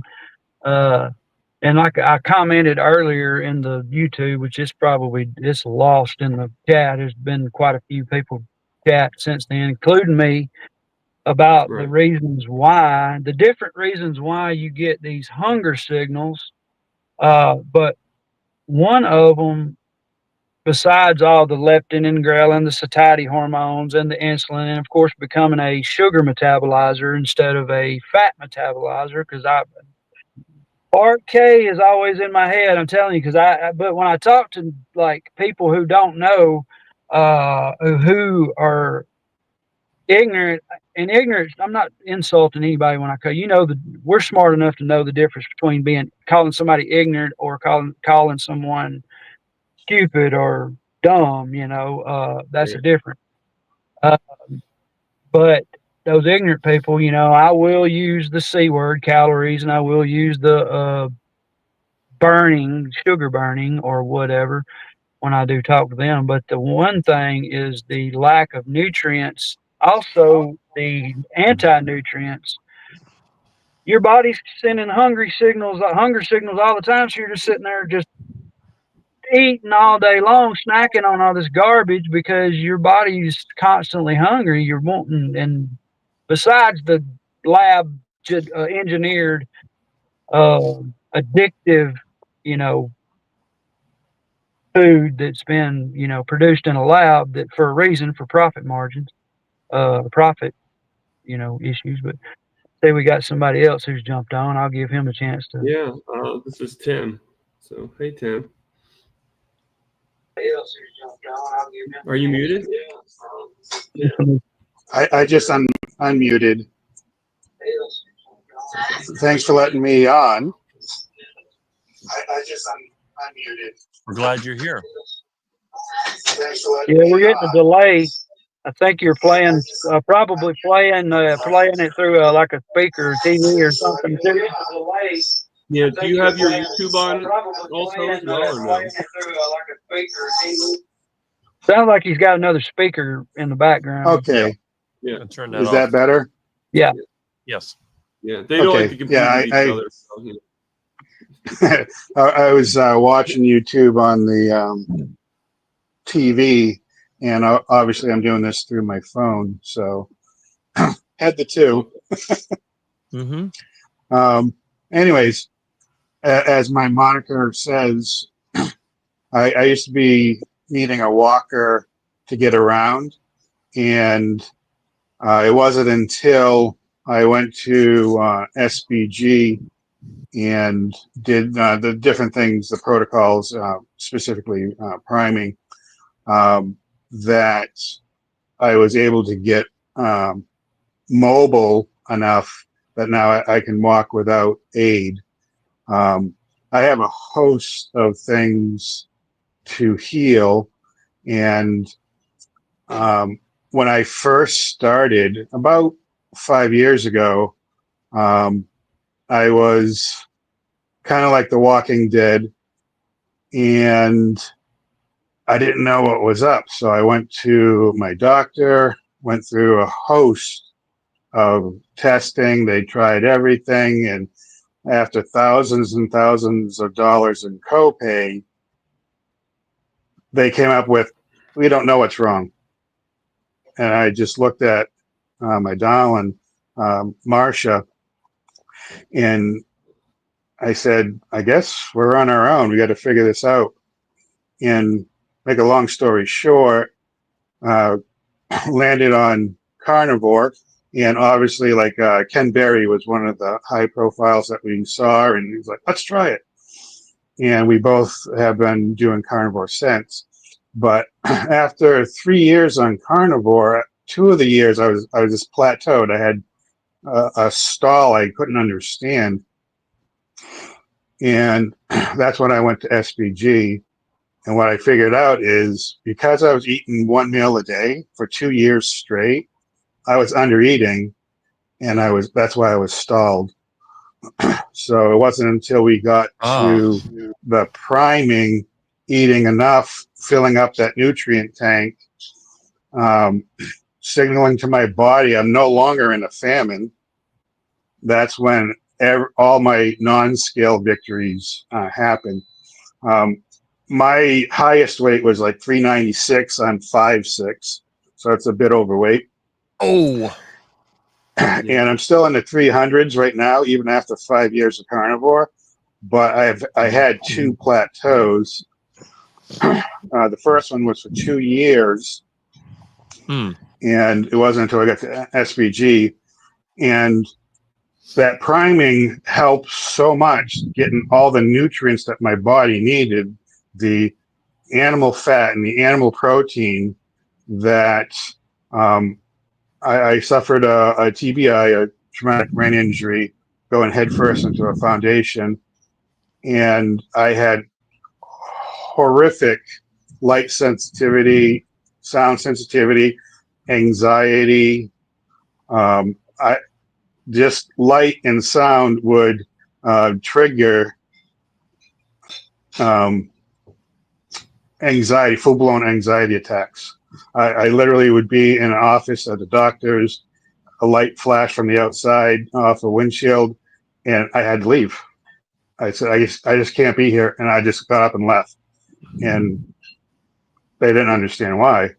Well, all that went away after priming for like 6 weeks, and the pain in my osteoarthritis with bone spurs in both knees, all that went away after 6 weeks of priming. And what I learned later in my journey is the bleeding in my eyes went away from diabetic bleeding of the eyes. And my A1C definitely did drop down. I'm still in the 6s, but I'm not in the, I was 7.9 was my highest recorded one. But I just really enjoy the carnivore way of eating. And I feel the best when I'm doing the line way of eating, which is just the ruminant meat, water, and salt. Because I have a lot of skin issues as well. I've had many skin tags fall off, but I still have skin tags. I still sleep with my BiPAP and things like that. But I know down the road those things will fall away as well. I'm just really happy with the community. Like, this is the first time I'm on this particular channel, and it's just like it's almost like I've known you guys a little while, and it's the first time meeting you, which is really fantastic. I do know Tom, and it was through his channel that I saw this live. I'm just really encouraged with the results. My second plateau was from the priming. I was eating over 400 grams of protein a day, and didn't think anything of it because I wasn't getting any hormone response to stop, if you will. And that's when I hired a coach, and was through Rebecca Heichman, Coach Rebecca, that I learned that I don't have any leptin response currently, so that hormone hasn't healed yet. So I was like, oh, so now I was tutored by her, and it was funny. She asked me, "What do you expect from me as a coach?" And I said, "Well, I want you to teach me what I'm doing that's right. I want you to teach me what I'm doing that's wrong. I want you to teach me how to get what is wrong right and how to keep it right." And she says, "Okay, we can do that." And we just went through a few months of coaching, and I'm on the plan that she had tailor-made. And right now I'm primarily eating burger patties, because for me, counting macros and everything really just gets me irritated. I don't want to do it. I think it's stupid and all of this, but if you don't have a hormone response to tell you when to stop eating, then what you don't measure, you can't manage. So I say that for somebody out there that might not have a leptin response, there is hope, because ever since the coaching with Rebecca, I have went from a 60 waist down to a 56 currently, and it could be a little bit less, because I'm sticking with my 60-inch waist as long as I can. I just tighten the belt, and you I'm want to be comfortable. really, I can really see the difference in the fat burning and all that stuff. It's really exciting to see a light at the end of the tunnel, and it's not a train. Right. That's fantastic. So I love seeing and hearing all the stories. I don't know if you're familiar with me, but I'm Rick. I was known as a 40-year carnivore. I'm the 41-year carnivore. I started this diet at age 15 in 1983. And I tried my hardest to gain weight because I was very skinny and short. I wanted to get a heart attack because I hated my life. And I did the best that I could, eating as much meat as I could. Now, you talk about priming. That's me. I love to eat. Anyone that knows me, like my friend Russ Mitchell, when I go to a place where there's a lot of meat, I don't stop. I have zero control. I will eat 4 pounds of meat. I'll eat 5 pounds of meat until I can't even move. And I just can't stop. So, but when it comes to the other foods, the carbohydrates and all those foods, I have no interest in it whatsoever. And the thing is, people would look at me and laugh. "Oh, Rick, he's a bottomless pit. He has a hollow leg. Don't let him near your barbecue. He'll eat everything." And then they say, "Well, how can that be?" "Well, he's got a high metabolism. He's a genetic freak." But now, when I get to meet people like I see here, you can see how easy it is for people to gain weight, and they're always hungry. This is the funny thing. Everybody I know that ate, that they were fat and they ate a lot, they're always hungry. They could never satisfy it.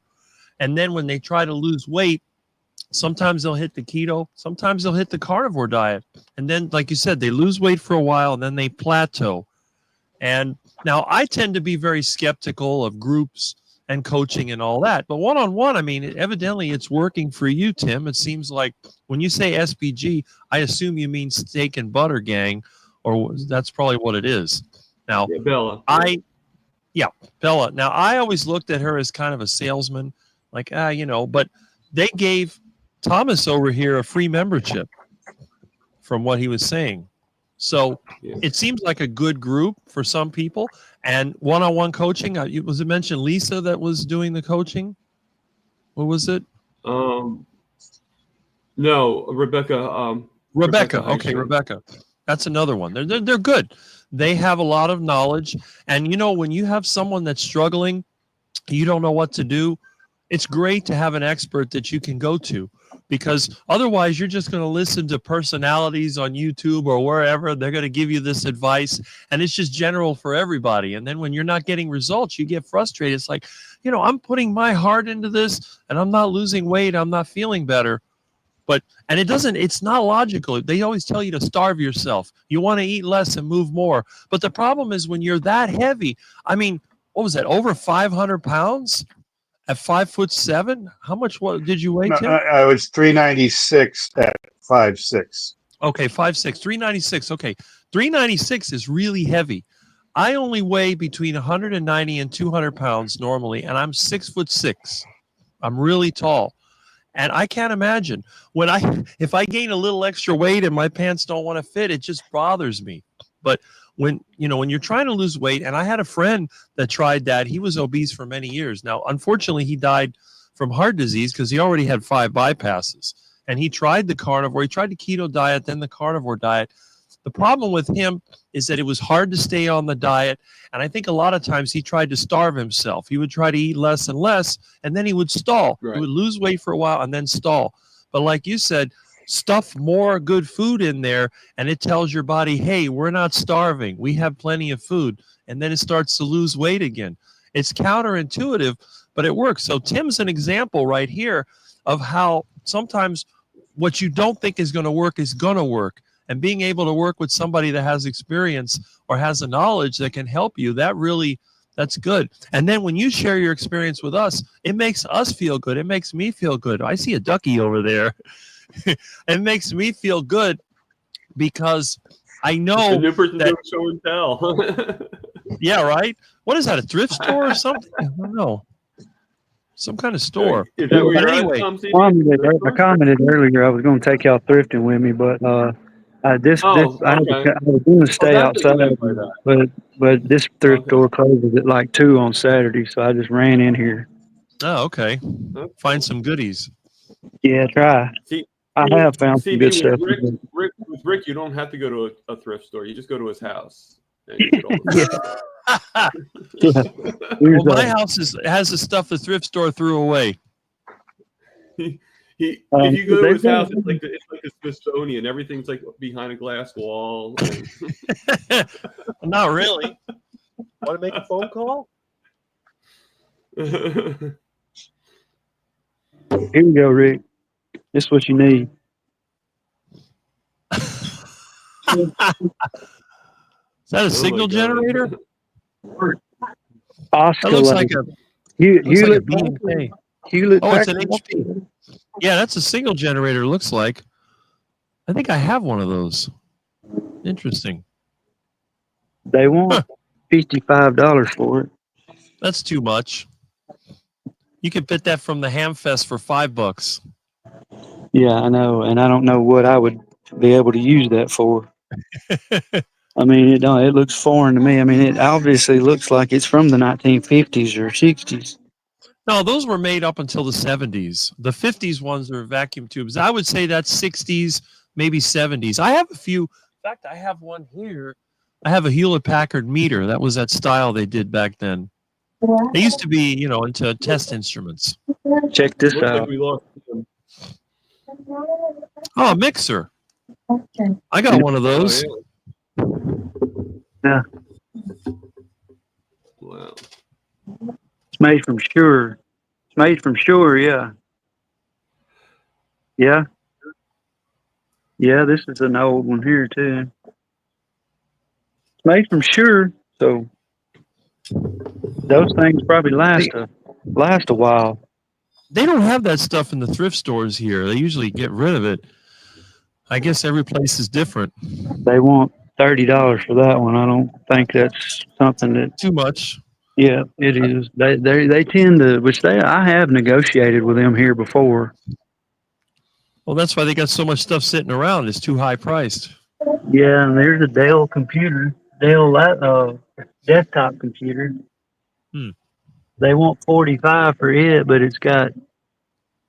I'm gonna turn the mic down. Oh, well, it's got Linux Mint version 19.3 with updates. Right.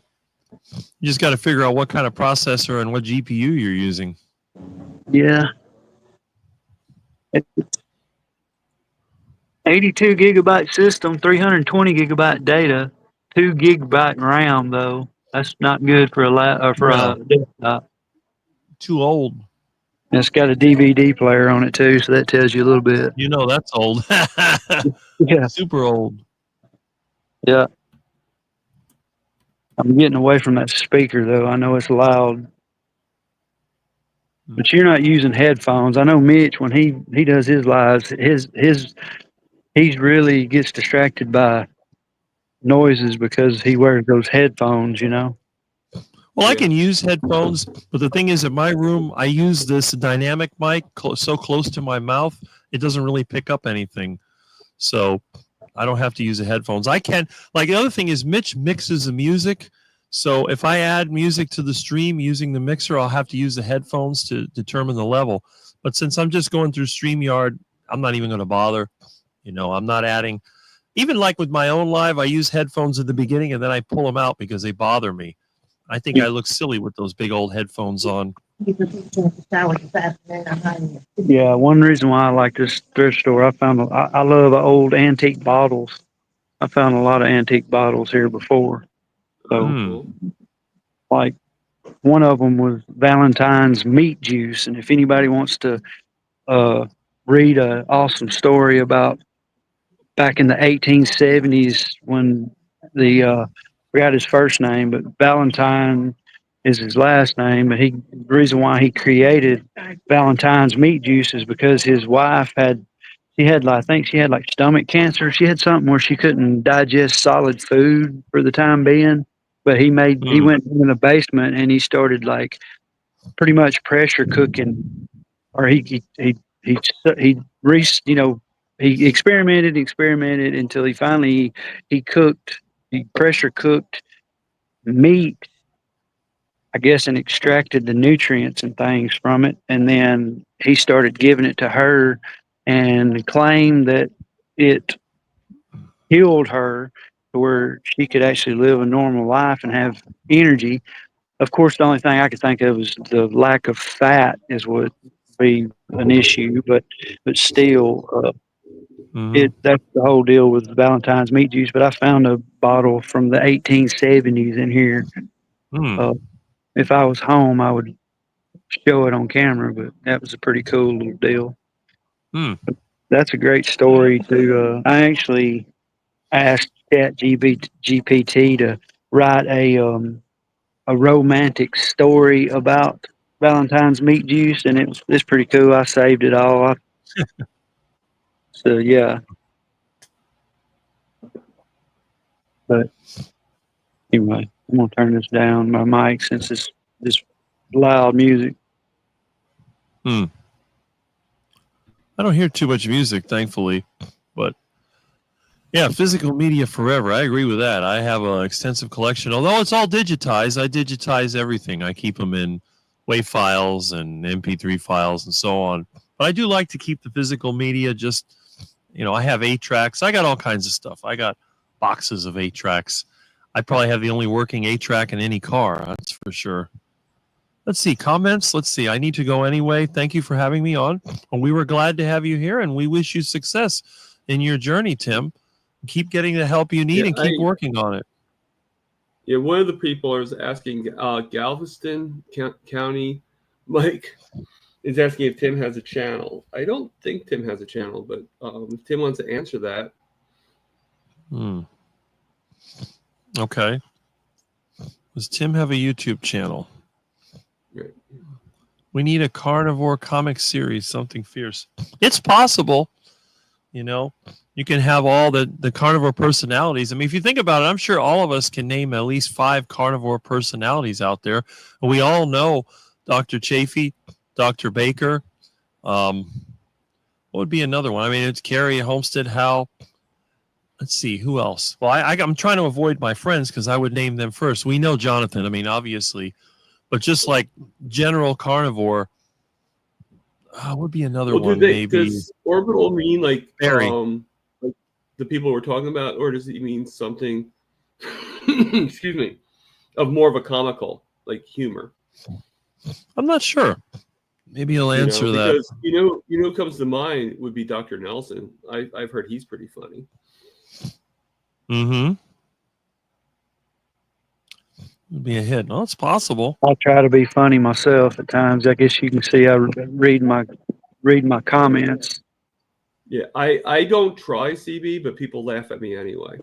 They love to laugh at me, for sure. I'm a quack. I admit it. I'm a total quack. Quack, quack.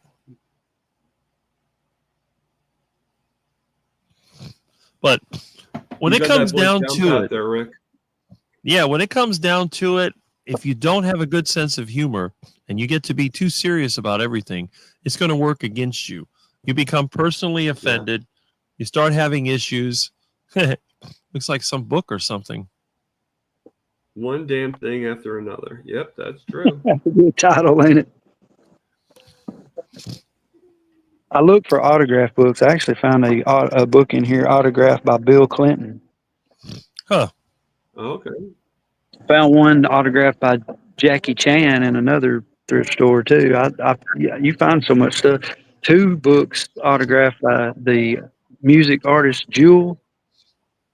Mm-hmm. Mm-hmm. When I do cleanouts, I get so many books, it's crazy. Yeah, I've never been a big reader. I'm more of an audio book person or a video watcher, but I've gotten to where now, I've gotten now to where my brain works a lot better after being on carnivore for 2 years. So I do read more, but I just, as far as like reading books, I buy them, but they just collect dust. I find this stuff all the time. Everybody's always trying to lose weight. It's crazy. I don't think they really read it. I mean, a lot of them look like they've never even used, and they get people eating duck food, or I don't know. And I try to tell people I would take all that weight back that I would, because I weighed 250 pounds. Of course, I'm only 6'2", but I weighed 250 pounds, and I've always had basketball was my thing, and I ran track. I did play football, but not like high school football.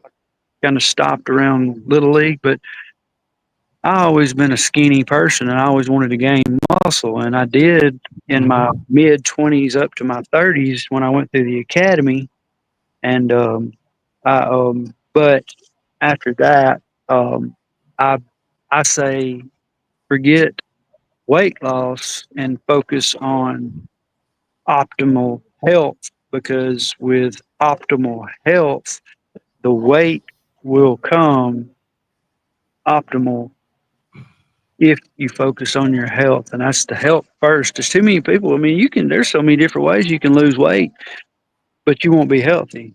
And that one is these new weight loss drugs that they're selling everybody, because everybody's so focused on weight and trying to look like a cover of a Men's Health or a Glamour magazine, which causes, I believe, mental health problems on its own, or confidence issues.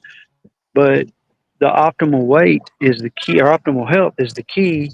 Or I mean, hell, you can start smoking meth, and losing weight. But I mean, whether you're healthy on smoking meth or not, that's kind of my point on, you can do things to lose weight, but still not be healthy. Well, it's like Mark Case says, you could cut off your leg and lose weight, but that doesn't help you in any way. Yeah. You can lose bone density and muscle. But yeah. So That's a good question here. Any amateur radio operators? I'm not into amateur radio right now. Maybe somebody else is. It might be interesting. CB radio? I have CBs, but I mean, like ham radio. Yeah. You know anybody that's got a call sign or whatever? It'd be interesting to hit that in the My carnivore grandfather space. used to. He was called the Jersey Devil. Well, Oh, okay. I talk on the radio all the time, but of course, you know what I do for a living. That's right. Yeah. So, yeah. So, yeah. I'm on. It's not I my don't know if hobby. I ever told you. My brother-in-law is a police officer. Oh, yeah. And I went He was to retired. He just Arkansas retired like 2 years ago. twice. This week, I've been to Arkansas twice. I went to the Arkansas prison to pick up one we had warrants on Monday, but I went all the way there. I was in 4 states twice. Of course, to go to Arkansas from here, you got to go through Mississippi, Tennessee, and then Arkansas. But I went all the way there Monday, and they wouldn't release them because the parole officer wasn't there. And after I got the okay to go, and then, of course, Thursday I went back, and of course I got them. And of course, what do?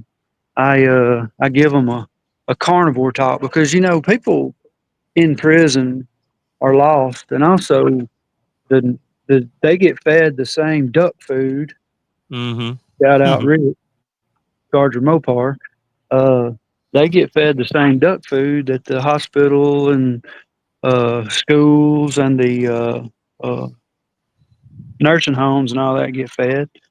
So, so I give them a talk, and I mean, I'm that's one thing that's been proven and I've heard RFK Jr. talk about how they've shown that when you feed prisoners good food, finally, I guess whole food, as an experiment, the violent crimes go down, went down like 70%. And that's exactly what I'm talking about. It would make the guards in the prisons and jails their job a lot easier if they did feed them halfway properly. But but I've seen their food their meals are 95% processed carbohydrate. And it's ridiculous. And of course I give I've talked to prisoners on the way to prison for 4 straight hours before and gave them the run through of why we as humans are technically carnivore. And I went through the whole digestive system. I went through why fruits and vegetables today absolutely have no nutritional benefit whatsoever because of regenerative farming don't exist anymore. Modern farming destroys the one life form that's actually the oldest and largest life form on the face of the planet, which is fungi. And fungi feeds the nutrients. It also devours organic material, recycles it back to soil, but also connects to the plants to feed the nutrients. But when you do modern farming, that destroys the mycelial network underneath. So therefore, it prevents the plants from getting the nutrients. But then on top of that, you still have the pesticides and the herbicides, and also the anti-nutrients that are naturally occurring in the plant foods that we've heard many times. Anthony Chafee said it enough, and other carnivore doctors and scientists. But that's that's what I give them you know, I give them a whole lecture on, and I compare us to our cousin primates, whether you believe in the, you know, evolution or whatever. That's another, I'm not going to get into that because that's just, I like to use the word adapt because it's more of a universal agreed upon term than, you know, the E word, even though I do believe in that E word. But then I also talk about the requirement for vitamin B12 or you die a very violent death. Of course, you got my comment earlier about the two different types of vitamin B12 in, you either got Between the vegetables and animals. synthetic lab made cyanide version or the methyl, you know, that's the animal version that we are compatible with. And then the overrated vitamin C requirement, and the reason why we don't need as much vitamin C. So that goes back to proving the fact that, or proving the whole we are carnivores because of the vitamin B12 versus vitamin C requirement because of the competing with glucose and to enter the same cell pathways as vitamin C. So the requirement goes from nanograms to milligrams. So, but I don't want to bore everybody with all that because there's many channels out there that explain all that. But all of those factors, when you put them all together, proves that human beings are technically hypercarnivore, and we're getting fed this food pyramid, trash, duck food diet um, through multi-trillion-dollar corporations buying and paying off scientists to falsify data, which the politicians and the lawmakers buy into. So they put it in the guide. They create the guidelines that also benefit the economy because of the millions of acres of dirt cheap to produce plants that they grow.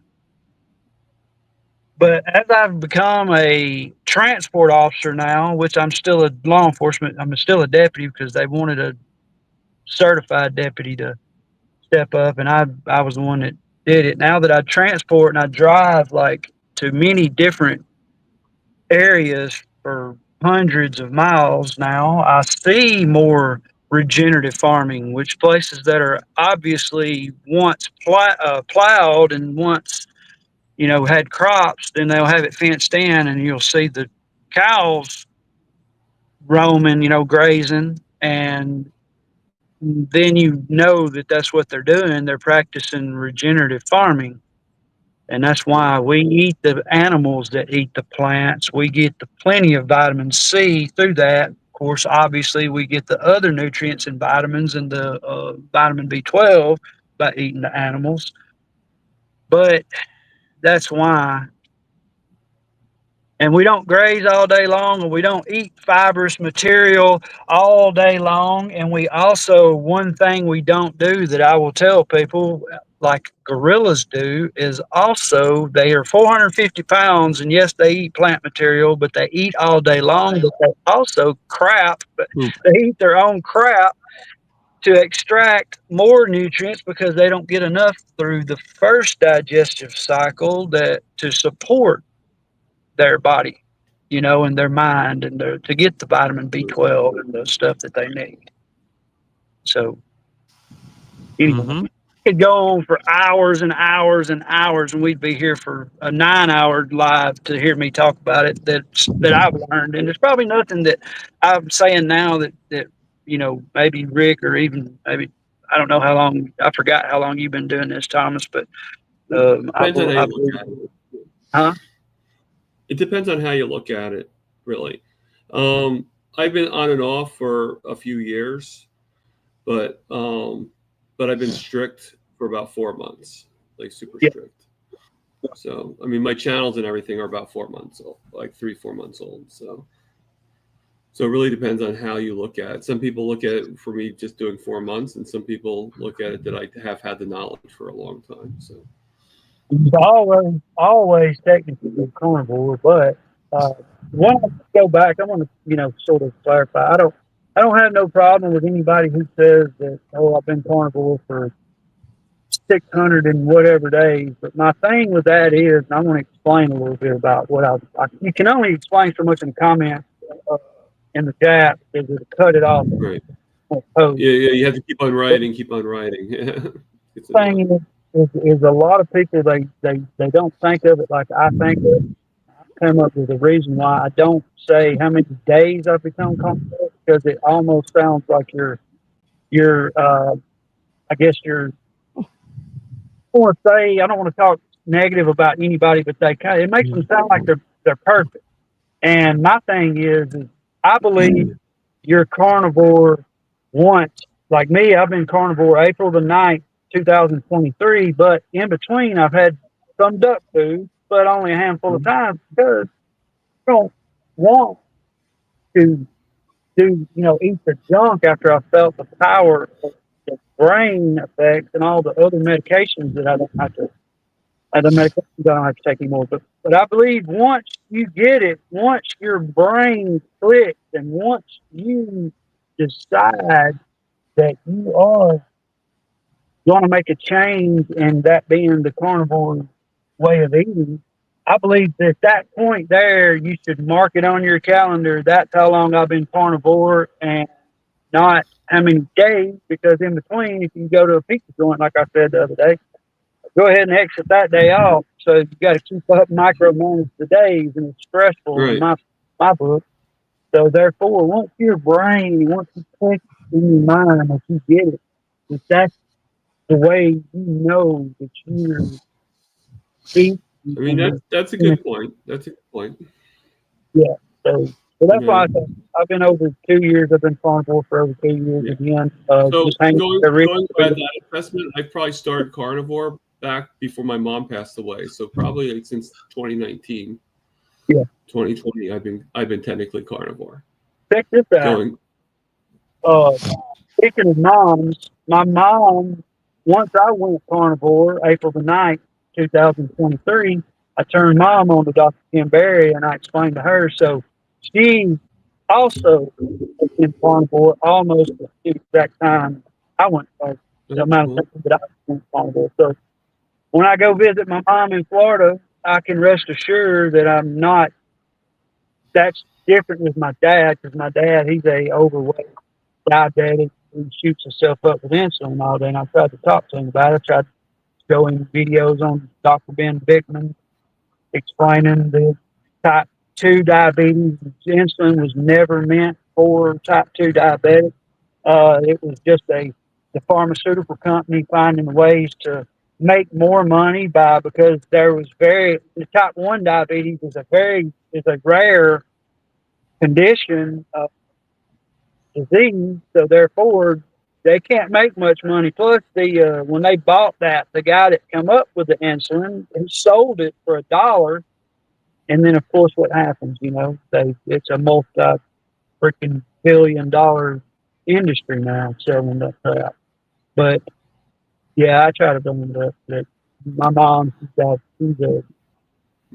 my mom too loved Dr. Berry. In fact, I've mentioned this before, even to Dr. Berry.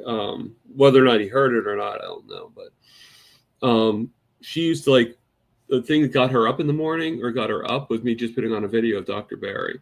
As soon as she heard his voice, she just got. So I think she had a really big crush on him. But she was pretty sick. She had metastatic breast cancer.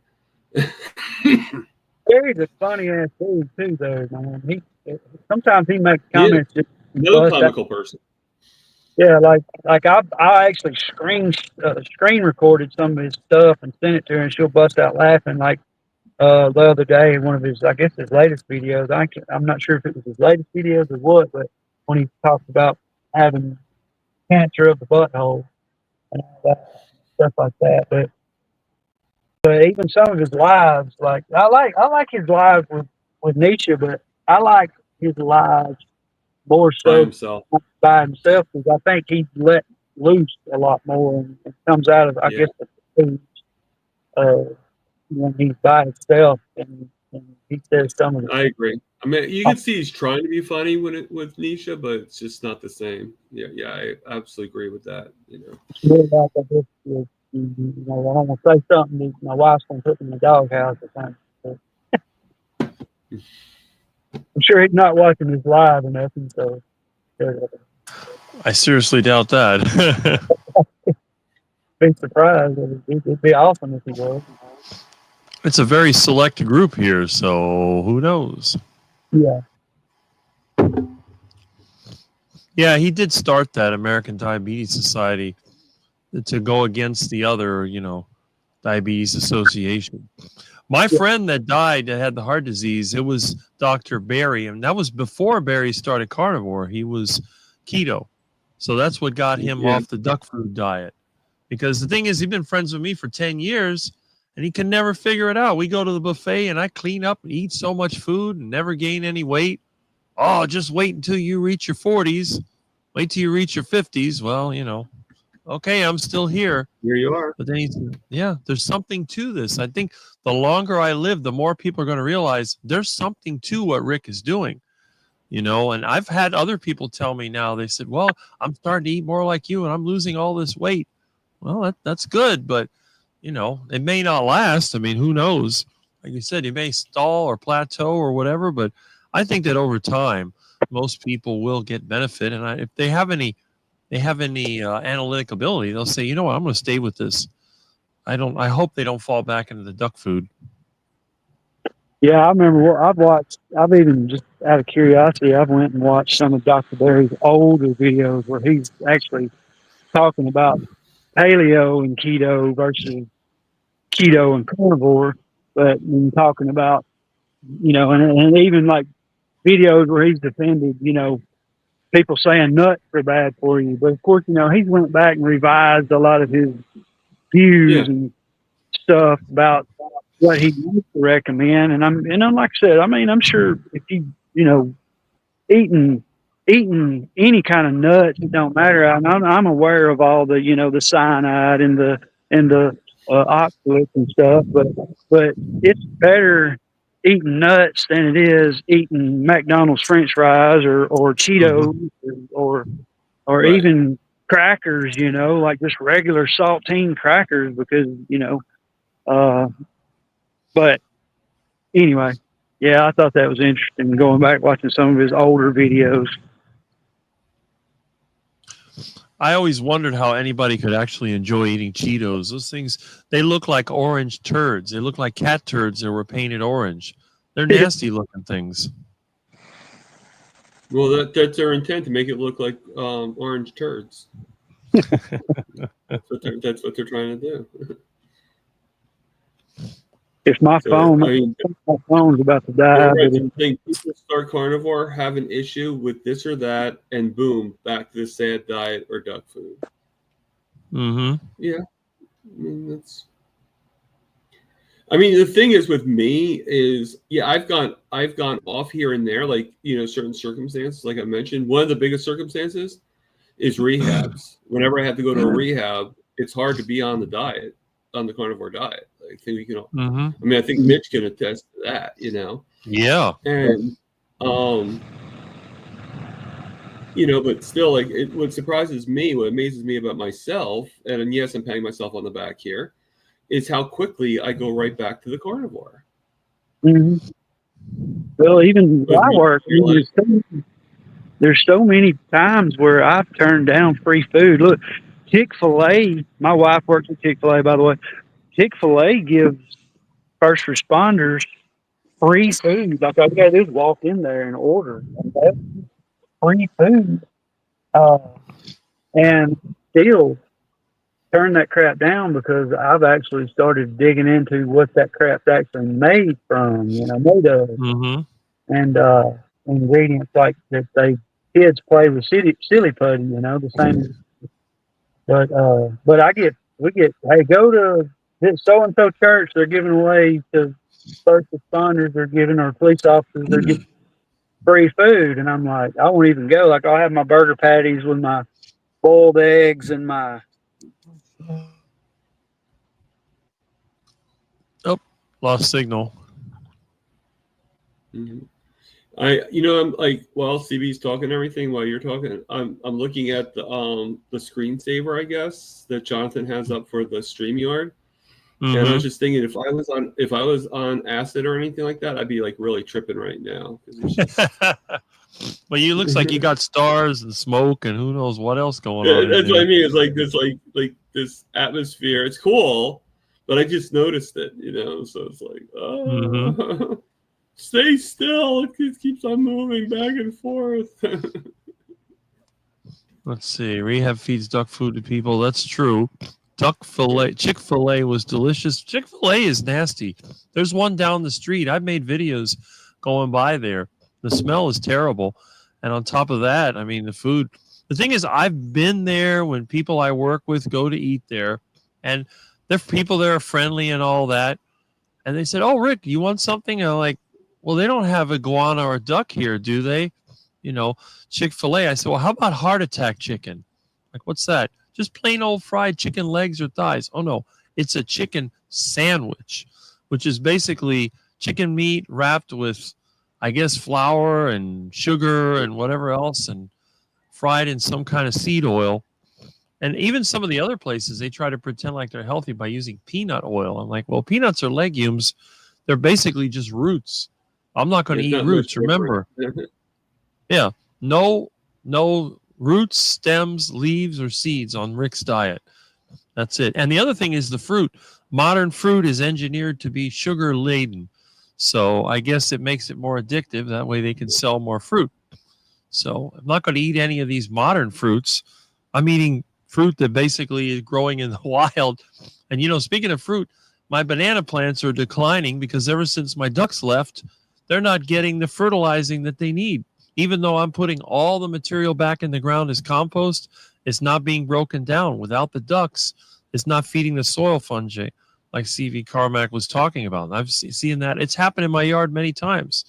But as soon as I get another flock of ducks, the bananas will start to grow massive like they were before.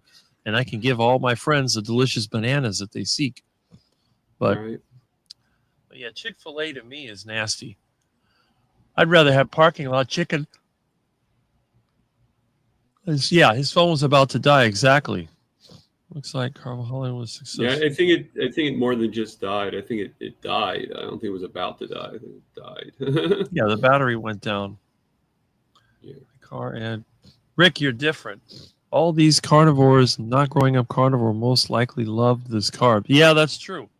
I am different because even as a kid, I didn't see candy or cake as a treat. I thought it was like, big deal, right? But meat was always my treat. It is to this day. Let's see. Luckily, bacon Which I have is to greater admit, than I mean, beef. I do feel a little envious of you with that concept of that you just are turned off by it. Yeah. With me, I still like it. I can also, I feel like I'm still pretty refrained for the most part. But, I think if I was repulsed even more, I think that it'd be even easier for me to stay away, Yep. I go to get-togethers and I never eat any of that stuff. I just don't see it. Everybody's always got the nacho chips and the bread and all that stuff, and it doesn't appeal to me. And sometimes I'll say, well, when's the food coming? Because to me, the real food is the meat. There's nothing else there that's food. And as for rice and all that, they give it to me. You know where it's going. It's going straight to the canal. Feed the ducks. Yeah. Yeah. I mean, I don't even, if I have control of what I can put on my plate, you're never going to see me putting that stuff on my plate, That's it. Yeah. But yeah, like when you're in the rehabs and stuff like that, even if you eat meat and stuff like that, you're still not guaranteeing the good food and stuff. I mean, like last time I was in rehab, I was a little bit more stricter and a little bit more hard-headed when it came to eating the stuff I wanted to eat. But, but when you're weak and you're going through a lot. Like, you know, you put yourself in the body of like somebody with dementia, and other people are telling you to eat putting the bad foods in front of you. It's not easy to keep on it. Mm-hmm. That's true. But the problem is a lot of people just don't see it as bad food. They see it as normal food, or what they call it. They call it comfort food. I'm like, what is comfort Or they food? actually think actually, no, I'll go a step further. A lot of people think that the food is better for you. They think the food that we're doing is the bad food. You know? Like they're telling me, you know, eat a potato. I'm like, that's a root. I don't eat roots. But potatoes are so healthy. You can live on potatoes, whatever. Like, I don't know. I don't see the point. You know, I'd rather feed the potatoes to a pig and then eat the pig's meat. And people going, like, when I was at my sister's, you know, they didn't really argue with me, but they're like, you don't eat, like, how about bread? Don't you eat bread? I'm like, no. I mean, that's probably the worst of them all, if you think about it. Yep. That's the problem. A lot of people, you know, yeah, his phone died for sure. A lot of people, they think that bread is like bread and butter, you know, that's like the main thing that you're going to eat. And I said, you don't need bread. Bread is a processed food. Oh, no, it isn't. I said, well, you know what? Just take the butter, put it on the steak, and I'll have that instead of the bread. Well, it's like when you go to a restaurant, they give you a little bit of butter and a bunch of bread. I just grab the little piece of butter and eat it. And then where's the butter? Like, what butter? Now, you do have to make sure that you are actually eating butter, you know, I mean, because sometimes it might not be the butter, you know. But well, I think one time that's what it was, because it didn't taste right. And then I had diarrhea a few hours later. It ended up being margarine or something like that. Yeah, that's probably what it was. But it's, you know, it said butter. When I ate it, it tasted a little strange. I said, this butter is kind of old. It tastes like chemicals. And then they said, oh, it's fine. It's fine. Because, you know, once you've been doing this for long enough, you can really taste when it's fake. You used to have the stupid commercial. I can't believe it's not butter. Like, I believe it. I knew it wasn't butter from the beginning. Yeah. But like, you're not talking me, Eddie. No, not at all. I mean, I'm at the point that if I don't have bread very often, even if at all at this point, but if I'd be so strict on that bread, it would not be funny. Like, it has to be like fresh from the oven. It has to be really good bread. You know, like there's so many, because if I just went to a restaurant and had like it from the bread basket, I wouldn't like it because it'd be too stale to me. It'd be too old. It has to be like literally still hot, you know? Right. Like, you know, and do you think I'm going to be making bread at my house? No. You know? No. So, like you said, I never real made bread before all this. Yeah. In the old days, my mother said they used to sell day-old bread, and people would use it for making things. You know, it was hard as a rock. It's actually considered pretty good for French toast and stuff. Yeah. Right. That's what it is. But I never liked bread. I never saw the purpose in it. When I was a kid, they used to give me whole wheat bread. So I grew to hate bread. And now at this point, I just see it as duck food. People give me leftover bread, I head right to the canal and give it to the ducks. Well, you want to hear a funny story, and this is probably very, very unique. I used to go to McDonald's with my mom every time after she had radiation for her cancer. And we go to this one McDonald's, and we would actually eat it. We would eat in the car, we eat our food, and then when we were done, we throw the food outside, and the seagulls would come and get it.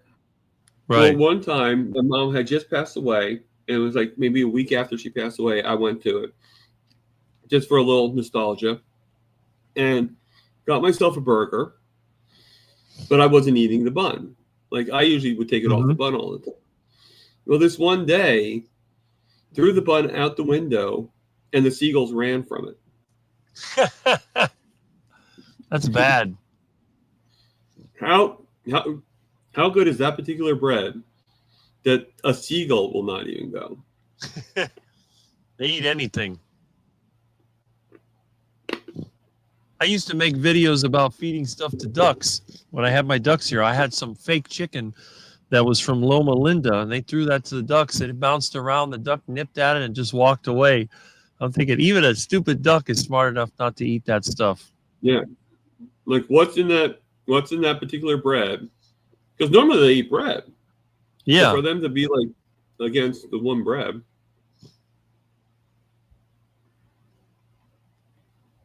I mean, because you think about seagulls, they're like scavengers. They'll eat. Yes. Well, the Muscovy ducks around here are scavengers too. Yeah. And you should see how sick some of them get. The worst are the ones that live behind the hospital, where everybody goes to have their cigarette break and they eat snacks. So they must get a steady diet of junk food. And they're all like they're mutant-looking ducks. Some of them have their feet are misshapen, their wings are sticking out because they have angel wing. I've seen some with their head is crooked. I mean, they develop like crap eating that stuff. And then they wonder why people are getting so sick. Yeah. Yeah, I'm noticing my coughing's getting a lot worse, but still. So if I keep on muting, that's why I'm keep on muting. Yeah. Well, I mean, if it's probably better not to talk if you're having all that coughing. You might have to take a break and take the day off. Yeah. Yeah. Well, that's what, like, tomorrow, even if I do the my live tomorrow, I can't see it being I can't see it being for too long. Just I mean, the hour is probably the biggest stretch for it, Mm-hmm. Yeah. But going back to what we were talking about before, I definitely think Wednesday would be actually pretty good. I forget who mentioned that earlier. I remember that commercial. Remember, I can't believe it's not butter. Yep. Day old donuts. Yep. It looks like Terry Sue joined back in on the chat. Oh, okay. And Lizzie thinks you're funny. Really? That's a miracle. Yeah.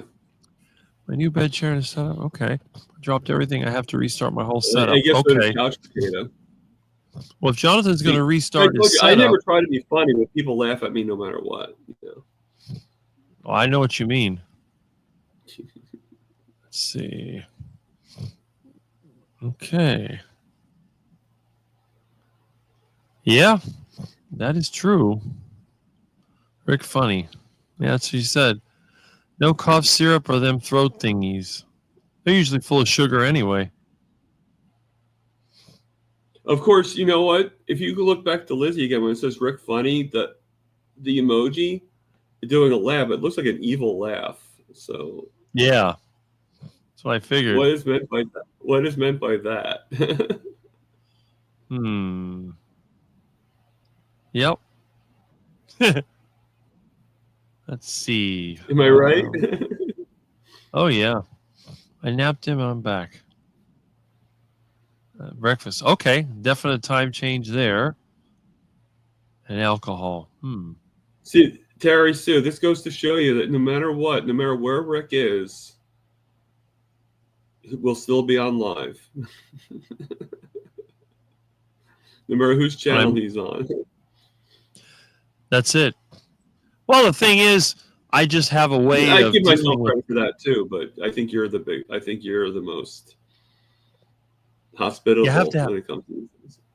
You have to have a sense of humor, especially when you live the way that I do, because in many ways, well, the thing is, like in my case, no one can really ignore me when they see me because I'm probably the tallest person in this whole area. And then when they see me eat nothing but meat, the grocery store is another one. I never use a shopping cart. Every time you see me going shopping, I think maybe once in a while. The only time I use the shopping cart is when they have a really good sale on meat. The meat's so cheap, I can't resist. I spend all my money. All the money in my wallet goes to the butcher shop, and then I bring that home. But most of the time, I just grab and go. I'll get the few things that I need and then take them home. And I stock up, which is kind of nice because you don't have to worry about constantly, like when my mom was here, refreshing all those fruits and vegetables. That was a constant battle because they would rot. You get some apples or whatever, and then you stick them in the drawer, and they look pretty good. And then, unfortunately, they just sort of half of them are rotten. You get one rotten fruit in there, and the whole thing goes downhill. And it doesn't take long. That's what I like about meat. You don't get that same effect. If the meat goes bad, it goes bad all at once. It doesn't go bad in certain parts. But with these fruits and vegetables, you could have rotten lettuce sitting in the good stuff, and then it just spreads the rot. So that's one of the disadvantages of that diet. I see you're over there having a lot of coughing. Yeah. You might have to take a day off and relax. I don't know if you have to work today. No, I don't have to work, but Okay. going to do a few Zoom calls, but I can probably stay in the background. Right. Let's see. Yeah. Yeah, no, I was just making the joke, Terry. I'm not overthinking the emoji. I'm just just a little observation is all. There you go.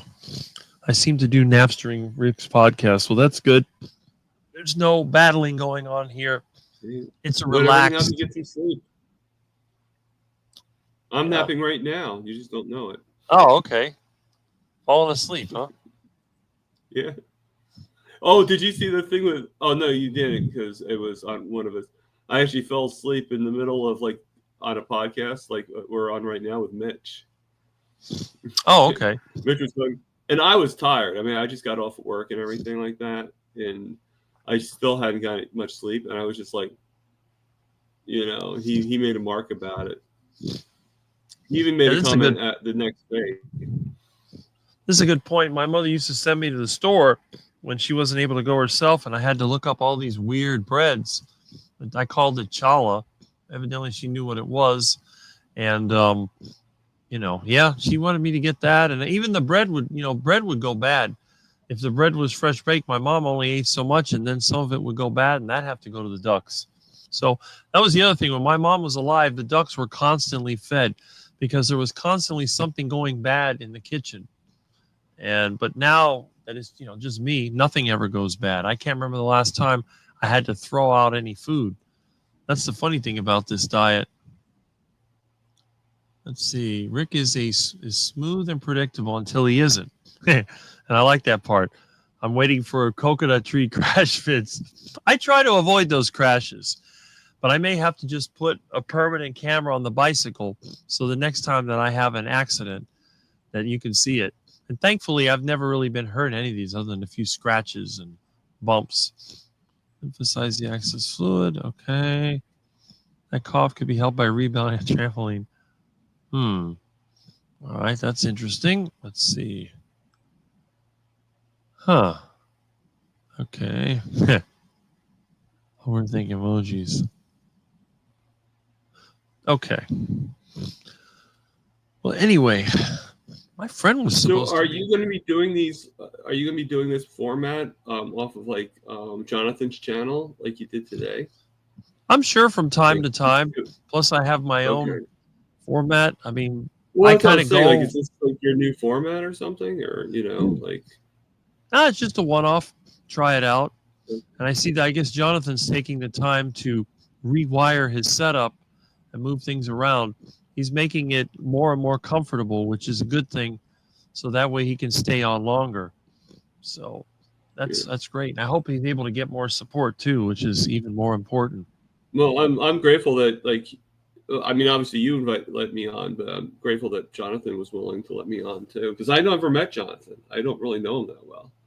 Oh, okay. Well, if you haven't met him, this is your chance to check out his channel and see what he's all about. No, I've checked it out. I just saying, I figured he didn't even know who I was. So, right. Well, it doesn't matter. The way I think it works. Very popular person. I think that Jonathan's trying to get the message out there, and I think one of the reasons he invites me on the channel is to kind of mix things up a little bit, because I'm somewhat unpredictable. I mean, I'm predictable in many ways, but I can also be unpredictable. And I'm the one that likes to do things a little. Yeah, I like to do things a little differently. Let's put it that way. Duck power. There you go.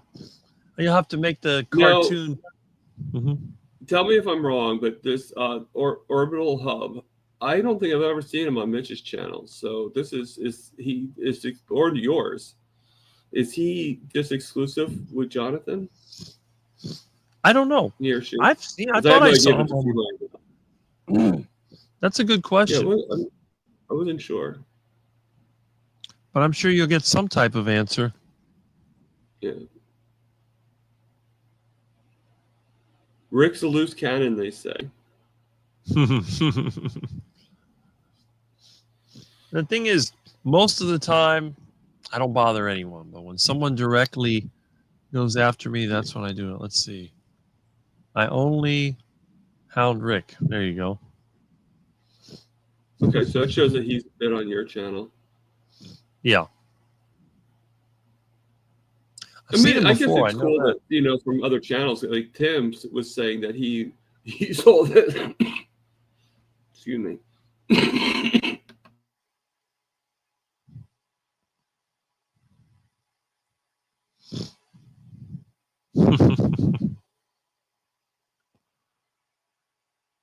Who are you talking about, Terry? Sue, me or Rick? Talking about me, I'm sure. Well, I mean, I guess now that you're here, that's it. I mean, I can see you being monetized in about a year. Actually, I can see you being monetized sooner than that. Yeah, that's true. I mean, did you see that Aaron's now monetized? Yeah, I saw that. Well, technically, I am as well. Been for a while, but I don't really. Right, because you have enough people. You have enough. Yeah, I have enough people. I just don't. I don't want to run any kind of membership because I don't have the time to provide any value. And the super chat, I think they take 30%, so I'm not that enthusiastic about it. But I wanted to get out there. I mean, if they give me some ad revenue, that's great. If not, it's not the end of the world. I just don't want to take advantage of my viewers. I'd rather just put the message out there and see what people do on their own. Right. Yeah, I mean, I think my last count of subscribers was like 292. Mm-hmm. So I still got a long ways to go before I can even. But that's fine, Right. That's it.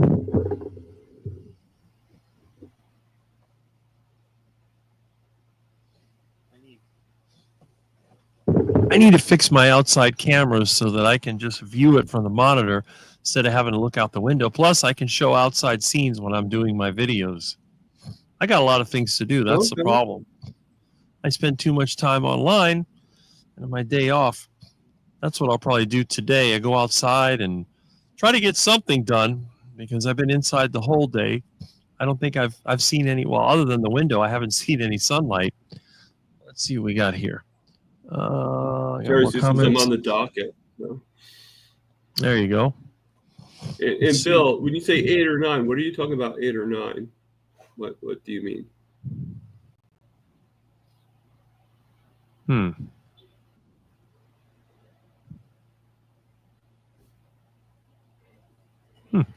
Yes, it is. Let's see. Okay, well, anybody that's watching this, if you're not subscribed to Bill's channel, subscribe. There you go. Help him increase. It will grow. I mean, not that it's going to help. Not that it's going to really do that big of a jump, but if anything, even if one does. Mm-hmm. But then again, I'm like speaking like I have no idea if he has any content on his channel or anything. Right. Well, if you have content, you'll get some subscribers. Even a total quack like me has been able to get over 3,000. I mean, right. I don't think I'm going to make 4,000 by the end of the year, but I mean, after 17 years, 10 of those years being inactive, that's probably pretty good. Oh, he has a channel about video games. Oh, okay. There you go. That's the one thing I never got into was video games. I mean, they had one video. It was a video game when I was a kid. I think it was called Duck Hunt. I'm thinking to myself, well, why would I bother with that when I could go to the canal with bread and a net and get my own real life experience? Right. Yeah. You don't have to shoot the duck. They come right up to you and you grab it, stick it in a bag and bring it home. And you get to enjoy your duck whenever you want.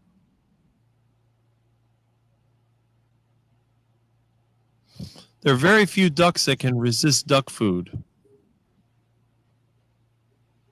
Okay, this is interesting. LOL and my brother playing as Mitch. What does your brother like do videos like pretending to be Mitch? Like what's that's sort of that. Oh, speaking of which, have you ever seen the videos with Aaron imitating Mitch? Yes, I think I saw Yeah. one. Like, she has this really good short where she imitates him talking about having his hat on backwards. That's funny. That is funny. Aaron. Speaking of Aaron,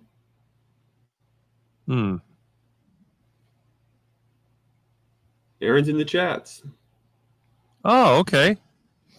Didn't see her.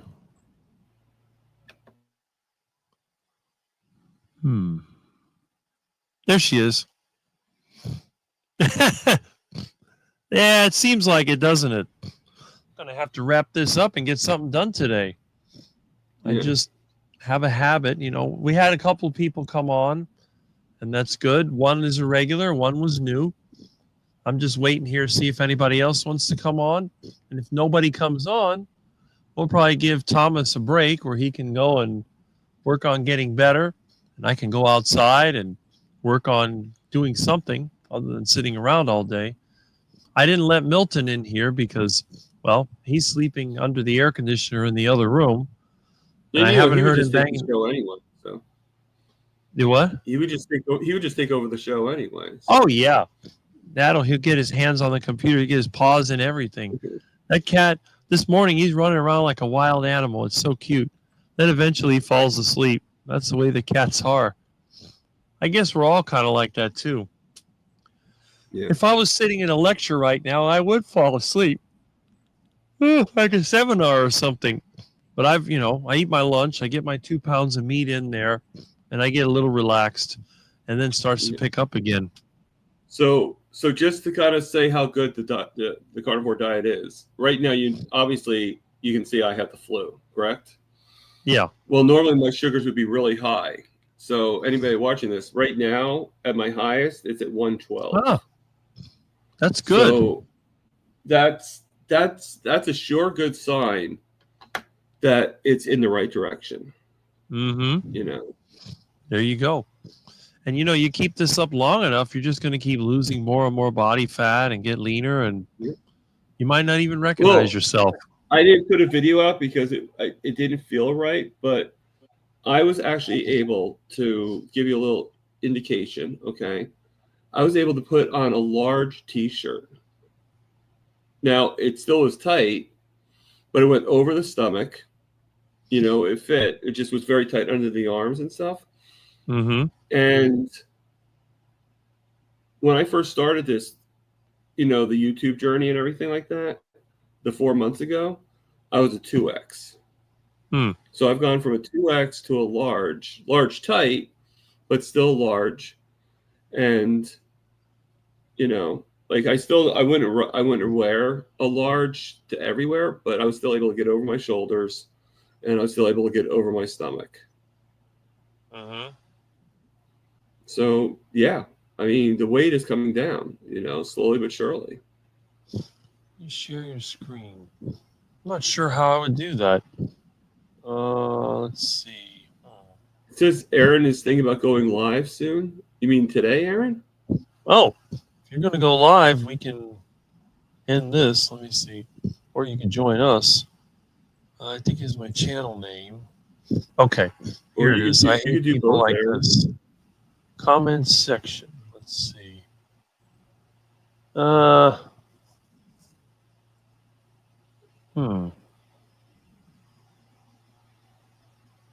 boy. How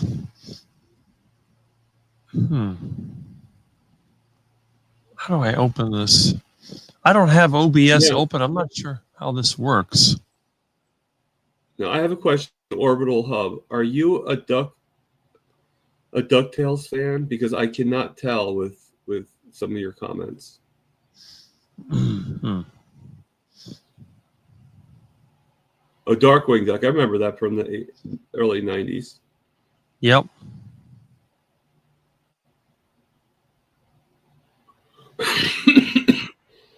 Let's see. Nutcase. How can I get this? How do I get the nutcase? Where is the nutcase? Okay. Jonathan's got his hookup back. What? How do I share this? I've got, let's see, mute. What are you trying to share? I don't know. Jonathan was saying something about sharing the screen, but I don't know how to. Okay, here it is. Oh, yeah. How do I figuring out how to do open? that yet. I don't know how to open that link. Is he trying to share something in particular?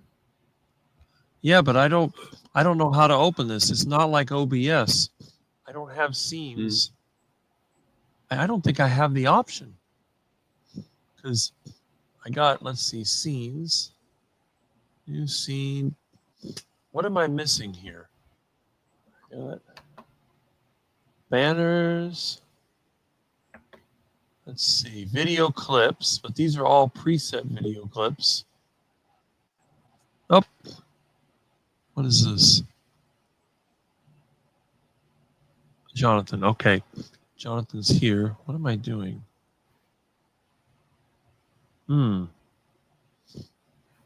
Okay.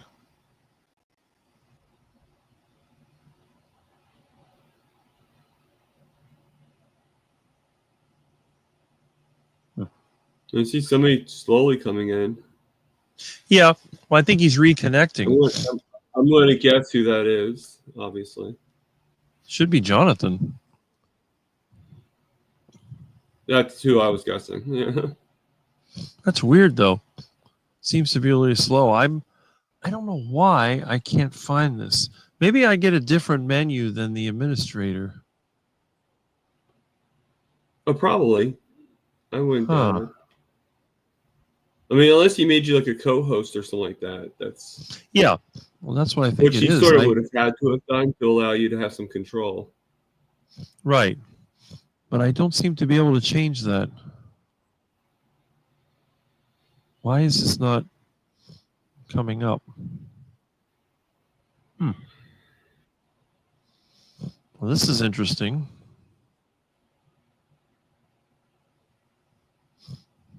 I got an error of some kind. Oh well, it's still running. Computer hasn't crashed yet. I got some kind of weird error, and seems like it's still running. Nope, he's coming back. There we go.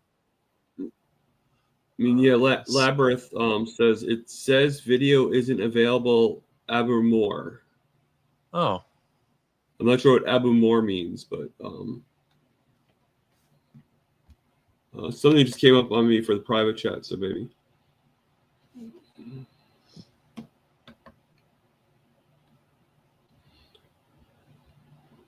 Oh, sorry. I got a private chat. Let's see. Yeah.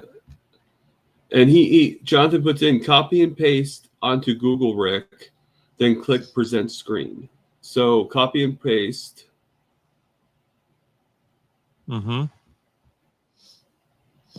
Okay. The thing he's bringing in, and then I guess right click the present screen. Okay. I'm looking for a present screen, but I can't. Where is it? Well, would it be under like right click your mouse? I don't know. Let me see. No, it just gives a generic save page as whatever. I mean, let's see. Present screen. Why don't I see that? Mine doesn't either. I mean, you probably have more capabilities than I do. I click present, but then it says video file, image file. Doesn't say anything about a website. Extra camera, slides, and PDFs. I don't see any place you can put a link. That's weird. Share screen. Oh, would be here for share screen? Let me try that and see what happens. Okay. Huh. Oh, wait a minute. Wait a minute. Oh. That's weird. StreamYard.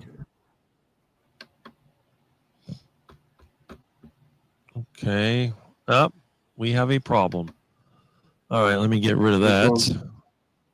No, what happened was it's just sharing itself. I think I got some computer configuration issues. When I did the share screen, it just basically shared itself, which is like looking between two mirrors, where the image just repeats itself. Oh, my goodness. Okay, so Hmm. I'm going to actually try. A good learning experience.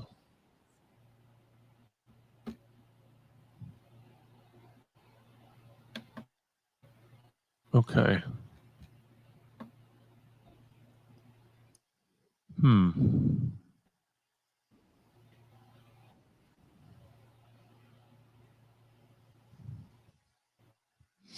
Okay, any more? Last part of the link in chat after live. Yeah, I could. I did that. Yep. No, it didn't work. Okay. I thought I shared some. Yeah. GFG, the guy is insane. Okay. Why did it not? Oh, he's coming back. I think he's trying to get his setup fixed up. I know the feeling. Okay. I tried on my end. I couldn't really figure it out. Yeah. Okay. We all can't be perfect, right? I don't know anybody that is perfect. That's the thing. I don't think I've ever met a perfect person in my life. I always say it's a trade-off. No. Everybody, it's like all these women, they want the I've perfect met people that thought that they were perfect. I've seen a lot of people like that, but I've never, a lot of these, this is the thing that people get so hung up on celebrities. And I've always said, I've never met any of these people in person, but if I did, I would be disappointed in every one of them, because I know real life people that are more impressive than any celebrity I can think of. And I don't know anyone that's got everything. I've never met a person that has the best looks, the best intelligence, and everything together. Okay. Jonathan's popped in. Let's see. I don't know why this doesn't do it. This is just weird.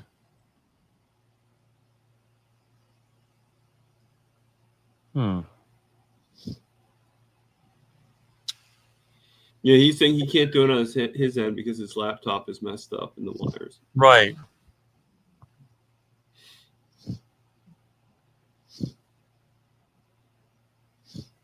That's odd. Let's see. Oh, wait a minute. Okay, that is not what I want to do. Okay. I don't know. This is odd. Okay. I mean, usually they have a browser link.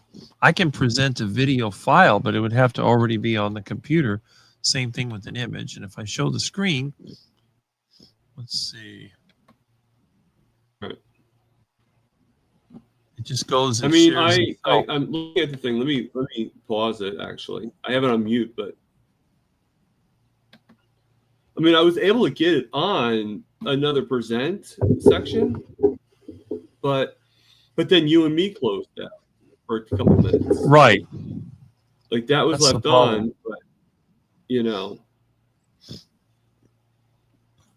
I just wonder how this compares. So I got us as far as into the car, but I couldn't get us to the destination in the car.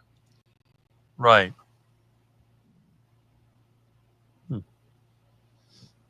Seems like, what did I do?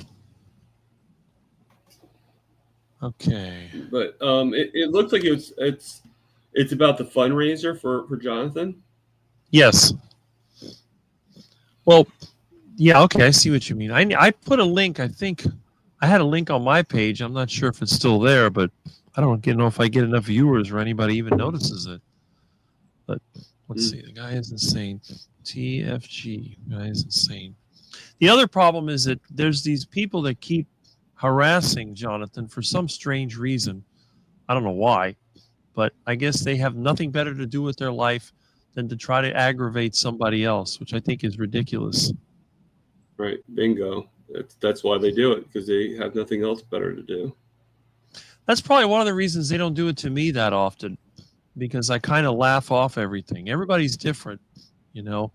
And like I said, even, you know, some of the channels, people get offended, but some of them, they don't. They're like, Right. like, you know, Kerry, he doesn't get offended. I mean, I'm sure there's somebody out there that could offend him, but on YouTube, it doesn't seem to make a difference. Yeah, like And, water off a duck's back, basically, which is There a you good go. analogy for you. That is very true. I'm going to have to. Well, I did make a video one time of the ducks in the rain. I said it's like water off a duck's back. Okay, let's see what we got here. I got some more comments. Okay. Hide him from your channel. Yes. One guy was perfect once. Yeah, that's referring to Jesus being chased by a sugar zombie. Each post gets more and more detailed. Fortunately, I moderate most channels. Just want to make sure it's addressed. Some people are evil. I agree with that. Men will walk on water. Others will say it is because he cannot swim. There you go. Well, you know what? If it's a frozen day, it's easy to walk on water. That's one good thing. That Cold is enough, true. anybody can walk on water. Oh, we got another comment here. For a grandma, I've seen one comment that it doesn't look autistic. That is just stupid to say that. That's a pretty good question. What is the imagery of autism supposed to look like? You know? Yeah, that's just somebody that either is being an idiot or doesn't know anyone that's autistic, because I know from experience they don't have a certain look. I mean, you know, Yeah. you might be thinking of Everything's different. Down syndrome, that has a certain look, but autism, no. Right. In fact, the only person I know in real life to this point that's autistic is actually extremely good looking compared to some of the other people that he works with. So there's not a certain look to it. It's more of it's a personality. I mean, has nothing to do really with looks. What else we got here? I guess I should look more like a beanpole or something. God forbid. Yeah, like me, a beanpole. Someone with intense passions tries to achieve what they love to do. But yeah, the other person I know that's autistic, he's actually in very good shape, and he's also into the gym. Of course, he's not carnivore, and he's younger, so maybe time will change that. But that's okay. Let's see what else we got here. Found the book Grain Brain for $1. Well, that's a good find, probably at the thrift store. I don't have any of those books. By your definition, Rick, I've walked on water a lot. Hey, if you live in a cold enough climate, it's easy to do. You live in Florida, not so easy to do. And if you see somebody walking on water, there's probably gators underneath. You know, that it's like in I think it was a James Bond movie.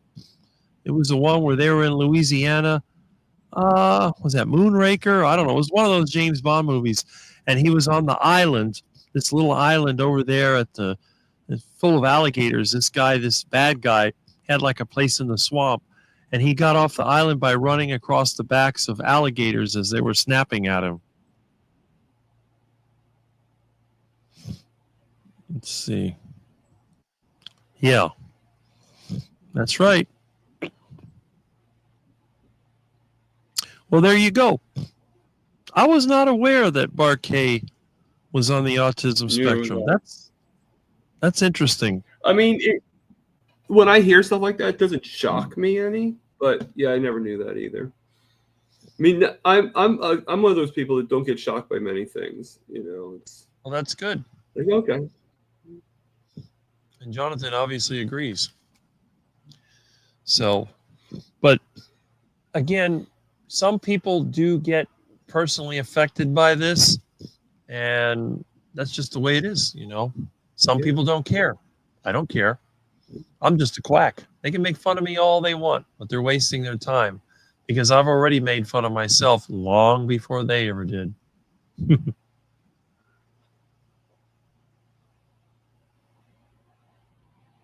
Well, anyway, it looks like it's kind of settled down, and that's good. Yeah. So it's getting, what is it, 2:30? And Let's actually, see. I want to. I'm going to be getting going soon. I don't know All right. how long you were planning on being on yourself, but I generally stay on until other people come in, and when the participation goes down, then I go ahead and close the stream. So, right. I don't see Yeah, that many comments coming in. I mean, I don't know how long I've been on here, but the live's been up for about almost 6 hours now. That's right. It's probably one of the longest. I know we did a longer live stream where you had a bunch of guests, but in this case, it might be one of the longest where you have one person. I mean, you had some pretty good. I mean, CB had some really good information, and so did Tim. That's right. And Tim, you get to meet Tim. I've never seen him before, so that's why I'm here. Yeah. See, I'm not here to promote myself. Oh, we got somebody. Oh, look who's here. There we go.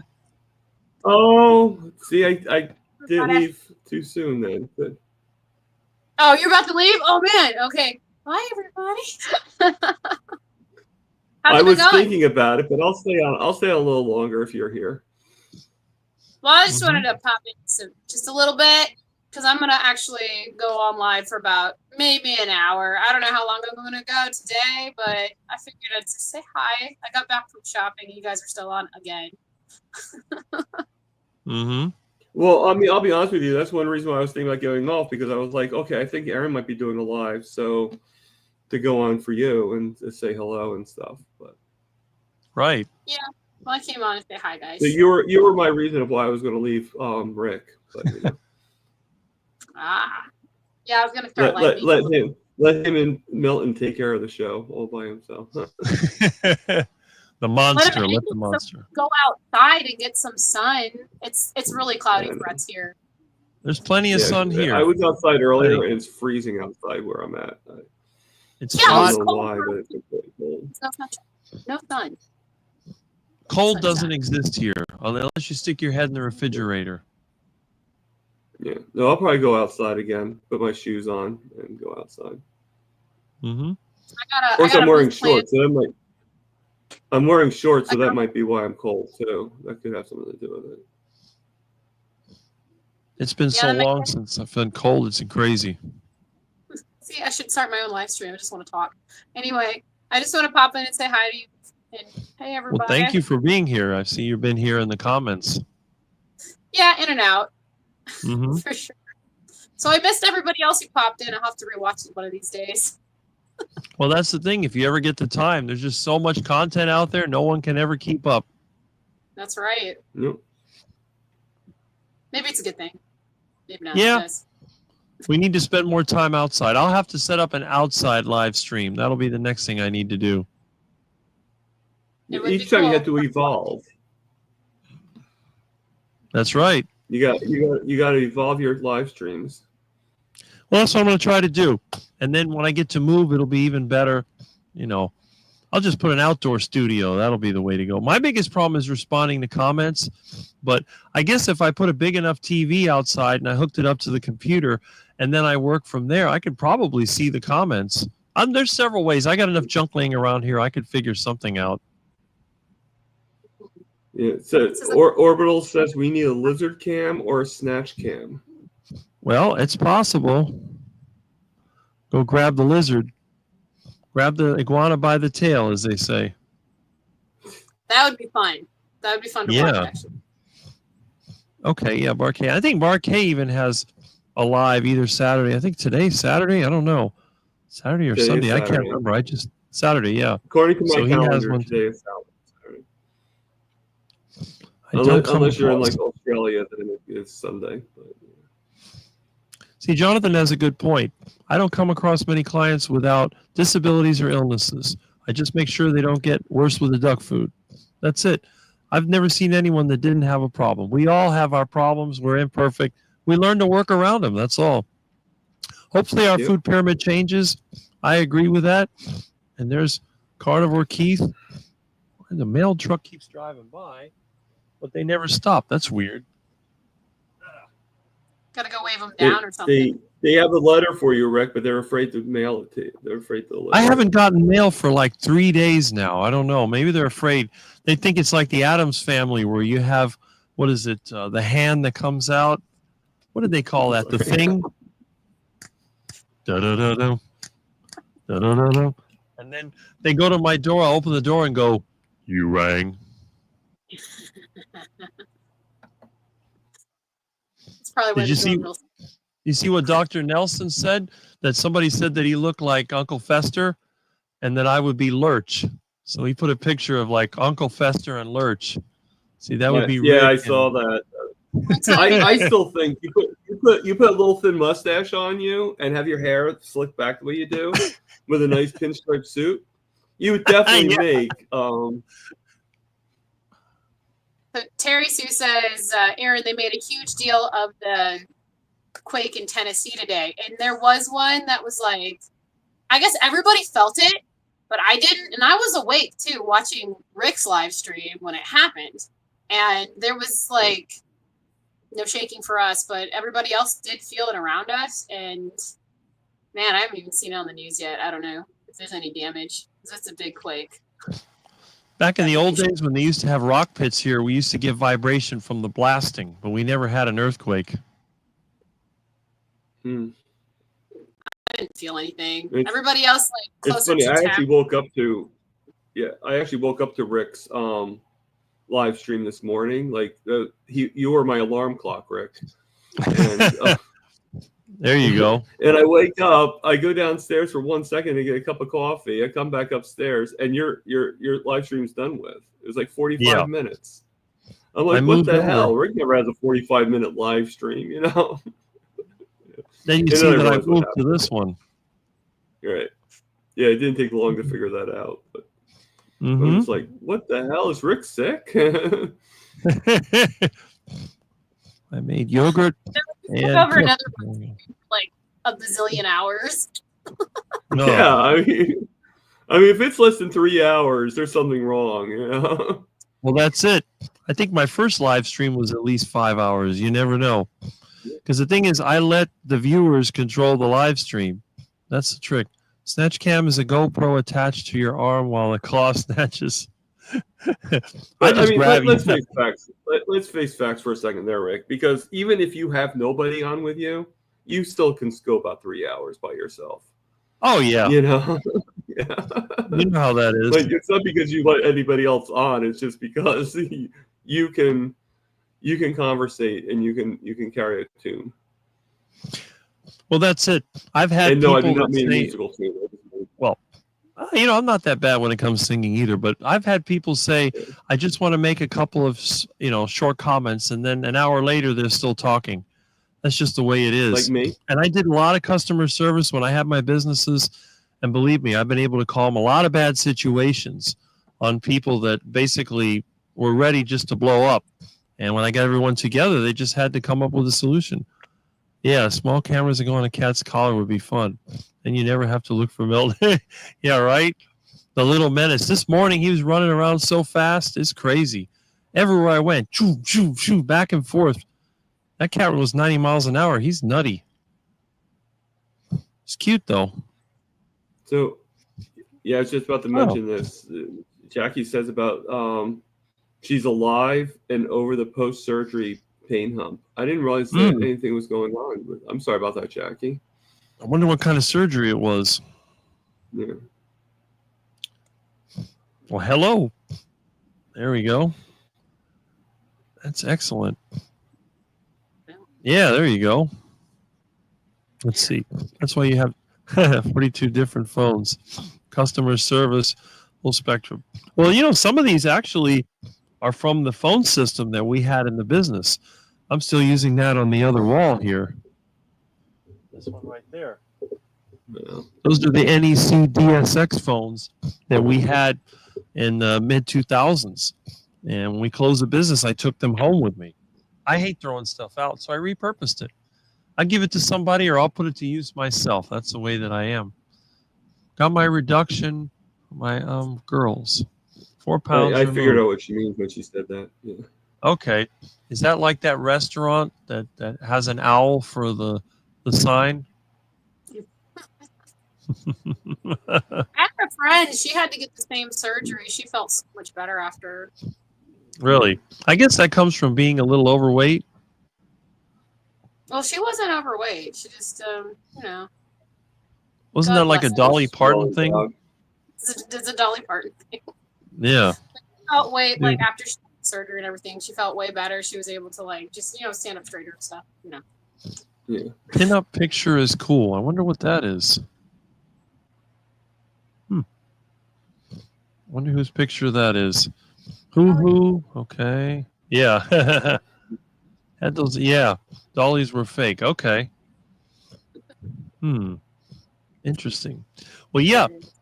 I've been fortunate. I've never had to had surgery. I've never been in the hospital, but I always said it would be terrible because I'd probably starve on my wall. Oh, they're just model cars.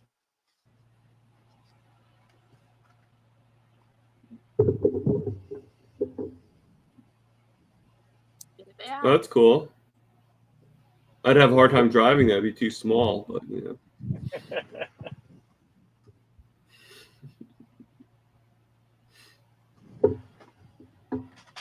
And from the car club. Where is that? I have to get this out of here now. What is this?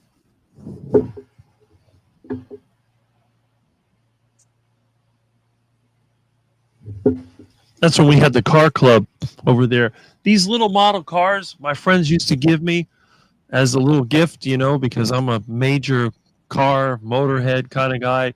I love my Dodge Chargers, which I haven't even had on the video for a long time, but it's coming one of these days. Let's see. St. Ranger Booby Goats. Oh, boy. By the phones, yeah. Oh, those. Okay. This stuff. Yeah, now you're getting it. I was a kid. Oh, the paintings? Well, they're not paintings. They're like before too. This fiberboard things. This has been here since I was a kid. My parents put that there. I'm not sure. Somebody named Ann, I guess, is the name. But right. I mean, pretty good. Yeah. Whoever did it. But that's from back in the 60s when they put that there, or early 70s. As far as I remember, that stuff's been there. It's still partially in the plastic wrapper. But yeah, this is definitely very old. I haven't done anything to this room. You got to remember, when I moved out of the house, the room basically stayed like this. My parents used it as a storage, and they filled it with junk. When my parents started having health issues in 2010, then I had to clean the room out so I could stay here with them when I was here. And then eventually I ended up living here again, and, well, this is what happened. And the only time I haven't been in this room is when the air conditioner broke. Earlier, was it last year, I had to sleep in the living room on the couch for a few months until I could fix the air conditioner. But other than that, I've been in here the whole time. So it's almost like when I was a kid, you know, everything here. I put this neon in here when I was a teenager, when I used to make neon. And I just collected stuff and put it in the room. So, and what I'll do when I get ready to move, I'm going to take everything out of here. I'll probably trash this paneling because it's shot. I've already gotten too many splinters. But when I make my new room, I'll use real wood. This is like a plywood. I'll use real pine or real cypress or something and use beaded board. But yeah, I kind of like the look. I don't like the new, I'll have to make a video one day about this crap they build here in Miami, the black, white, and gray, no way that I call it. Everything now has to be just plain. They act like it's high class when there's really nothing to it. Remember in the old days, high class was like gold and antiques and all that, you know, that fancy stuff they used to have. But nowadays, high class is considered to be nothing. Basically, you have nothing. Everything's painted white. And to me, that's cheap. Hello. Look at that. We're going to wave bye because they need me. Hi. Bye. Hi, Rocky. Hi, Flash. Say hi, bye. Hi. Hi. Hi. That's another thing I've noticed. The kids always seem to smile at me. I guess I'm funny. Rocky. Yeah. I Everybody gotta go help laughs at a duck. Huh? So I'm gonna go. I might All right. go maybe 2:30. So. Okay. Okay. Well, it's 2:45 now here. So was it 1:45 there? Hour behind. Well, it's 1:45 my time, so probably like I don't know what it'd be. But I'll 2:45. Yeah, something like that. All right, see you guys. All right. See ya. Good to have you, Aaron. So Jackie right. put in a comment here. So I had asked prior if I should fast, and here's what happened. I fasted prior, and my doc said, I know you are a carnivore, but you have to eat carbs so you can heal. Ah. I just read this like 4 or 5 times, and I'm sorry, the inside of me is like just laughing with the sadness of it all. You know, because obviously carbs do not help you heal. Carbs do a lot of stuff, but heal is not one of them. That's true. And besides, people tend to eat way too much. Hummel paintings or rock. I don't know. That's a good question. It might be Hummel style. I'm not sure, but I know they're old. I know that. From what I saw, it looked like Hummels, like on the painting thing. Yeah, they kind of look like it, don't it? Yeah. There's a couple more in the bathroom that have been there forever. I don't know if they got thrown out or if they're still there. Gotta eat carbs to heal. Nope. Howdy. Yep. Still there. All right. Here's Rocky. Rocky's You're adorable. funny, Rick. I am. You would make a great father. I've heard that many times. Rick, you're patient. You make a great father. Well, since I haven't made it, it won't happen, and I'm too old now, so it won't matter. I'm genuinely hurt that people would accuse you, Rick. I'm angered tonight. Well, you know what? People are just people. I don't know what I can do about them. See you, Aaron. T-shirt idea. On the inside, laughing at how sad it is. Okay. Now, did I miss something? What did they accuse? I didn't see anybody accusing you of anything. Or did I miss something? It might have been. And I do apologize if I did, you know. Well, I've had people accuse me of all kinds of things. Right. You know, but I meant like generally today. I didn't notice anything right now. I really didn't see anything in the wrong. chats accusing you of anything, unless it's someplace else. Could be. I mean, I get mad. I would get mad too if I saw that. That's what I'm saying. Like, what did I miss? I got so many problems to deal with. I don't even worry about it. It's like people I know that get into road rage. I don't care. I said, look, in a few seconds, I won't see them again. So who cares? Yep. Let's see here. Now, if I had restored my car and they crashed into that, then they might see some real road rage. Some reckless driver destroys my fully restored car.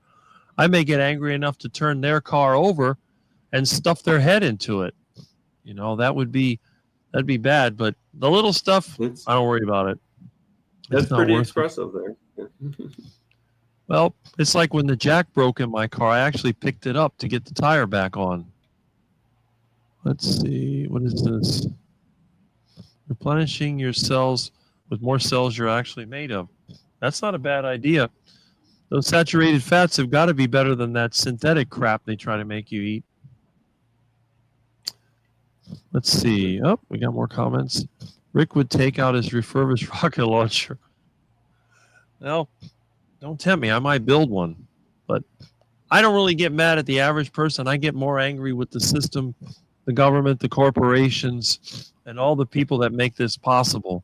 The other stuff doesn't really bother me. Yeah, but instead of a rocket launcher, it would be a duck launcher. It'd be like, you know, you'd be shooting ducks. Well, you'd have to have an army of aggressive ducks. Get the meanest male ducks you can imagine and have them attack somebody. I don't know if you saw, I put a video I saw on the news of some lady got attacked by a duck. But I think what happened is the duck flew up on her arm and then grabbed her with the claws. That's probably what happened. I've had them do that to me before, but she probably tried to knock the duck off and it tore her skin. I've had the ducks fly up, land on my arm, and then I just start petting them, and then they fly off. So I think when they look at me and they realize, oh, he's a duck eater, and then they fly off, and that's it. I've never been hurt by a duck in my entire life. Wash right up on shore. I guess some cartoon ideas. That's funny. Yeah, there you go. I see you got a response there. Duck launcher is brilliant. One time I had the code enforcement harassing me because they said that I couldn't have livestock because there's ducks in my yard. And I told the guy, I said, they're not my ducks. It's, well, you're responsible. And I grabbed one of the ducks and I shoved it up to his car. You take him. He called the cops on me. They sent 3 police cars because they said that I assaulted him. Like, what did you do? I said, he told me I had to get rid of the duck. So I picked up a duck and I told him, you take it. And the one police lady, she was trying not to laugh. She was like, Yeah, it's a little hard. covering. I mean, she was going to laugh. And then the other guy's like, well, you know, I think they said you shouldn't get too close to his car. You might be invading his space. I said, I didn't know. And the whole thing kind of blew over. That was it. But that code guy, he got scared. You should have seen his face when I held the duck up and the duck. Huh? Let me ask you a question. I'm sorry to interrupt, but let me ask you a question. He was in your yard, right? Or no? Well, I mean, in front of the house, he's sitting in the car. He came in my yard. So isn't that your space? Yeah, you would think so. But his car was in your space. Pretty much. But that's all I'm trying to say. Like, they're thinking about you being in his space of the car. Well, technically, he was invading your space of your home. Well, that's true, but that's what they always do. They always want to harass you and nitpick your life. But what happened was, it was so funny because he was busy looking in his computer to try to write up some kind of phony citation, and the duck went because Muscovy ducks make a breathing sound. So when I held him up to the car, he put his neck in there and went. And when he saw the guy he jumped. He acted like I had a gun in his face, and it was just a duck head. And people are terrified of those ducks. If you've ever seen a Muscovy duck up close, they got that warty-looking head with the red stuff. It scares people really badly. And meanwhile, I'm over there cuddling up to the ducky. So people are like, oh, how can you touch that horrible thing?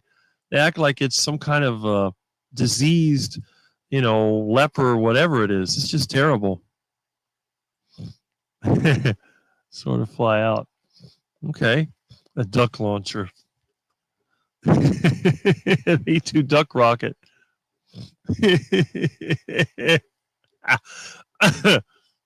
There's North Georgia. Wow. Yeah, it's probably just something they measured on a sensor. Couch potato. They look like something out of Lord of the Rings. He's got a good imagination, trying to make that duck cartoon. But anyway, speaking of days, I need to go outside, I think. Got a million things to do. I can't spend the entire day indoors. So, and I think Thomas, he's coughing, so he needs to take a break. So if nobody else wants to pop in the live stream, then I think we should end the live stream. And, next week there'll be another live stream, but you don't have to wait till next week. No. Because tomorrow, I think it's at 6 o'clock. You can correct me if I'm wrong. Our previous guest, semi-retired Bob, is having an online get-together.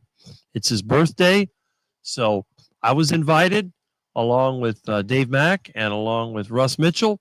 So if you want to see some of the funniest carnivores around, check it out. Also on Tuesday, on the Keto Cookout, I will also be there with Russ Mitchell. So I'll be there. And as a special bonus, I believe it's on Wednesday, I'm going to be on the 6 a.m. Dr. Kilt Show. So you're going to see a lot of me in the next few days. If you don't see me, I probably died of a heart attack. So if you don't see me online, look for the announcement that Rick got a heart attack and died from his horrible carnivore diet. So what do you think, Thomas? I guess you'll be working, but maybe you'll be there. I don't hear you. I guess you're on mute.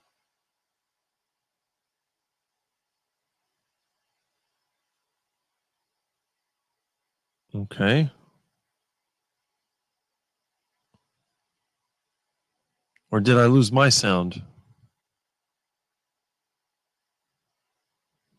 I don't know if anyone can hear me or all the audio is good now. Can you hear me now? Yes, I hear you now. Okay.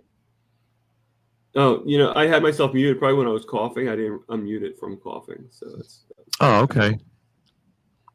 You weren't going deaf. You weren't going crazy. Well, let's see what I mean, else at we least not got. for We got. this. Okay, that's Yeah. No, I That's was a I was saying squirrel. the thing to check me out tomorrow at noon, if you're able to. Oh yeah, yeah. I'm I see gonna put my Jonathan live in there sorted. tomorrow. Jonathan sorted out his setup, so you know it's going to be better than ever. Let's see. Take a couple of hours off, Rick. Yes, I'm going to take some time off here. Yeah. And I see. have something to say about what Terry Sue's saying right here. Just a little comment Okay. I have. She's saying, Rick, you're getting around. I just have one thing to say. It's about freaking time, because you've been around for a long time. And the fact that you are getting around a lot more, it's about time that you're getting around more. It's about time your face is starting to come up. I appreciate that. I guess I haven't been around much and people haven't been seeing me. And I've been making videos for almost 3 years now. In August, it'll be 3 years since I did my first interview. So yeah, I mean, it's just, yeah. I mean, you are starting. I think people are starting to realize that we're all different and we all have different outtakes, and whether it's, any differences is a good difference, basically, to me. Mm-hmm. Yeah, I agree. Not everybody can be the same. If we were all the same, we'd either be really boring or it would be easy to take down the whole system, because if everyone's the same, then everybody has the same weakness and the same strength. But at least when you have different people, it's like in nature. You don't have a forest of just one species of tree. You have to have a mix. Otherwise, the system eventually goes down. All right. So it's a classic. Yep. Okay. Well, you have to remember, I call it the heart attack diet because I didn't care if I got a heart attack, and I joke about it all the time. It's just like people joke about all different things. People joke about how ugly they are, and they joke about how dumb they are, and so on. But, it's a heart attack. Okay, yeah, Marcus sorts you all out. That's true. Comments keep coming. It's definitely personality driven. Yes, it is. So anyway, I guess it's almost, what is it, almost 3 o'clock? It's about time that we cut this off, and I go outside and get something done. And you too, you're probably already doing it while I'm talking because you can listen to us. But, if you're sitting in front of the computer or in front of the TV, might be a good time to go outside. And then later on at night, I'm sure you can hit your favorite channels or TV shows or whatever. It's just that our words are powerful. People believe this whole, what I call prosperity doctrine, where they think you can speak things into existence. I don't believe that at all. The Bible says that time and unforeseen circumstances basically affect us all. So I think it's more of that. Now, you can talk yourself out of something. You can say, well, I don't want to do this job because it's hard, or I may get hurt, or this.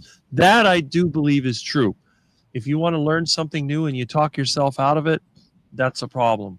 But when you're making jokes about things like heart attack and hurricanes and all that, I've been joking about hurricanes for decades, and it's been 100 years since Miami got hit by a hurricane. Yes, there was Andrew, but that was down south. I don't think our words really matter. I think what really matters is the attitude that we have, and if we believe that only the bad things can happen, that's a problem. But if we laugh about what can happen, I think there's an advantage to it. It's all in having that good sense of humor, and people that have a good sense of humor always seem to live longer. I've noticed that. Even the ones that are out of shape, seems like the people with a good sense of humor always live longer. Bible says Amy said, ask me. She's a good egg. I like Amy. She's really nice. That's good. Everybody has their own view. view. I think I mentioned her before. She actually writes children's books for Carnivore. Yes, that she's actually. I remember. Worked with I've seen her story. I know that. Yeah. So I mean, she's pretty powerful. She has pretty powerful stuff, Mm-hmm. Right. But you know what? We all got to go sometime. One of these days, there's many ways you can go. You could have cancer You could have an accident. You could have infectious disease. But of all the ways to go, the quickest and the most entertaining seems to be the heart attack. You grab your chest, you fall over, you die, and that's it. There's no suffering. I mean, there may be short-term suffering, but when your heart's blocked, you don't have much to go. So I would rather have a heart attack than get cancer or some other chronic, painful, debilitating disease. And a lot of people just have a heart attack at night.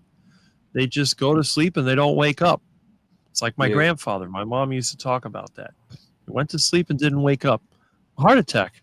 So if you're going to go, that's the best way to go. And if you believe in God, then you know that your life is in his hands. So no matter what happens to your physical body, he'll remember you if you're one of the good people. So you have nothing to worry about, really. Otherwise, why would anybody have any kids? You're just sentencing to them to misery. So, but it's a little something to think about. And again, everyone has a different view. Okay, what else we got here? Feelings are what jack people up. Yep. Okay, I'd have to look that up. All right. So I guess we'll go ahead and I'll shut this down and we can pull out and go on and live our life. And again, I will see you hopefully tomorrow with semi-retired Bob. That's what I'm looking forward to. Let's see. What is this? Yeah, see? That's good. Well, that depends. If you have chronic disease associated with heart failure, your life is not good. But see, that would give symptoms. Those are the people that are starting to get out of breath. They don't have the energy they used to. But if you're 56 years old and you have the same energy and strength as when you were 26, your life is good. You get that sudden, intense heart attack, and that's the end of it. What's wrong with that? And there have been people out there that just, even people that are athletic, they just drop dead. All of a sudden, that's it. Basically, what you're talking about, you're not talking about like an ongoing lifestyle. You're talking about that instant, like you were thrown in front of a train or you're dropped off a building and you had the heart attack because of the sheer panic of the instantaneous. That's right. Or just from old age, nothing lasts forever. Right. Something just fails, and that's it. Because in the end, stops. In the end, the entire world is ruled by the second law of thermodynamics, which is called entropy. Everything tends towards greater disorder. So without an external force to keep putting the energy in the system, it eventually breaks down. It's going to happen. None of us are going to live forever in this form. Now, maybe in another form, that's depending on your beliefs. But even if you believe that you're going to live forever on the earth, it's not going to be in the same body. It's got to be replaced because this system is faulty. It's not perfect. So, and everybody has issues. I don't care who you are. I have yet to meet a person that's perfect. So. Yeah. No, I agree. So that's the important thing, because otherwise, I think if anybody was perfect, they would just sort of become full of themselves, and then that would lead to a worse crash. All right, so I'm here. I'm turning my shoes on. Okay. Guess where I'm going right after we're done. For a walk? No. No, I'm not feeling that well to do a walk, but I'm going to go outside and sit on the bench for a while. That's it. I need to go outside. I got 2 grenades to sell for 200 new yens. Yeah. Your heart stops for whatever reason. That is very true. Take care, everyone, and have a great day. I painted a room while you were talking. Well, there you go. See, somebody's being productive. I'm not being productive, but I will be. So we'll go ahead and I can't paint a room. I can't paint a room in like only 4 hours. I'm sorry. I'm not that good. Well, it depends on the size of the room and what you're working with. I'm sure if you have a great if the room is paint already sprayer, actually no, you know what? If the room is already empty and everything's set up, then I could probably do it. But the furniture and everything, that's where I see people are coming on here a little late. No offense. Yeah, they seem to be, but that's okay. I've been sketching the whole just joking, time. Guys. Anytime you come on is a good time. That's it. But yeah, it's like I said. Tomorrow I'll be back. Not a problem. Check out on Semi-Retired Bob. I'll be back on Tuesday and on Wednesday. So you got Yep. 3 Yeah, more, check out. actually 4 more, including next Saturday. So And how I'm old not is going Bob anywhere. going to be? What's that? How old is Bob going to be? 60 something, right? 62, I think. I thought it was 62. I could be wrong. Yeah, I don't know. I think Bob is 5 years older than me, that I remember, and I'll be 57 in a couple of a few weeks. Okay. So he should be 62. I think he's 5 So years he's like older. 10 years older than me. There you go. Yeah. Mm-hmm. Well, until September, then it'll be 9. Yeah, that's right. Well, all right. So it looks like we reached the end. I'll go ahead and shut this down. Let's see. I'll be 64. Yeah, he'll be 64 in July. There you go. So we'll go ahead and shut this down. So let's see. I'll turn this off. And okay, so we can all say goodbye. And hopefully I'll catch you tomorrow. Sure. Take care.